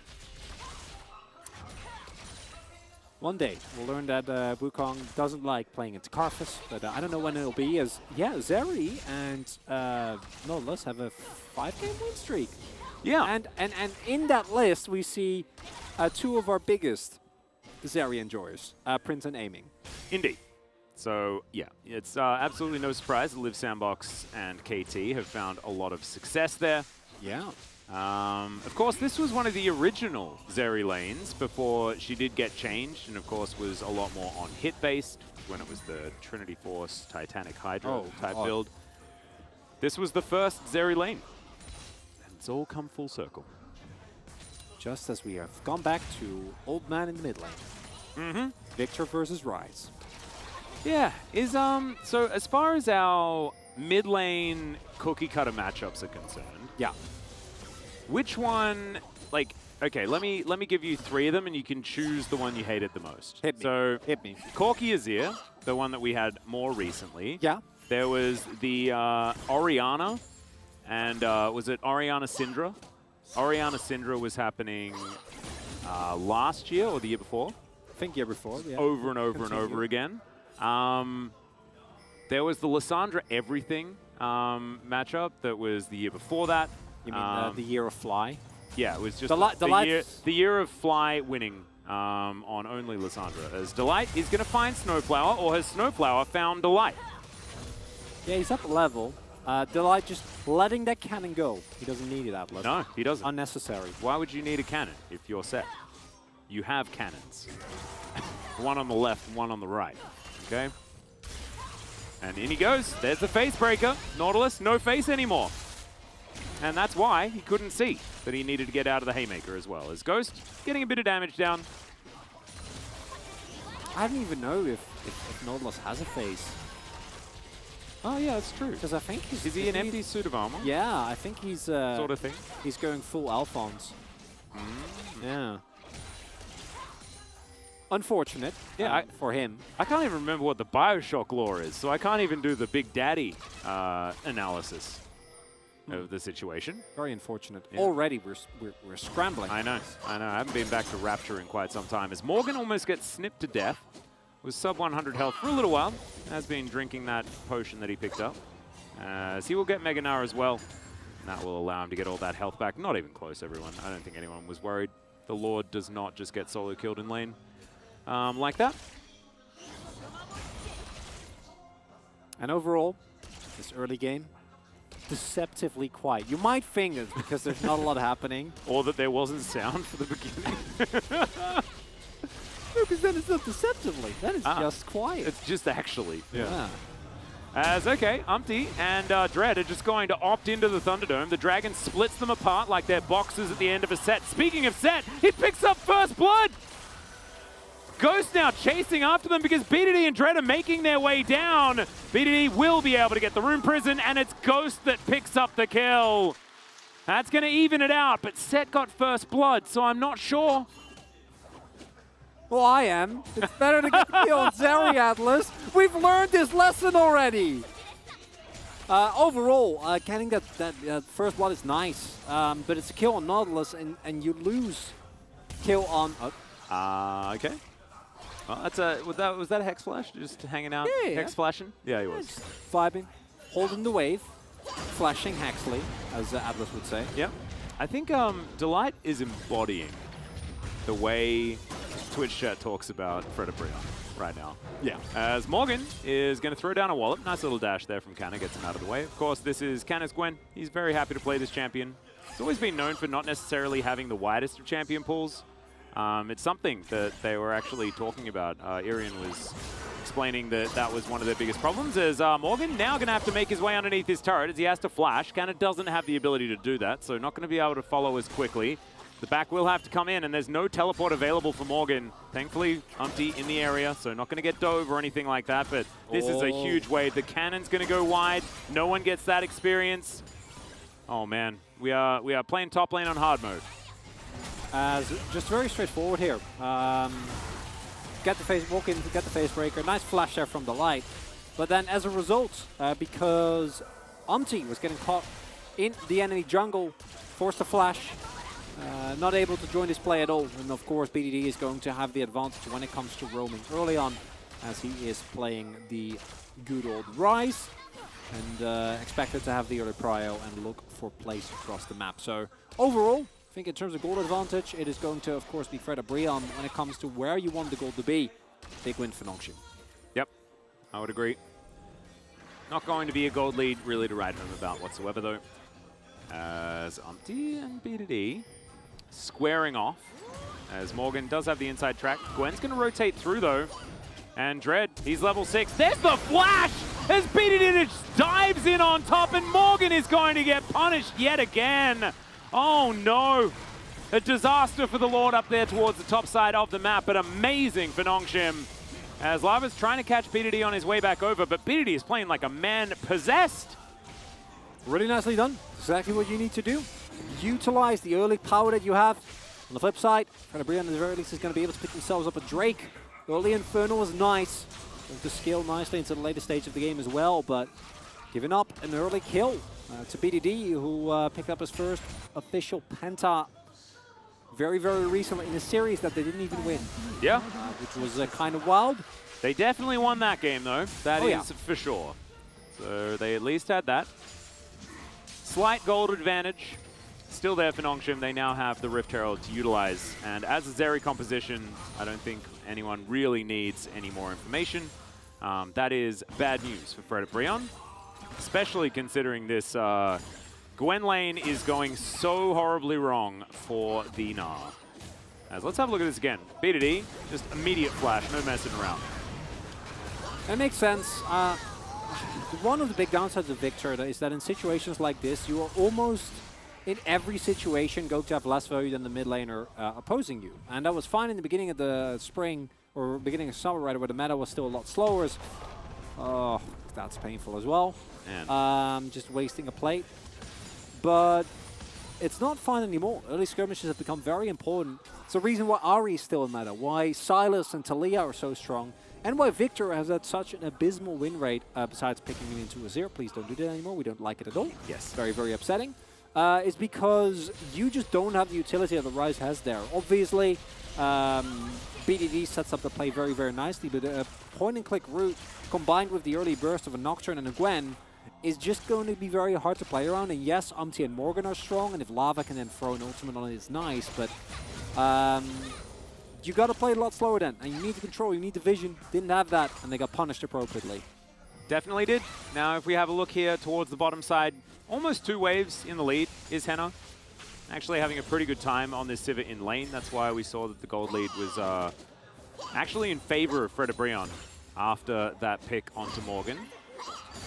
As Canna some snips through, but of course. Very nice ward. Does have a lot of friends, yeah. Read the play, and a lot of the resources thrown towards this top side of the map. Not going to quite work out. And overall, as Fred Brion, I think you're perfectly fine just scaling in the later stage of the game. Delight as an engage support is not going to be amazing, but he will still have great disengage in case Dread dives in deep. You're going to have to defend this turret, though. Yeah. So Rift Herald looking to try and take this one down. Does get the charge, and that is the money going over to Dread and BDD. Exactly where you want it. Snowflower not getting close enough to steal a couple of those away. As now Canna can just dive on top of Morgan relentlessly. The needlework coming through as well. Not exactly a massive amount of damage here. As BDD, oh man, always there. Cheating towards that top side, just in case Canna gets counter-ganked or something like that, or if there is a chance to secure a kill. Morgan getting a nice cancel on Kana's back. Kana almost has teleport available, but not there quite yet. So it might be an opportunity here for Morgan to get himself a free back. As, oh boy. Yeah, Paranoia coming in, and Dread going a very long way. Does have the spell shield, but the Facebreaker does come back. Dread has to flash as the Chaos Storm was raining hell on top of the Nocturne. And he went a little bit further than I think he expected. Yeah, Umti tried to knock him out of his ult animation. Which looked very, very funny. Not actually going to happen. And this early on, Sett, of course, as a support and as a jungler as well, was very, very broken because he was allowed to just build full tank and still do a considerable amount of true damage with his W. That interaction has been nerfed, so as we get into later stage of the game, especially because he's building tank, not bruiser, the damage that he brings is going to really be very insignificant. It's more about CC and the counter engage that he brings. However, this early on, as we can see there, if you get hit by a Sett with a little bit of pit grid build up and he smashes you in the face, it's not very enjoyable. No, you're going to have a bad time. And Delight is actually putting himself in positions where he's able to actually utilize the early strength of the Sett. I could do with a Sett comeback. I mean, I've always really enjoyed it. Sett Callista is some pretty silly video gaming, as Dread, very sneaky. Duskbringer, not going to be stopped or anything like that. Dread will just take this Rift Scuttler. And things are going to be fine. Still, Freddabrion with an advantage, Chronicler. I don't know what to tell you. They gave a kill over to Azeri. They seem to not mind. You know, they didn't get money for a plate. Also didn't seem to mind about that. It's 500 gold, Atlas. Yeah. I feel like they should be losing. Well, what's more baffling is that despite the kill going over the Ghost, Hannah's still up 650 gold. Yeah. He cashed in his cull. That is probably largely to do with it. And also has a 20, close to 20 CS lead. Yep, very nicely. Lava also going for the crown here. Great crown value in this game. If you look at the enemy team, very, very short range. And if you tank a late game Zeri W, you know, or a needle from Kanan, I think you'll take that as Lava. And the immediate burst that comes through is going to be a lot harder. Does mean that it takes a lot longer for this Victor to actually deal relevant damage, hopefully.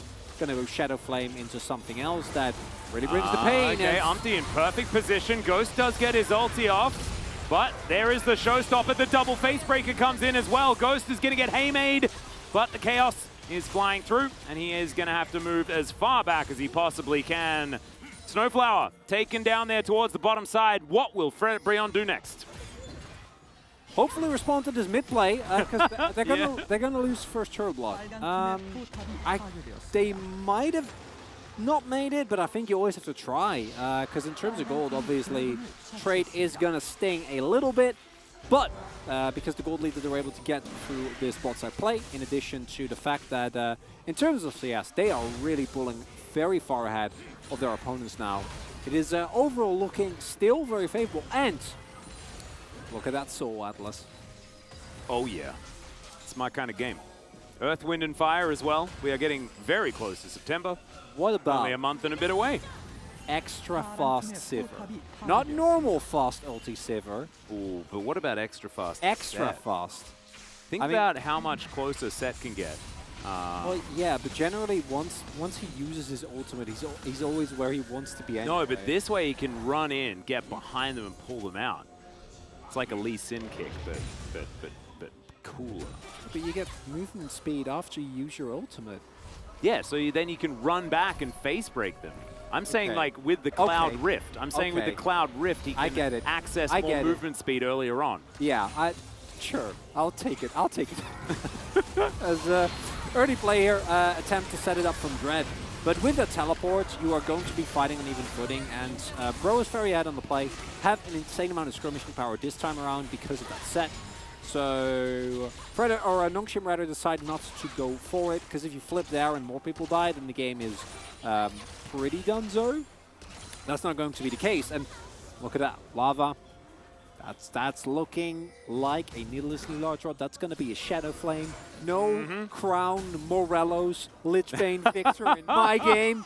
Oh, build some that, because defensive atomization actually is very tough, I think, for Nongshim, because you don't really want to itemize a Mart when there's a single threat on the enemy team, but it's going to be a Victor that, outside of the Crown, Shadow Flame, Soak Them Boots, if he picks up a Death Cap as well, still going to be very, very relevant in terms of threat. And the Crown on BDD is a little bit less of an enjoyable move. I'm sure Valdas on the carpet space will have something to say about that one. Yep. As there's a lot of ways. Wolf as well, not an enjoyer of crowns when you do require a bit more damage. However, I mean, Canna is going to be there as a magic damage threat, you know. No, I mean, things like that. No. I'm not even talking about the damage. I think that Crown has been buffed reasonably in that regard. It's more so that the ease with which you can proc it for Fred Brian, I think, is a lot easier because of how the late game team fights. Yeah, then for Nongshim, you have Sivir and you with Ricochet, and you have Victor. So obviously, it's going to lessen the impact of Morgan, Anti, or Delight going for hard engage on BDD, but I think in pre-fight setups, it makes it pretty easy as gank on Morgan here. Maybe. No, Morgan not going to bite it. There's Dread's just going to move down. Spooky Nocturne, you always need to give a shout out to Spooky Nocturne enjoyers. Dread choosing the correct skin, I think, objectively. Lava is really living his best early summer dreams here. You know, he's put on some summer hits. He's just driving in his convertible, farming up a storm, taking his sweet time, knowing that once that Shadow Flame comes through, he's going to be doing. He's in business. Yeah. And we are close to a 2,000 gold lead for Fred Brown. Chronicler, they have 2 Drakes as well, with only better dragons on the horizon.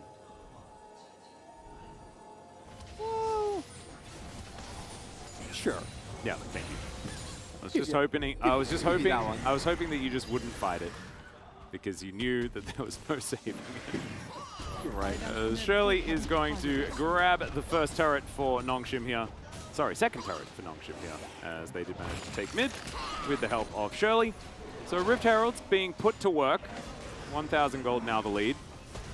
I realized my folly as I tried to argue against the supremacy of Cloud Drake. Yeah. And I've been in the LCK for close to 2 years now. I should just go through, accept it. It's all right. Nice. Actually, great crown value there. Yeah, there you go. Teleporting in, no biggie. That's how you use it. As Morgan is just going to knock down this turret. Can Nongshim actually find a player? As BDD is on vision and takes a large amount of boomerang damage. This is a double boomerang composition, which is cool. More boomerangs is cool. Gwen on the bottom side going to try and answer what Morgan's been able to do. But he is now taking an inner turret, and Fred and Brion just have so much control of this map.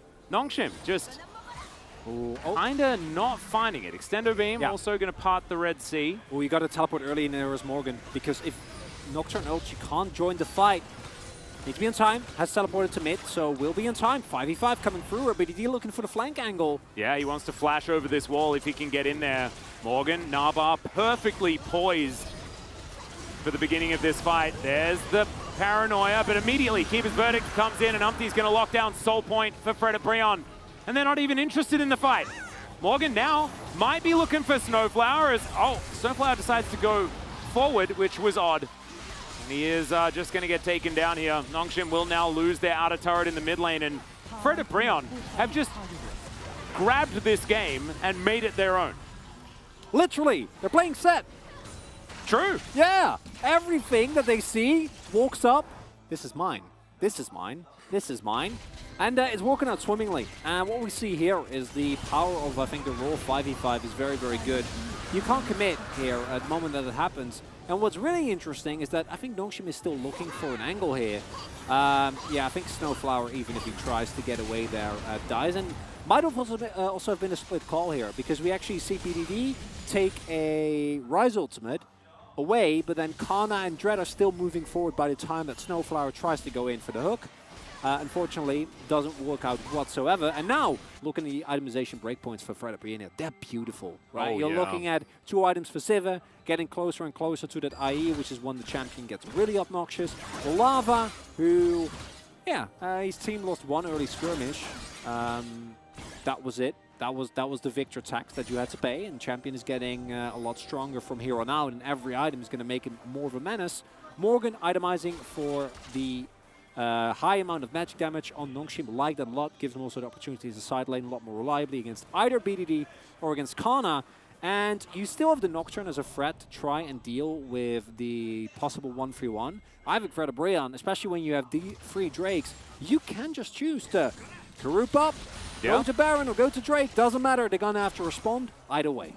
And they're just being so good at forcing Nongshim into making a decision on their terms. And that's something that we see from our best teams, not necessarily the teams that are floundering towards the bottom of the standings. Fred Brion, with the fact that Morgan was split pushing so aggressively, able to then leverage that into vision around the Drake, and then they get all of it moving in exactly the right way to guarantee that they had access to the pit without too much counterplay available for Nongshim, or the counterplay that was available being so obvious that playing against it was very easy. It's really nicely done. The setup here from Fred Brion has been fantastic. Coordination, team play, just the power of friendship. You know, that's how they earned their name, was by being able to do things like this. We've seen shadows of it. We've had reminders in some series as, okay, Ghost's going to dive forward. Maybe cast a Cursing Fred Brion here just a little bit, but instead, On the Hunt's going to get popped. Henna uses the heal as well. Gives them enough movement speed to get out. Yeah, Fred Brian, I think, somewhat of a bait. Might know that an engage comes through, but fortunately, oh, Morgan. Okay, Canna, not as immune as he wants to be. As Delight flashing in, there's the face breaker. Thankfully, there are some Merc Treads as Delight stops the show, but that is also going to stop the advance of Fred Brion, and Canna is going to make it out. The Ghost is going to speed him up just enough. Great use of his summoner there. Will be able to make it out. But overall, I think you take it as Fred Brian. Just getting rid of some ultimates early on here. Have used 2 of yours. I think they should be available though when it comes to the Sivir ultimate and the Keeper's Verdict. Those are the most important ones. I think the Showstopper still has a lot of value, but Set, especially with how far ahead of the curve he is here, still going to be a very good frontliner no matter what.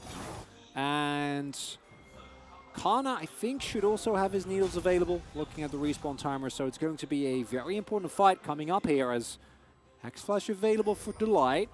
Yeah. They don't know. He's Hex Flashing into the brush. And yep, now they know that they don't know. And yeah, he's halfway through his ultimate cooldown. Ghost just going to walk on up, but not quite able to get in range for any of these Qs. Yeah, I think he might get it back as well. Okay, 10 ultimate fight. Yep. Give it to me. And if you lose it as Nongshim, it's not the end of the world. Cloud Soul obviously quite strong, but I think one of the souls that you can give up as Ghost. Okay, Umpty not going to get stunned, as unless he just Captain Jacked it, but I think he was just not close enough to the dead turret in order to actually get heroically charged. Now Baron is being considered by Nongshim. Snap of the fingers, and now actually looking for this opportunity. Extendo Beam flies in as, okay, BDD will be able to get the Rune Prison. They're looking to lock down Umpty. Flashes, gets himself out of the way. Teleport to come forward. Morgan's Naba is fantastic. Snowflower's just going to get taken out. Umpty in the back line, though, is just going to get murdered by Canna, and now Morgan is going to have to Nara him into the wall. His health bar is so low, but Canna, he uses his stopwatch right at the last moment. He will get taken down as now BDD. He knows that there is no way that he can win this fight. And now it's just Ghost and BDD against the world. It looked like Nongshim were winning. And that's Drake. That's the soul for Fred Brion. And only the General gives his life to win the war, because when this fight starts, there is a really heavy engage, but this is Poppy. We have seen this champion do this so many times. And then you can take that as Nongshim and be happy with it. Like, Umpty's out of the fight. You can turn this into a free Drake, but instead they try to hard force with a flank from Canna. There's enough CC available. Crucially, the health bars are just not low enough. And then, yeah, in the extended fight, I think Fred Brion, with the comp that they have, are always going to feel pretty happy. Kazari really isn't online yet. Ghost took so much damage early on there, doesn't have the IE And as a result, that's going to be the stall here for Fred Brion. Yeah, they will pick that one up. So Cloud Soul now available. Umpty can charge that Keeper's Verdict and then bolt into the fight. And Lava's Chaos Storm is going to be left in the dust. This super speed Victor, not to mention Henna and being Sivir. Having Cloud Soul. I don't know about this one. Well, Delight, X flashing around is okay. Are we flipping? Is the real question. Crown gets broken. So Lava's not going to have that damage mitigation for the next little while. Look at how quick they are. He's now on the speedy part of the Cloud Rift. They haven't even used Hannah's ult. They're zooming. Yeah. No, this is ridiculous amounts of movement speed. Also damage on the inner turret here. Look at the itemization as well. It's like a Poppy that has... The Swifties for the set, he knew. No, but there's Swifties, Deadman's Blades. I assume both Umpty, and I didn't remember, but I assume both Umpty... Oh, I love this. Have taken Slurity. So they're actually even faster. Wow, they do this Baron very, very quickly, though. As you can see, Henna caught on a bit of a reset. Lava throwing through the Death Rays. Delight doesn't have Flash, but he has Hex Flash. Umpty gets into the pit. It's going to be a 50-50 if Umpty is going to stay alive. Ghost doing a lot of damage. The Baron is secured. They managed to take down the jungler as well. Extendo Beam doing a fair bit of work, but Ghost has to evacuate. Gets out the back of the pit. BDD is going to give up his life, but he takes down the set first. Morgan will eventually secure the double kill, but that is the Baron heist secured by Nongshim. Very, very nicely done by Nongshim. This keeps them in the game. We'll have to give up a few kills, but you'll take that any day of the week, especially because you actually got 2 kills off of it as well. Turret is going to mean that initially this Baron power play is going to look a little bit silly. But overall, I think that this is still a huge win. Also denying it to Fred Brion, very, very important. Yeah. As you point out, no teleport here for the Gnar and Hannah caught. So a lot of the AoE damage that really threatens you in a situation like this for Nongshim isn't really there. As I think Umpty was forced to flash a little early because he was dying. So as a result, Dread is able to get it. I think the smites came through at about 1,000 HP. And yeah, BDD with surprising amounts of burst. Thank you, damage rise. Actually picks up the kill on the Light Air, who definitely didn't have to go down. And overall, big win for Nongshim. Keeps them in the game and gives them another opportunity at maybe winning a flip at Elder and just getting the game regardless. Because that can happen, Atlas. I've seen it before. I think there is a 50% chance Nongshim wins this game and a 50% chance that Fred Brion wins this game, Chronicler. That is what I think. And I think that we will find out exactly who it is in 2 minutes and 46 seconds. Oh, I mean, maybe 50? You know, we need to actually well, maybe we'll posture. Maybe we'll posture for a little bit first. It's way worse. Someone just dies. Like walks in, base checks, gets killed, and then they get it for free. Or maybe we base trade. Base trade? Well, look at these bases. They look wonderful. They're healthy. I mean, maybe it's just the location suits Nongshim better, and Fred Brion really do want to save a bit of money. We're not house something shopping. like that. Well, I mean, they seem to be trading houses. They were trading houses for a moment. So I was just, you know, I'm about to move house, so I was. Maybe it's on your mind. As Jet Set Radio Ghost is going to ult. Chaos Storm comes in. He just gets hammered into the wall. And his flash was just about to come off cooldown. I thought that he just refused to use it, but instead, now we're going to have to try and go for some sort of fight, but there is no Zeri. There is no chance. And the Gwen, she's back in base now. Not going to have any opportunity to do anything as Dread's just trying to pull the wave away to have any hope of keeping this game going for Nongshim. Fred Brion, they just decided that they were going to win that fight. And they did. I mean, you kill Zeri. That's the 1 week edition. Yeah. For Nongshim at this point, and it's not going to be enough, Atlas. Well, he is going to use his Zhonya's. Umpty trying to get around here, gets the heroic charge into the turret of the Nexus. It wasn't even available to be taken down yet as Delight just picks the set and has an absolutely amazing game. Nongshim, unfortunately, unable to add another victory to Zeri and Nautilus's belt, and the Nexus will go down. Fred Brion, game 1. 4 matches in a row now. They've managed to take it. Don't look at the rest of the games. In best of ones, Fred Brion would be one of the best teams of the second round robin of summer. Incredible. And if I remember correctly, Atlas, that was a red side draft. It was indeed a red side draft. It's looking good. It's looking good if you're a bro lever. It absolutely is. Yeah, if you're a hashtag bro memento enjoyer, then it's great. If you shed a tear when actually no, that's everyone. That's everyone. Yeah. Yeah. If that's you just are if a you have Nongshim feelings, fan, yeah. you are totally on point with that one. If you are a Nongshim fan, you know that the race to playoffs is fraught with dangers and very tough and not in your own control at all. But it starts here. It needs to start here. You can't drop this series against Fred Brion. And overall, very, very important that they bounce back here. But in terms of play, even with that win that Nongshim was able to pick up previously, it makes sense that all the inertia, the issues that have plagued them all split haven't really randomly left. And we see it here again. A couple of great early game plays, but when it comes to the mid game, this team just doesn't really know what to do, where to go, and how to play it out. They don't make the proactive moves, and Fred and Brion were playing a beautiful macro game. They will. They were just doing exactly what they needed to do, and there were some aggressive flashes. There were some great moves from BDD in the early game, but that also petered off towards the end. So we want to see more from Nongshim, but we want to see exactly the same from Fred and Brion. This is vintage, and I love to see it. We are going to go to a short break. When we get back, the analytical carpet space will take you through that game one.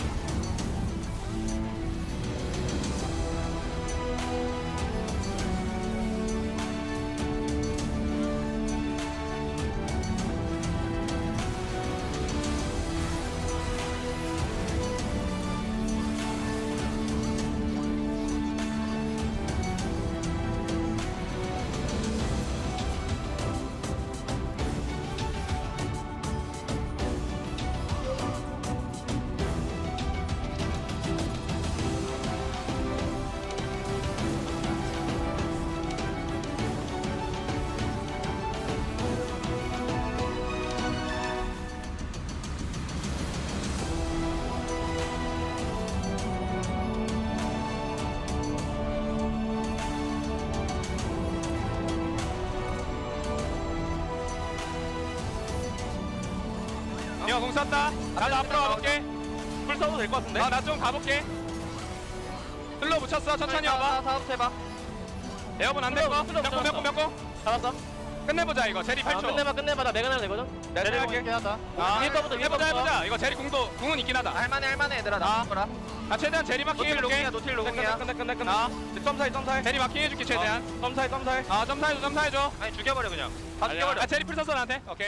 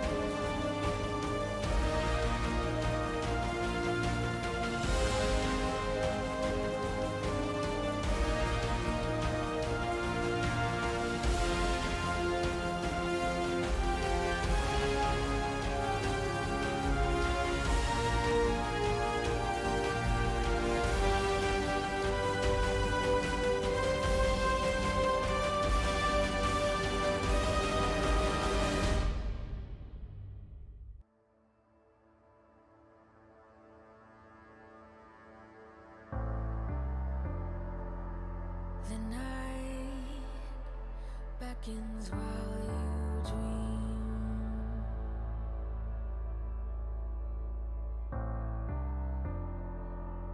A life never lives in peace.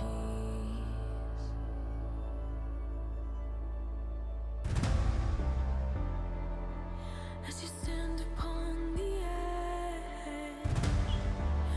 woven by a single thread,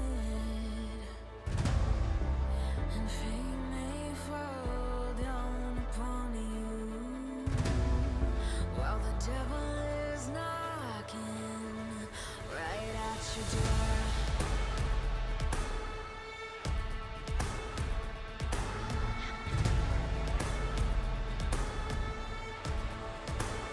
So are you restless?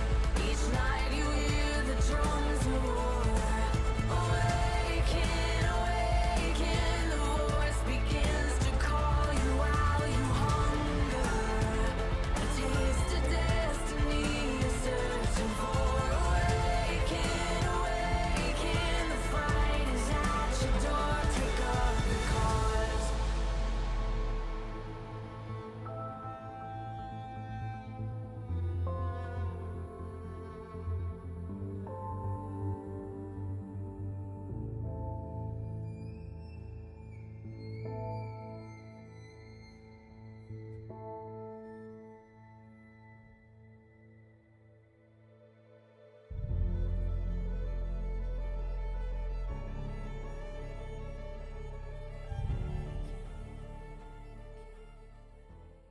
We cannot conquer you here.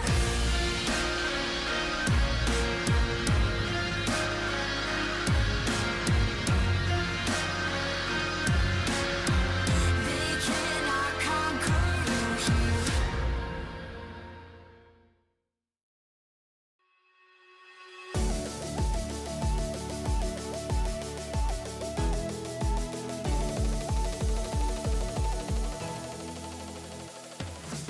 Hello and welcome back to the Analyst Carpet Space. It is me, Valdez, with Wolf, and we just had a Game 1 victory to Fred at Brion, and to be honest, that was a pretty dominant victory. I was a little bit concerned about the Victor, but actually ended up being okay. So the draft we had a few concerns about. Obviously the Victor has a very low win rate right now, but is a very good pick into the Rise. We saw the win rate historically extremely strong for the Victor. Obviously feels like a pretty nice laning phase. A lot of that win rate, of course, based on a time where Tank Rise was being played, Victor was doing a lot more damage.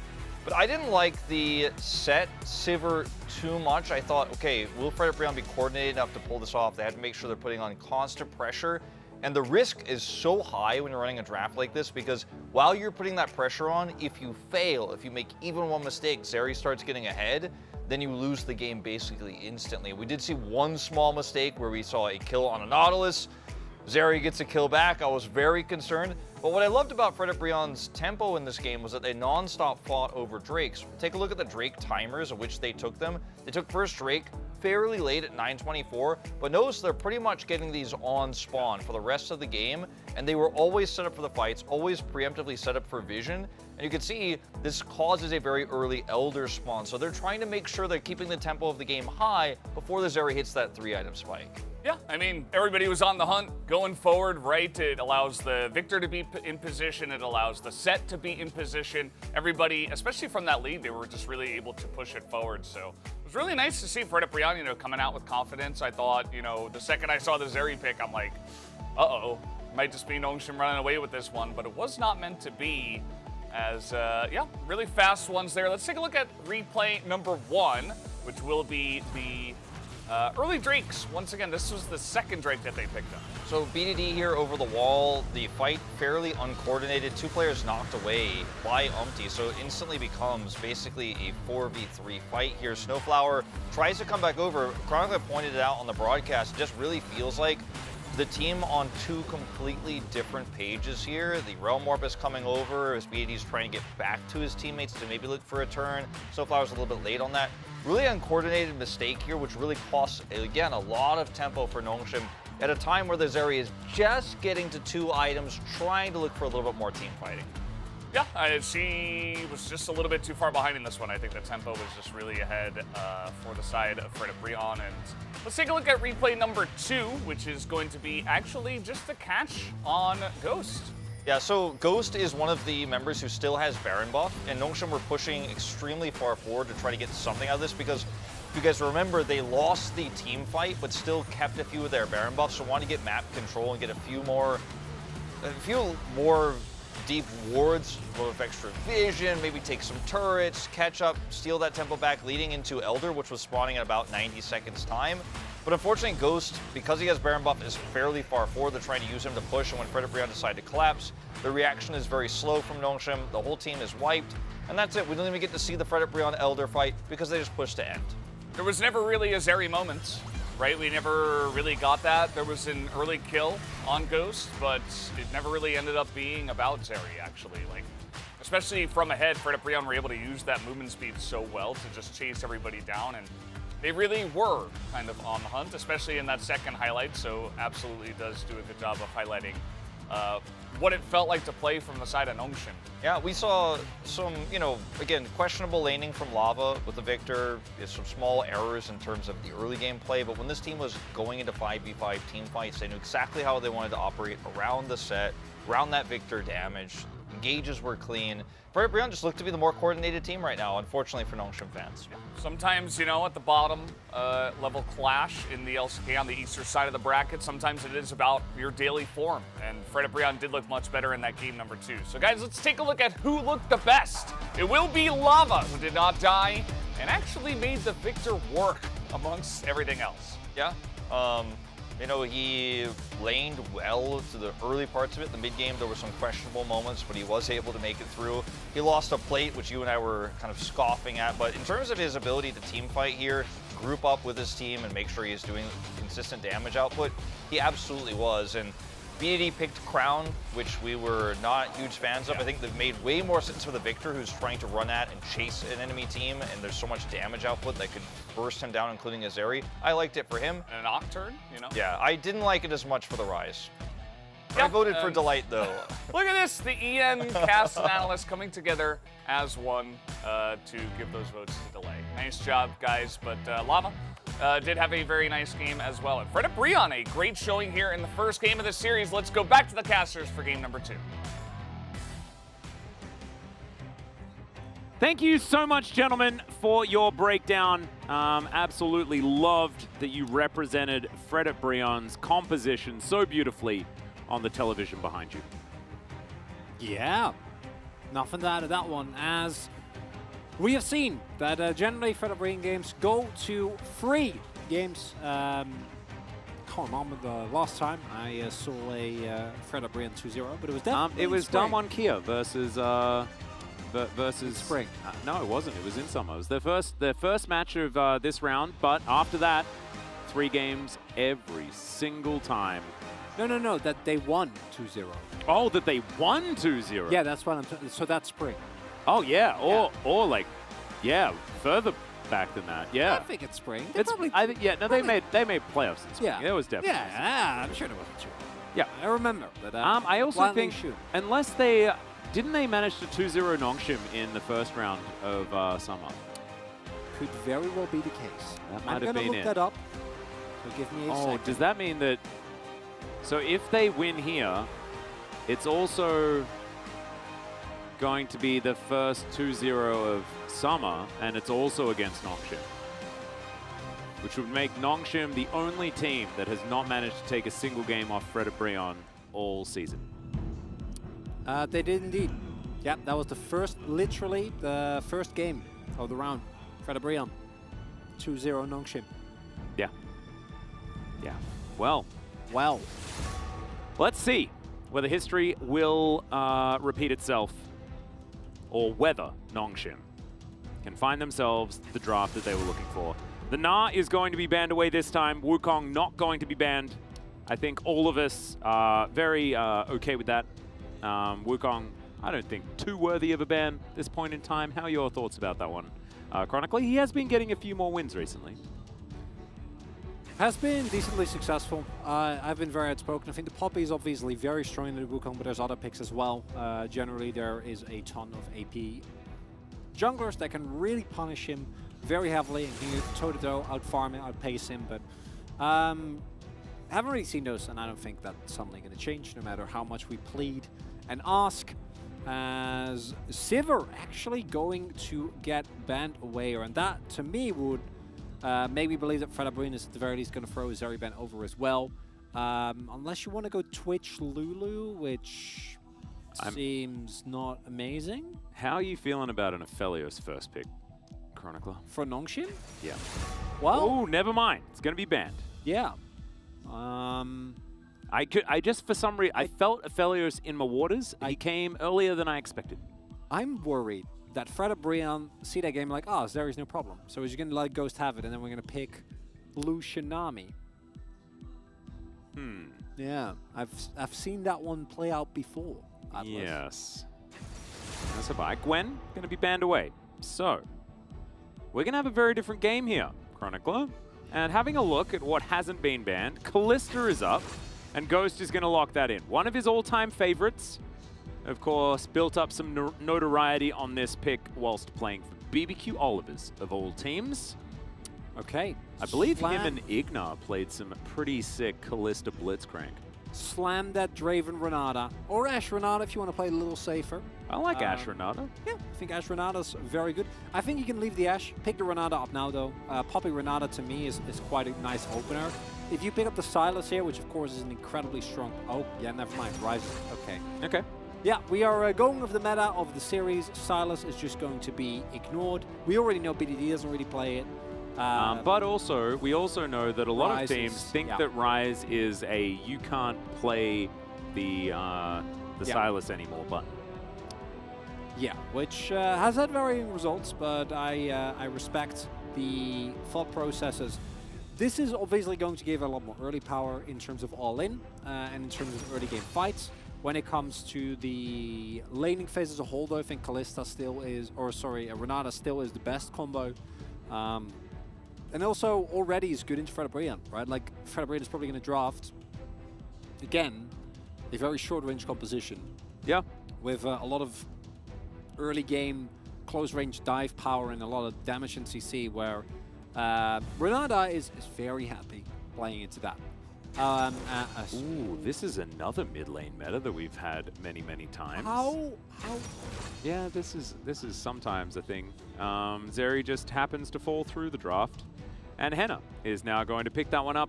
Third time of asking on the red side, meaning that now they can ban away a bunch of junglers and top laners and really sort out how this game is going to look.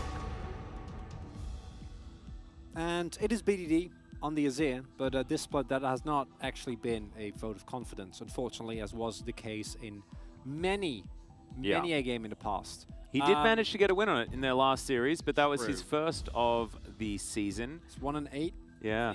1-7, I think. So clearly, the only thing to do here is you lock in Italy, you lock in Renekton, and you just go for the good old-fashioned Genji comp. I'm into Play it out that way. Hey, no. Morgan. I mean, it was Rascal a little bit earlier, but Morgan came from the LPL as a Renekton one-trick. He was like Renekton Aatrox. He was the top lane of Live Sandbox personified. Hey, Atlas, there is an R5 Aatrox opportunity here. Don't you worry. We can still get to that, as I expect to see the sport being picked up here for Fred Abrine. I like the on. Yeah, like the old man a lot. I think that would what you're looking for is for the Abrine here is ideally some front line. Leona, pick that the light feels very comfortable on and has a lot of great non-committal CC. Can feel very risky into a Renata and a Moomin lane. I do think obviously your level 1 is way weaker. So we're going to get the self-counter pick on the Wukong here. Yeah, very curious. Into the Poppy. And then close it out with... What is the quintessential top lane pick? Yeah, Gangplank. Okay. Oh, there we go. Yeah. Yep. It is looking very much like a Nongshim draft. Gangplank locked in. Sion, right?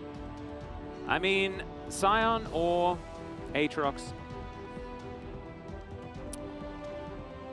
Renekton? Maybe Gragas? Just do it. Oh, there he goes. okay. We knew it. Come on, chat. You know what to do. Morgan brings out his favorite champion when they just decide that it's time to 2-0 Nongshim again. Atlas. Gameplay's really good into Renekton. No, Yeah. not when it's Morgan. And sometimes that's just what you have to do. Gameplay? They're like, Nongshim, you're going to pick Wukong into Poppy? Hold my beer. Here's Renekton into Gangplank. With a 10% AD scaling on his Dominus, Oh, yeah, I'm pretty sure that changes the entire matchup. I don't know what you're talking about. I can see your brain, Atlas. I'm not on board with this. It's not okay. Okay, let's move past it. As overall the composition from Fred O'Brien has a lot of power in the early game. Renekton, even though I think the lane matchup isn't even that great, if you do get assistance, very, very strong. Still plays into the early skirmishing style, as I assume either coming out of the army or going to the army very soon, or taking a break just so he can see Fred O'Brien here, which... Yep.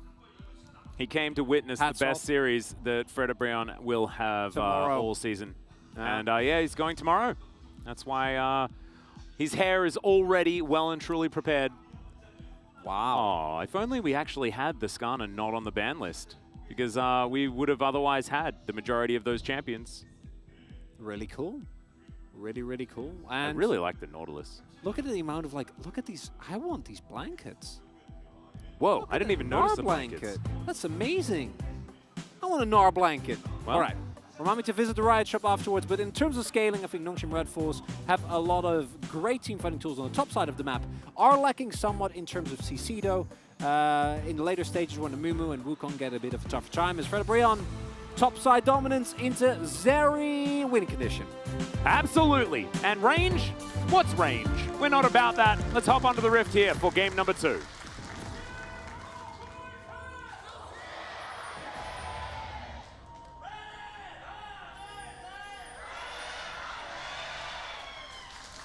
Fred O'Brien fans just so ready to see a potential 2-0. Nongshim very ready to 5v5 at level 1. Yeah, as they should. Amumu has 2 buttons. He's very happy about the whole situation, as Ward gonna get spotted. Nongshim find themselves on the other side. Fred O'Brien now just trying to stay hidden. Okay. Man, this is very cute. They could be in that pixel brush right now. As okay. The next bandage toss has not come out yet. I don't think you wanna. He threw a blind one earlier as well, I think. But you don't Okay. really wanna 1v1 here. Oh Fred O'Brien. no. Oh, no. No. That was an award. I thought BDD was 100% going to get caught God. out there, but Oh, no, God. instead they're just going for Dread. Umpty's flashing. There's the heroic charge. He went towards the wall, and first blood picked up by Umpty onto his opposite number. Delight also finding a Zenith Blade, but not really going to amount to anything because we're level 1 Chronicler. And already, I mean, Dread did this actually in a series that they won.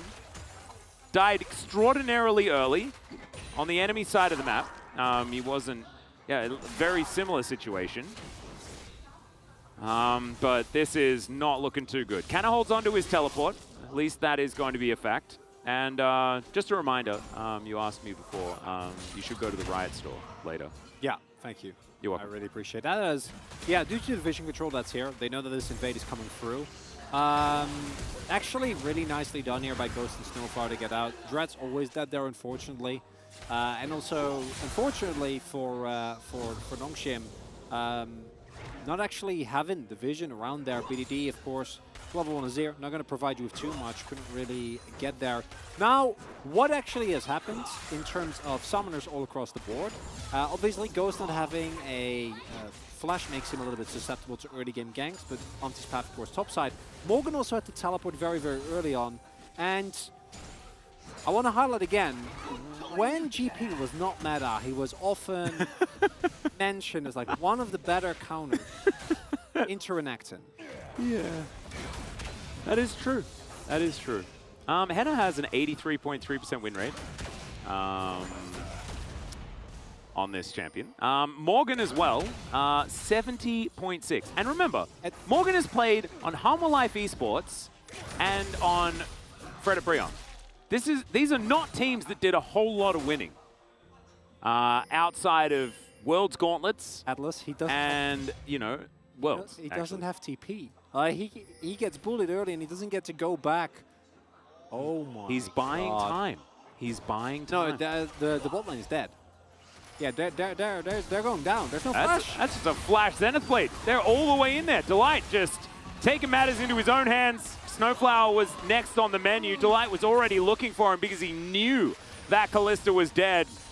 Morgan also spared for now. See how much like a handbag he is going to be, because all jokes aside, it was definitely a very, you know, how should we say, confident pick of the Renekton. It was comfort, Atlas. And, It was. you know, when you get good enough, comfort's all that matters. As Morgan is dead. Yeah. Okay, so slicing. We will be dicing. Hold on. But he's got a lot of rage. Actually, no, that was the dice, so he doesn't have that. There's the flash over. Morgan went for the Q flash, instead flash Q'd, but it wouldn't have mattered either way. He is still going to get taken down as Dread will pick up the kill. Unfair, 2 versus 1. Still, Morgan now going to have to give up a lot of farm. Yeah, because while the bot side gank worked out successfully and Ghost died and is relatively far behind in terms of CS, when it comes to the actual wave state, was much better. Waves was, I think, mostly shoved in, and I wasn't really able to build up a CS lead off the back of that. Whereas for Morgan, he now is flashless, has no teleport, in a matchup that's very rough, especially without jungle intervention. And it looks like Umti has decided to play towards the bot side of the map, which with Azeri is completely fine. I don't really question that decision. But it just means that for Morgan, things not getting better. He picked up a second Doran's item and a pot. He's a soldier. He is a soldier. He's much like that fan in the audience going off to the army tomorrow. He is ready now. He has a sword. He has a shield. He is prepared for the beginning of any RPG, as we're going to check this play out one more time. Yeah, very nice hack splash from Umti over the wall. And they get a kill on Ghost. Never really getting out of this one. Kill on Zeri is very, very valuable. And then the unfortunate thing here is that Morgan probably wins this 1v1, especially with Flash. But the moment that Dread shows up, went for an invade upon seeing Umti, you know that you're probably going to go down here. And Morgan tries to, I think, save his Flash for the large amount of time. Really nice Flash from Dread over the wall there. That's a pretty big one. And if you don't hit that, you're going to feel extraordinarily silly. But fortunately for him, he does.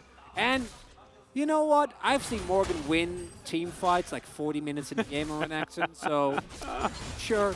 Yeah, I'm just going to embrace it. There is no fighting this. We knew the Croc was going to come back at some point. Might as well be Lord Morgan. Yep. And in fact, we kind of knew that it was going to be Morgan or Rascal. Rascal's been very happy winning on Gwen recently and things like that. As, okay, now we're all just going to hang out together. Heroic Charge is going to easily put Canna down as he does manage to get out the cannon barrage, but as you can see, Morgan's pretty tanky with that Dominus. Did you witness? That felt 10% Don't you dare, Atlas! Don't you dare! I had to. Actually, was probably. No, I'm looking at his items. Didn't matter at all. No, of course it didn't. Well, I wanted to give you a fair opportunity. You know, I wanted to really think about it for a second. Now it would, because now he has a pickaxe. He does. Previously, it didn't. It's still the same crocodile. They did do a pretty nice dive towards that top side of the map. Perfect gameplay. This is, and if you didn't catch LCK last year, this is the reason why Rise was basically perma pick and ban. Same for TF. This is just what they do. Get a shove in mid, rotate to side lane as Lava. Ooh, nice little flash there from Lava. Does get him out, but still, that makes Rise a sitting duck in that mid lane for BDD to come and collect whenever he would like within the next 5 minutes. And overall, early game in general here, looking pretty good for Fred Brion. I think that the only downside I see with a comp like this, if you do fall behind and you don't really get to use your strong top half of the map to snowball, your Zeri does really take a while to come online. And you will have some beefing online, which will be very valuable as Every time that happens, I have to hold my breath because it is Morgan. Well, BDD is now going to move up towards Dread. Umpty. Okay, you can see the Rift Herald. Shelly's there fighting something in the bushes, and you probably know that it is Dread. It's going to keep it leashed for the moment, as you can see, Gangplank with the lane push. But Morgan, he's still going to move first. We're fighting. Yeah, Umpty's still looking for this one. Dread going to use that Warrior Trickster, gets himself over the wall.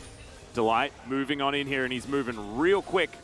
Actually, just looks quick. He's only got some brown bags, so I think I need to stop getting a little bit overexcited here for Fred Freon and their gameplay. As talking about the movement speed of Leona is not going to do it. However, they just say thanks for the leash. And Dread does have to back out. Yeah, and this is where, even though the Gangplank in terms of laning matchup is very, very strong, you do see the problems for Nongshim once they try to make a play on the top half of the map. Because while the bot side of the map is still, even with the gank, going to be in favor of Ghost and Snowflower because they're windy all in and they have the continuous shove. Setting up plays on top of the map, you're way weaker there. Like a 3v3, 2v2s between Renekton and Poppy and Ryze versus Azir, Wukong and Gangplank, just not going to be very good. So you really have to respect the skirmishing power that's available there as, yeah, Dread's there. They spot him as well, but it also doesn't really matter as, oh boy. All right, I've seen this one before. It happened moments ago as Canna, he needs a whole bucket of oranges to be K after this one. And I don't know, man, it looks to me like Poppy Renekton versus Gangplank is much stronger. I said that, Atlas. I just finished my sentence. Oh, this is the dynamic that we're going with today. That's I don't like being this. No, I was just saying no. The lane just the isolated lane matchup of Gangplank like versus Poppy Renekton, because that's what the lane is. It has been. Yeah. Hey, don't forget Ryze. I was for a little bit as well. I was definitely not trying to counter your point, which was also absolutely accurate. And one of us has to stay serious. Thank you so much for all of the effort that you're putting in, Chronicler. Well, I've been shouting at you a lot tonight. I feel like I'm being completely serious. I sometimes wonder if people know that like all of that is completely serious. No, don't. Oh. That's not. No, we're not trying to trick people here, Atlas. All right, look at Morgan. He's like, I just really want to cue that wave. He does so, and he slices, and he dices, and everything is fine. Doesn't have flash. All right, in goes Umpty. Another heroic charge. What has been this early phase of the game for Umpty? He's been playing like a man possessed. Realm Warp actually not going to be taken. They didn't have any vision, didn't want to risk it. And so now just going to back towards top side. That's first Hero Blood. That's going to be Morgan getting even further ahead. Oh, another Hex Flash over. Umpty, I don't know where he's taken the time to be like 4 camps in the lead, because he has been all over these lanes, every single one of them. Oh, no, just leave. Well, he's going to leave now. There's a Herald. Oh my god, are they not even going to use Herald? No, don't need to. As in goes Dread, looks for lava. Sorry, looks for lava, but they will get that kill. That is definitely a good thing. However, the fact that this tower will probably go down and Umpty gets to hold on to the Rift Herald is nuts. So rude. Don't even use it? Well, Umpty is now just able to run away if he wants to. Can also fight if he wants to. And look at this. They're just denying as much of the wave as possible before taking this first turret blood. It's like Renekton was never nerfed. No? Don't remind the LCK, Morgan. Those are dark times. I don't want to go back. If he now goes back and then misses the last plate, he's going to come back with a Gore Drinker and kill Kana and get... Oh, no, not even going to need the Gore Drinker? Okay. That's fine, Morgan. Well, he's got an Iron Spike Whip. It's basically the same thing. As Umpty's going to put down the Rift Herald here in this mid lane. That is likely going to collect a couple of plates for lava. As, all right, ulti just going to be channeled as Umpty pretends to be a helicopter for a little bit, guarantees the charge, gets some money over to lava. At least I'm pretty sure he did.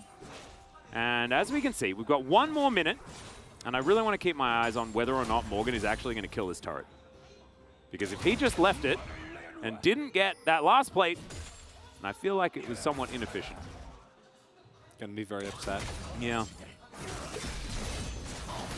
Morgan going in, slices and dices and loses the trade, as you do into Gangplank. Yeah, he also hasn't backed in a long time. Oh, yeah, kinda. I would. Oh, that's.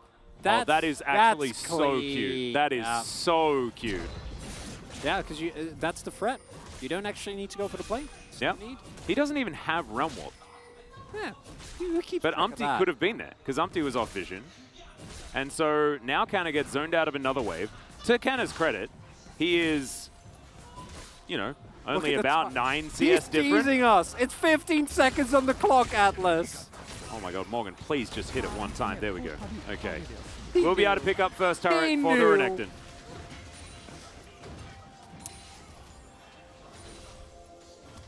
I don't want to vote for You are Crocodile voting again. for R5 Renekton, Chronicler. Oh no, I'm kidding. Are you kidding me? I voted for Umpty. That's the only correct. Oh, actually, that's it is. Yeah, but that's actually the real vote. Dang well, it.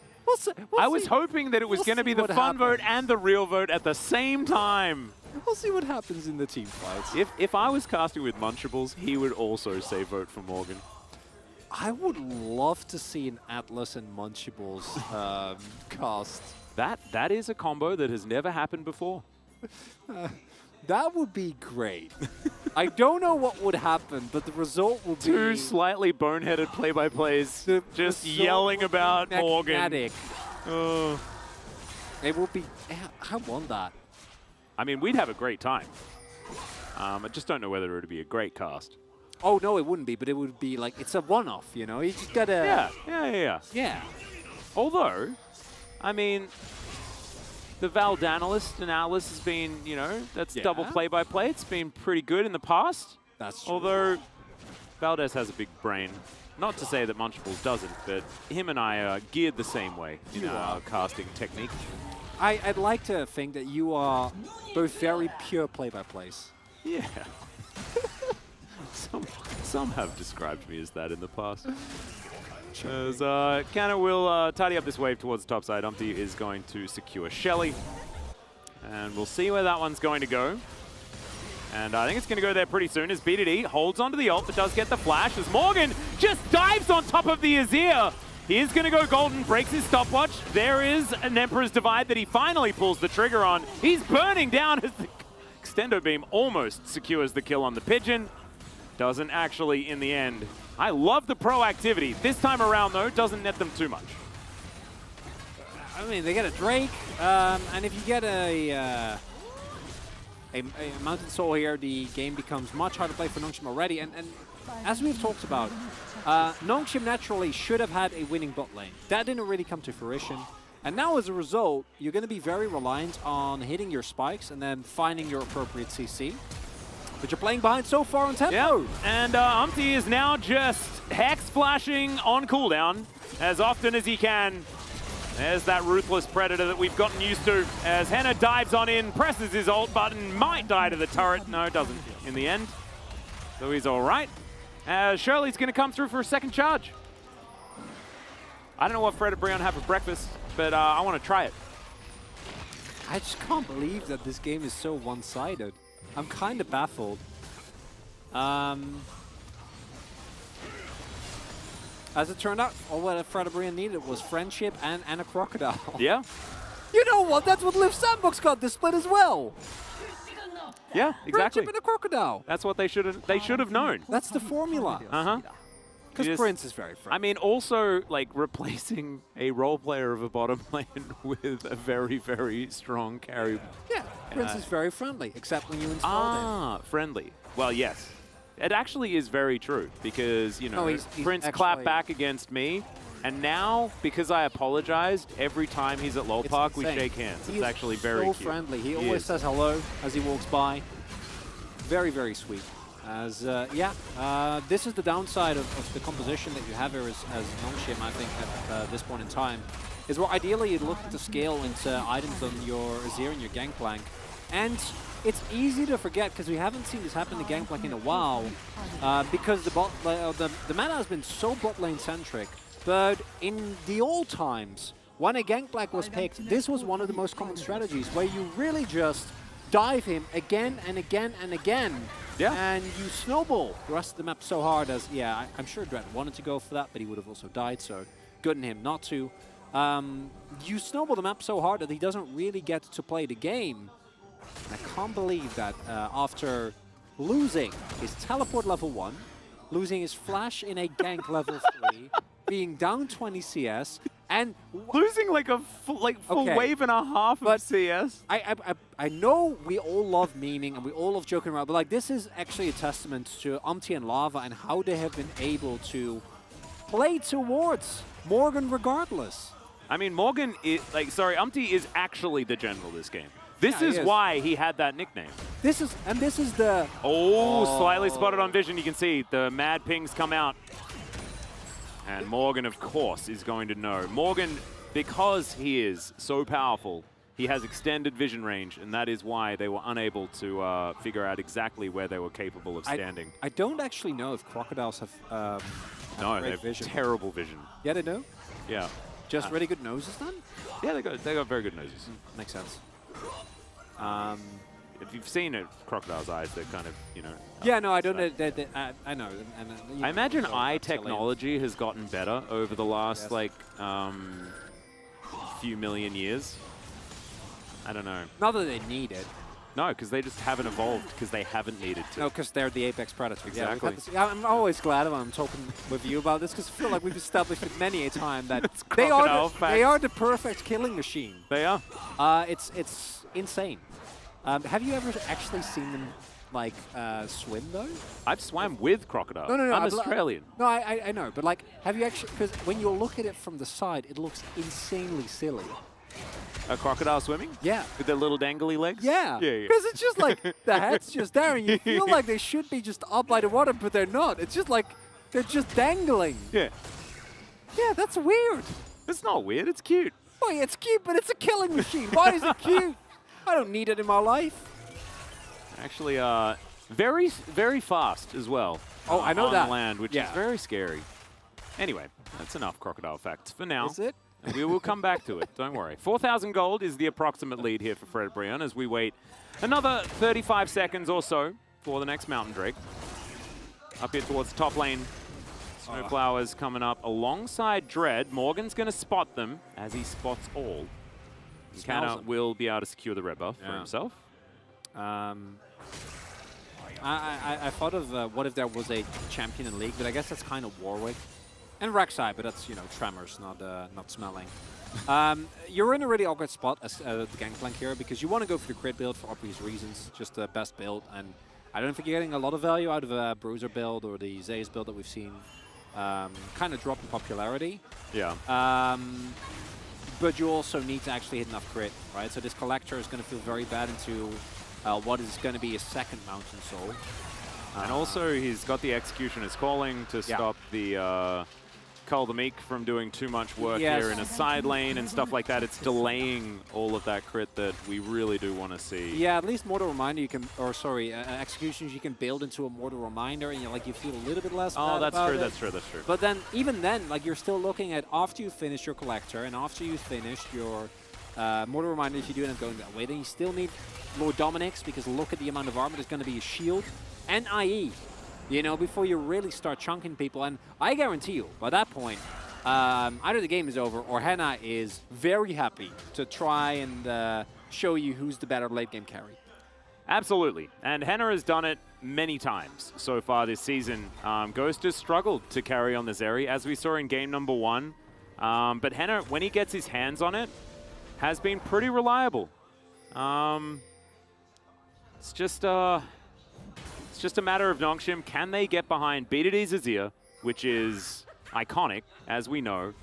And if it was any other season other than this one, I think that a lot of people would have a lot of different things to say about it. Canna on the GP as well. It's been one of his premier picks, and if you have a look at the top lane matchup, you're very happy if you are a Nongshim fan. Until you saw how the game was played from the general.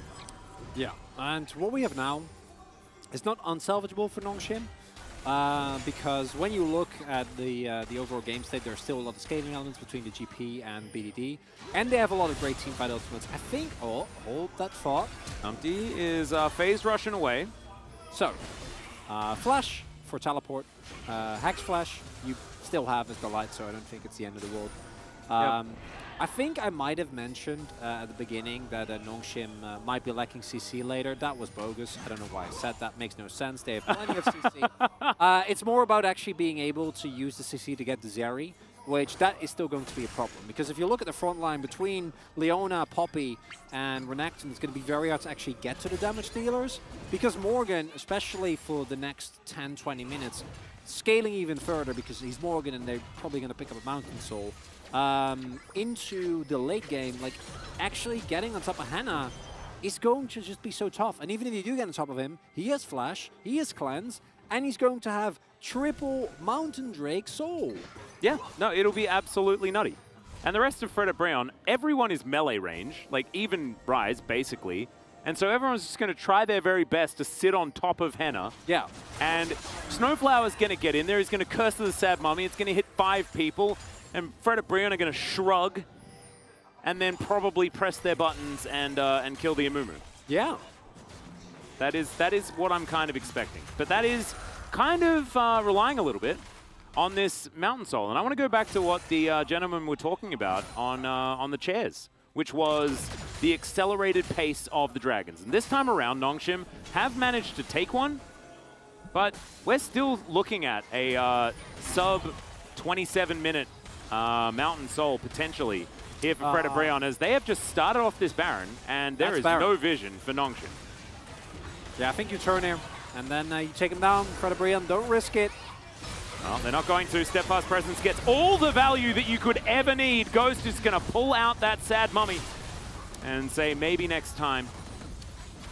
I think you take that as Nongshim. You got him off the Baron. You force Cleanse on Hannah, which actually is a very valuable summoner into the Nongshim composition, and you get a teleport from Morgan. So overall, not giving up a lot. All you had to use was a couple of your own ultimates, and going to be a nice result. The problem is you can do it with Baron, because Baron is a threat. Can't do that with a Mountain Drake, because at this point in the game, as for the Brian Mountain Drake, you could not care less about. The previous Mountain Drakes that you murdered actually make this one even less relevant. Yeah. Which is kind of sad when you think about it for a little bit. Yeah. I think about it as, you know, Morgan's relatives on this Renekton, you know. That's even worse. I know dragons are mythical, but they do look somewhat crocodilic. They're lizards. Kind of like a gecko is so very similar to that Mountain Drake. As it's getting late. We've been awake a long time. Yeah, we're trying our very best to survive. As there could be, there could be another game. I don't want to see. I don't want to see what happens to us when we get to a third game. I don't think it'll be good.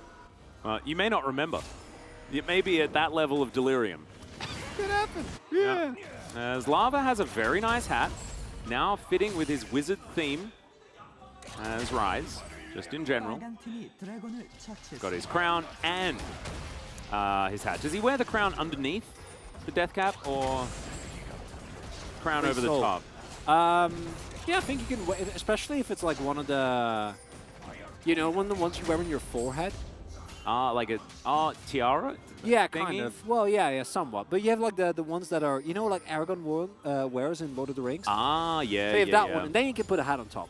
I guess so. Yeah, it's a bit. At least a fez. It's a bit of a hat and hat, but I think it's okay. Yeah, like Johnny Two Hats. I should not make Mighty Boosh references because I don't think there was not a lot of people. We've had this conversation. Yeah, they watched that show.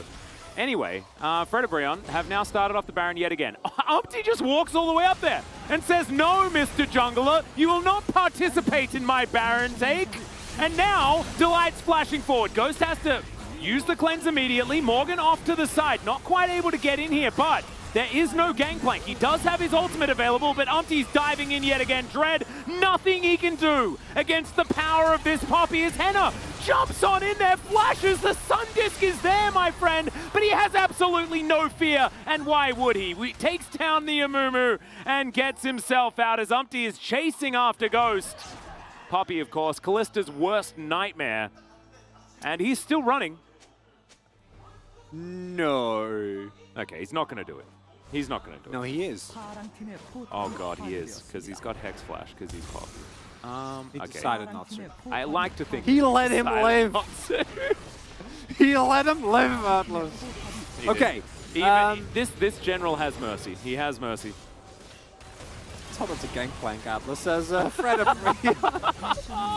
really nice engage there coming through from the light. Unfortunately for Nongshim at this point, you're basically forced to try and at least check it out.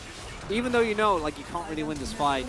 At the very least, you get a bot side turret as Kana is shoving in there.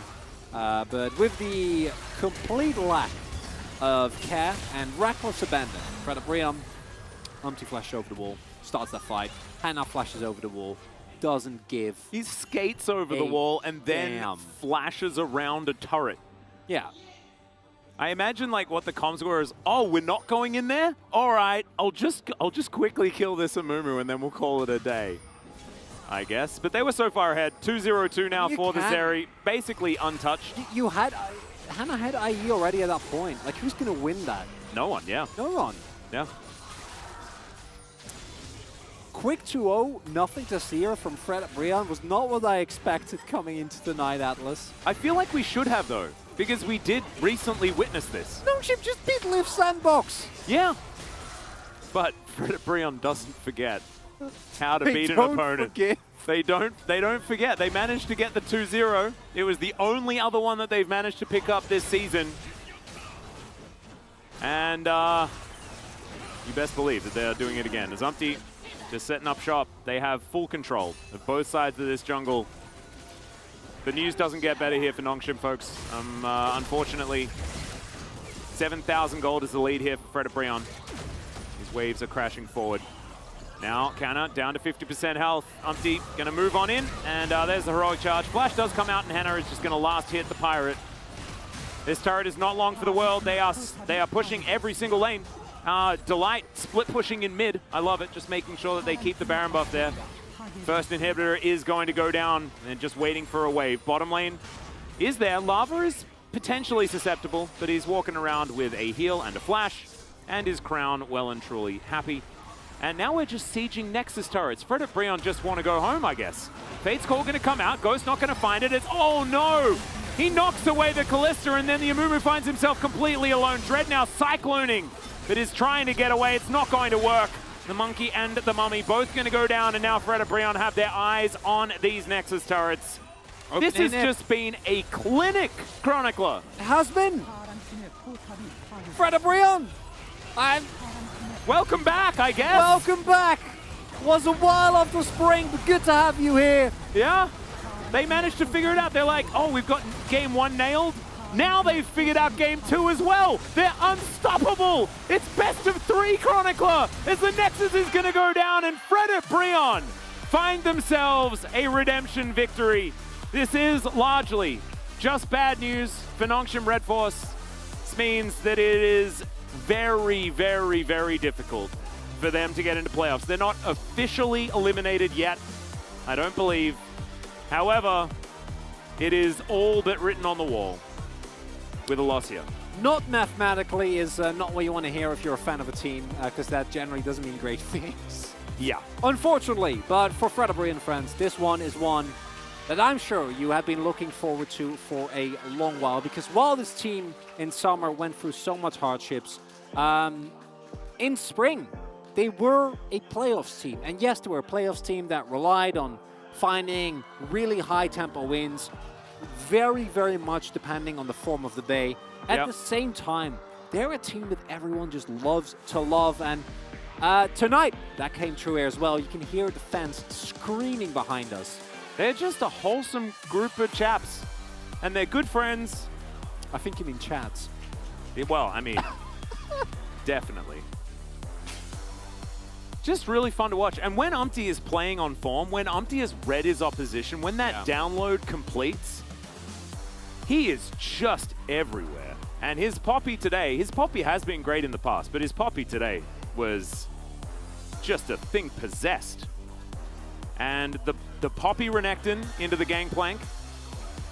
Fantastic lane. There's the set. It's actually pretty good there from Delight. He's got some form. He's rotating well. I'm loving it. Throws his hips in there. Very nicely done overall, I think, here from Fred O'Brien. And on the flip side for Nongshim, it is a very, very sad loss. Another 0-2.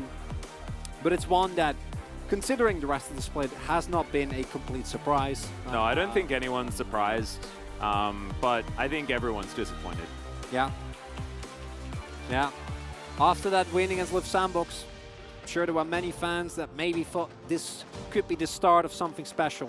This could be the turning point, could be the start of a miracle run, the likes of which we haven't seen for an entire year.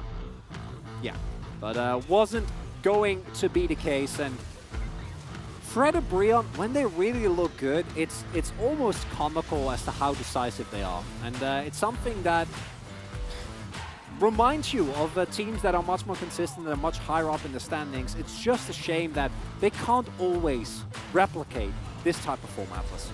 Yeah, no, exactly.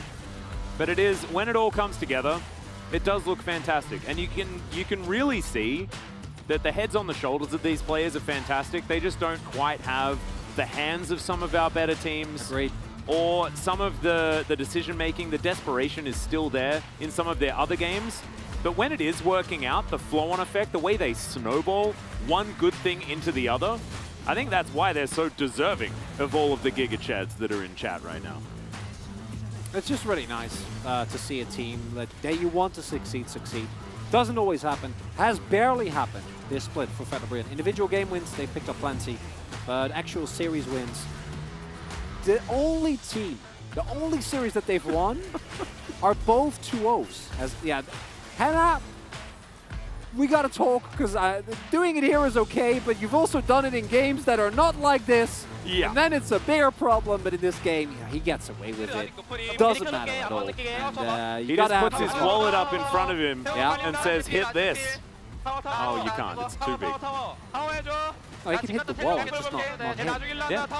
Just the wallet. Oh, yeah, right, but it doesn't affect the wallet. No, the wallet. Couldn't care less. Some happy Fred at Brion. And I think we will be able to have a chat to Umpty as well, I would assume, with such an incredible performance. I'm hoping that there's at least a few votes for Morgan. I really hope that the Chinese broadcast vote for Morgan just out of nostalgia. They're like, oh, he came from our region. He spent some time there. I'm so proud of our boy. Well, he had a great game. Picked the Renekton into Gangplank as well, which is definitely a courageous choice. Yeah, he hit Umpty on pop. R5 Renekton. I didn't think that R5 Renekton was going to do it, Chronicler, but it did. 2-0 for Fred Brion. We're going to throw it over to the analyst chairs and collaborative carpet space to break down the Fred Brion 2-0. That was another Fred Brion 2-0. When they win, they only win in style, Giga Chad. Thank you, casters, for that wonderful cast on the day. And we are here at the collaborative chairs and carpet space for what was a pretty interesting draft to start off with. Obviously, the Renekton did come in here, the Kalista first pick for Ghost. What were your thoughts on this one, Wolf? Well, I mean, I think a lot of people want to tease the Renekton pick as something that's not strong or not meta or dated. It was a very strong counter pick to Gangplank. Historically, we saw that record come up there, and it's Morgan. So you do kind of trust Renekton's. Damas got buffed on this patch by like a small margin. But I think that overall this draft is extremely punishing, and the one weak point for Fred Brion is, of course, the bottom side against Kalista Amumu. But it's Ghost again in this laning phase. He hasn't been able to dominate like other carries, because this draft from Nongshim right here is straight up a round one DRX draft from the season. They played this style of drafting pretty much all throughout round one. Great success with Zeka on the Azir, Deft on the Kalista. Nongshim just can't pull it off, and it's a big gap in the jungle, unfortunately, this time around. Yeah, that's what you were talking about while we were watching. You know, the Wukong comes in here against the Poppy. I think a lot of our junglers just think, hey, Wukong's just strong. We're just going to pick it regardless of what it's against. But Poppy has shown time and time again it has a lot more ways to get to that bottom side, to make ganks happen and to make dives happen specifically. Umpty didn't even have to dive, but he made a kill happen on the bottom side very early on. So I think we can get straight into our highlights, which are going to start off by highlighting Umti's presence in the early game. This is why Kalista in the early game with a draft like this is very weak. Because in order to get the laning advantage that you normally want, you're in range of popping Yankee. Wukong can't handle that pressure in the early game. Then top side, Umti was everywhere. He was bottom, he was mid, he was top, he was contesting Drakes. Yeah. They set up for this early kill for Morgan. Obviously Morgan did end up getting traded back once in this lane, but comes back here a second time. He just wants to remove Kana from the game. It almost felt like the point of Umti in the mid game was to just tilt Kana off the face of the earth. And he just repeatedly gave Morgan opportunities to carry and get ahead. Yeah, absolutely. And, you know, we only pulled 3 shots, but there were multiple times where even when he wasn't getting kills, he would just run top, show, and like get behind the turret and then It was run like mid, scrying show. him Yeah. while he was hiding behind the turret. It's ridiculous. Like, they just were not allowing Kana to play the game. A lot of that had to do with Umti's early presence. So that was huge. The Poppy gets tons of value in the jungle. Let's move on to the Baron fight that we did have later on in this game, which, again, This is no vision. I mean, they know notice what's happening. Kana, you and I really focused on this a lot when we were watching this ourselves. Like, obviously ulti comes out here from Umti, knocks away the enemy jungler, so there's no real contest. So from here, you know Renekton's flanking, you can't actually close the gap. Delight has a really nice engage, and there's no cannon barrage from Kana, who's just side laning on the bottom side. Also has teleport. It's like he's just decided this game is over. He doesn't even want to, he wants to save his KDA, because he could have cannon barrage to maybe help a big turn from BDD, who does have Emperor's Divide. And like, BDD's holding on to Emperor's Divide. It's not one of these no-shot games where I'm like, BDD, when are you gonna ult? Are you ever gonna ult? Are you ever gonna hit that button and try to turn a fight?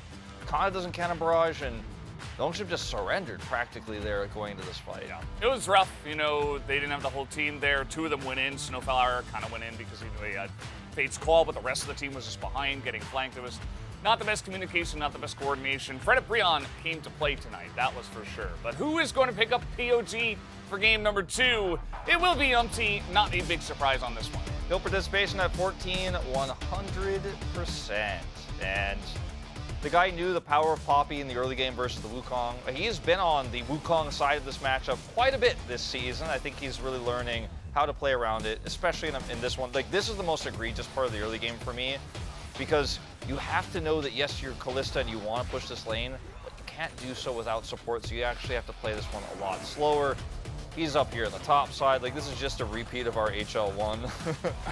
We'll probably just skip straight to where he boots him out for the Baron. Nope, we're going deeper. We're going bottom side, Kana. Another one. Yeah, Kana gets dove top side. He's like, oh, it's safe for bottom side. Maybe I can farm there. Nope, no. This is underneath 2 turrets, not just the one, so 11 out of 13. One Morgan Media over there. I like that, you know. A vote for the Croc, a vote for, I suppose, the Realm Warp that one time. Nice. The Chinese cast didn't even give Morgan the vote. It was the media vote. Doesn't even line up. Either way, guys, we do have the interview ready. Let's hand it over to Jisung for the translation. Thank you very much, guys. This is Jason for the POG interview translation, joined by Umti Lava from Freddy Prion. Congratulations! Any word over to that fan? I love all the enthusiastic fans for Freddy Prion. I love you, all the brew leavers. Congratulations on that win. How do you feel? Well, I think heading into the second round robin, I think we were able to have better performance, but we were not able to just get the match win. But I'm happy that we were able to get a clean 2-0 victory. I think today we are able to execute what we have been practicing, and I think we did as good as we do in practice and scrims. So, I mean, I was not aware that we were 4-0 against Dongshim, but I guess we do. I've never thought that we are stronger than them all the time, but I guess the outcomes kind of tells the whole story. In game number 1, Lava, you played Victor after a pretty long while. This was the first Victor in this current patch version. What were you looking for with that Victor pick? With the Victor added to our comp, I thought it would be really great. Especially, you know, the late game, he has great synergy together with Sivir as well. And Rise and Victor matchup is actually in a huge favor of Victor, 6-15. However, I mean, today's Victor was even stronger than other regular LCK Victors. So, what did you focus on in the matchup?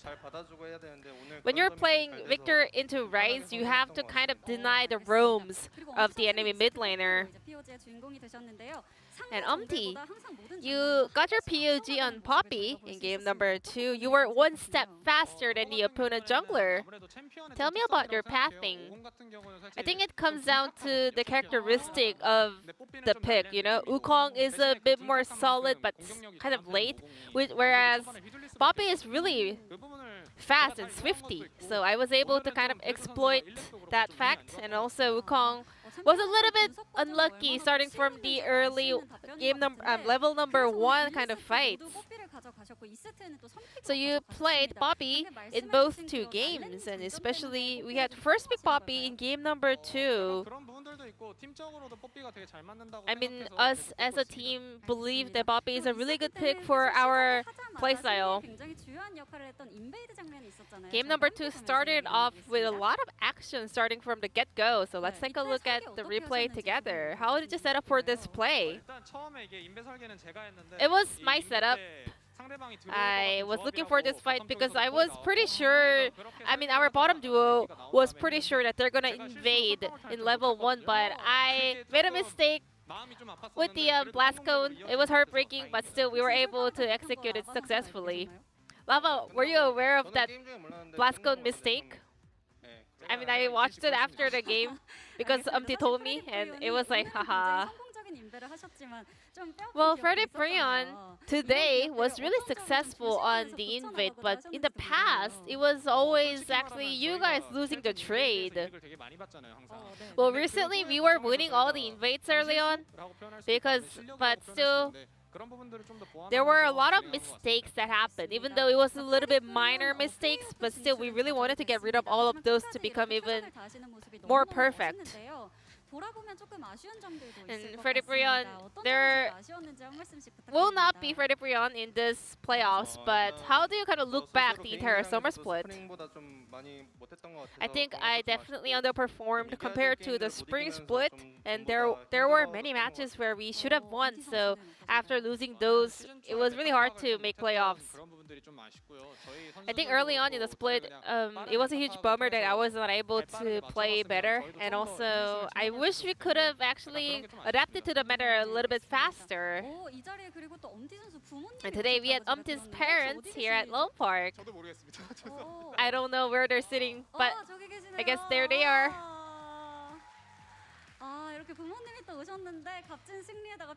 It must have been a great day to kind of get the victory in front of your parents. Any words over to your mom and dad? Thank you for raising me, and also I want to say I promise I'm gonna be successful, but that might be a little bit hard, but I will continue to be a professional player as long as I can.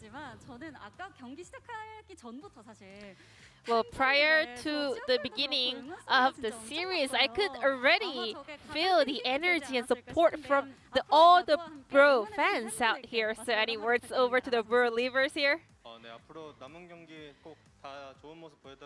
I hope to showcase the best performance possible in the remaining matches, and also whenever we get the loud cheers from the fans, we get to win, so please keep supporting us. Thank you.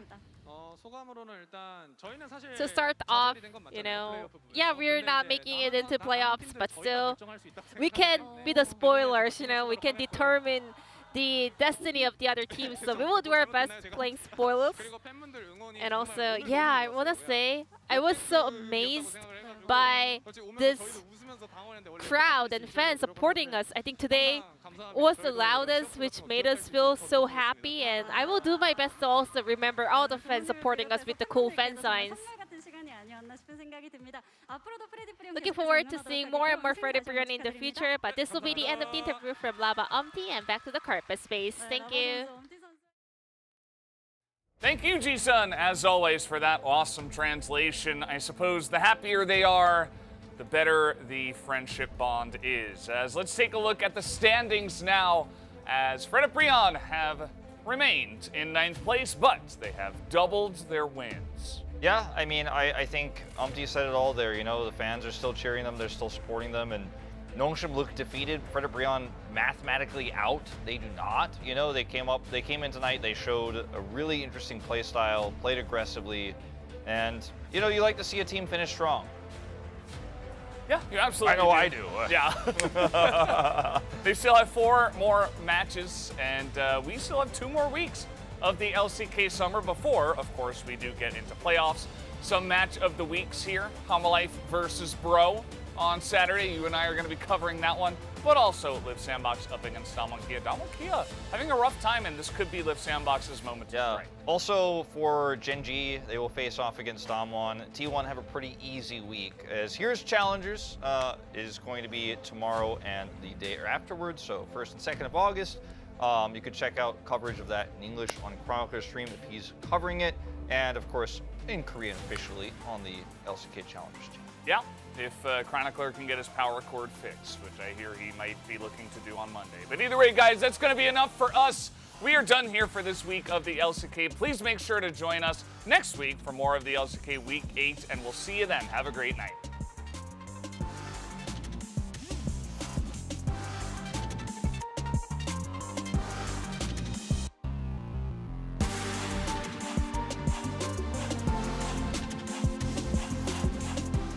Standing on the edge of this big love.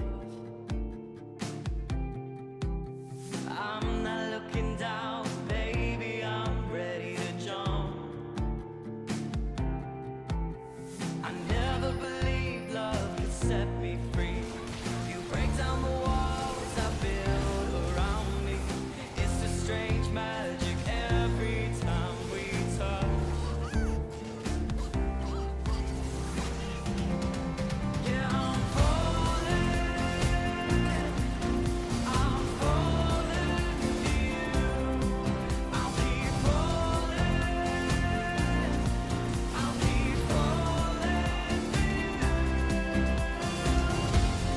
You are my greatest weakness. You are my greatest. You are my greatest weakness. You are my greatest weakness. Standing on the edge of this big love.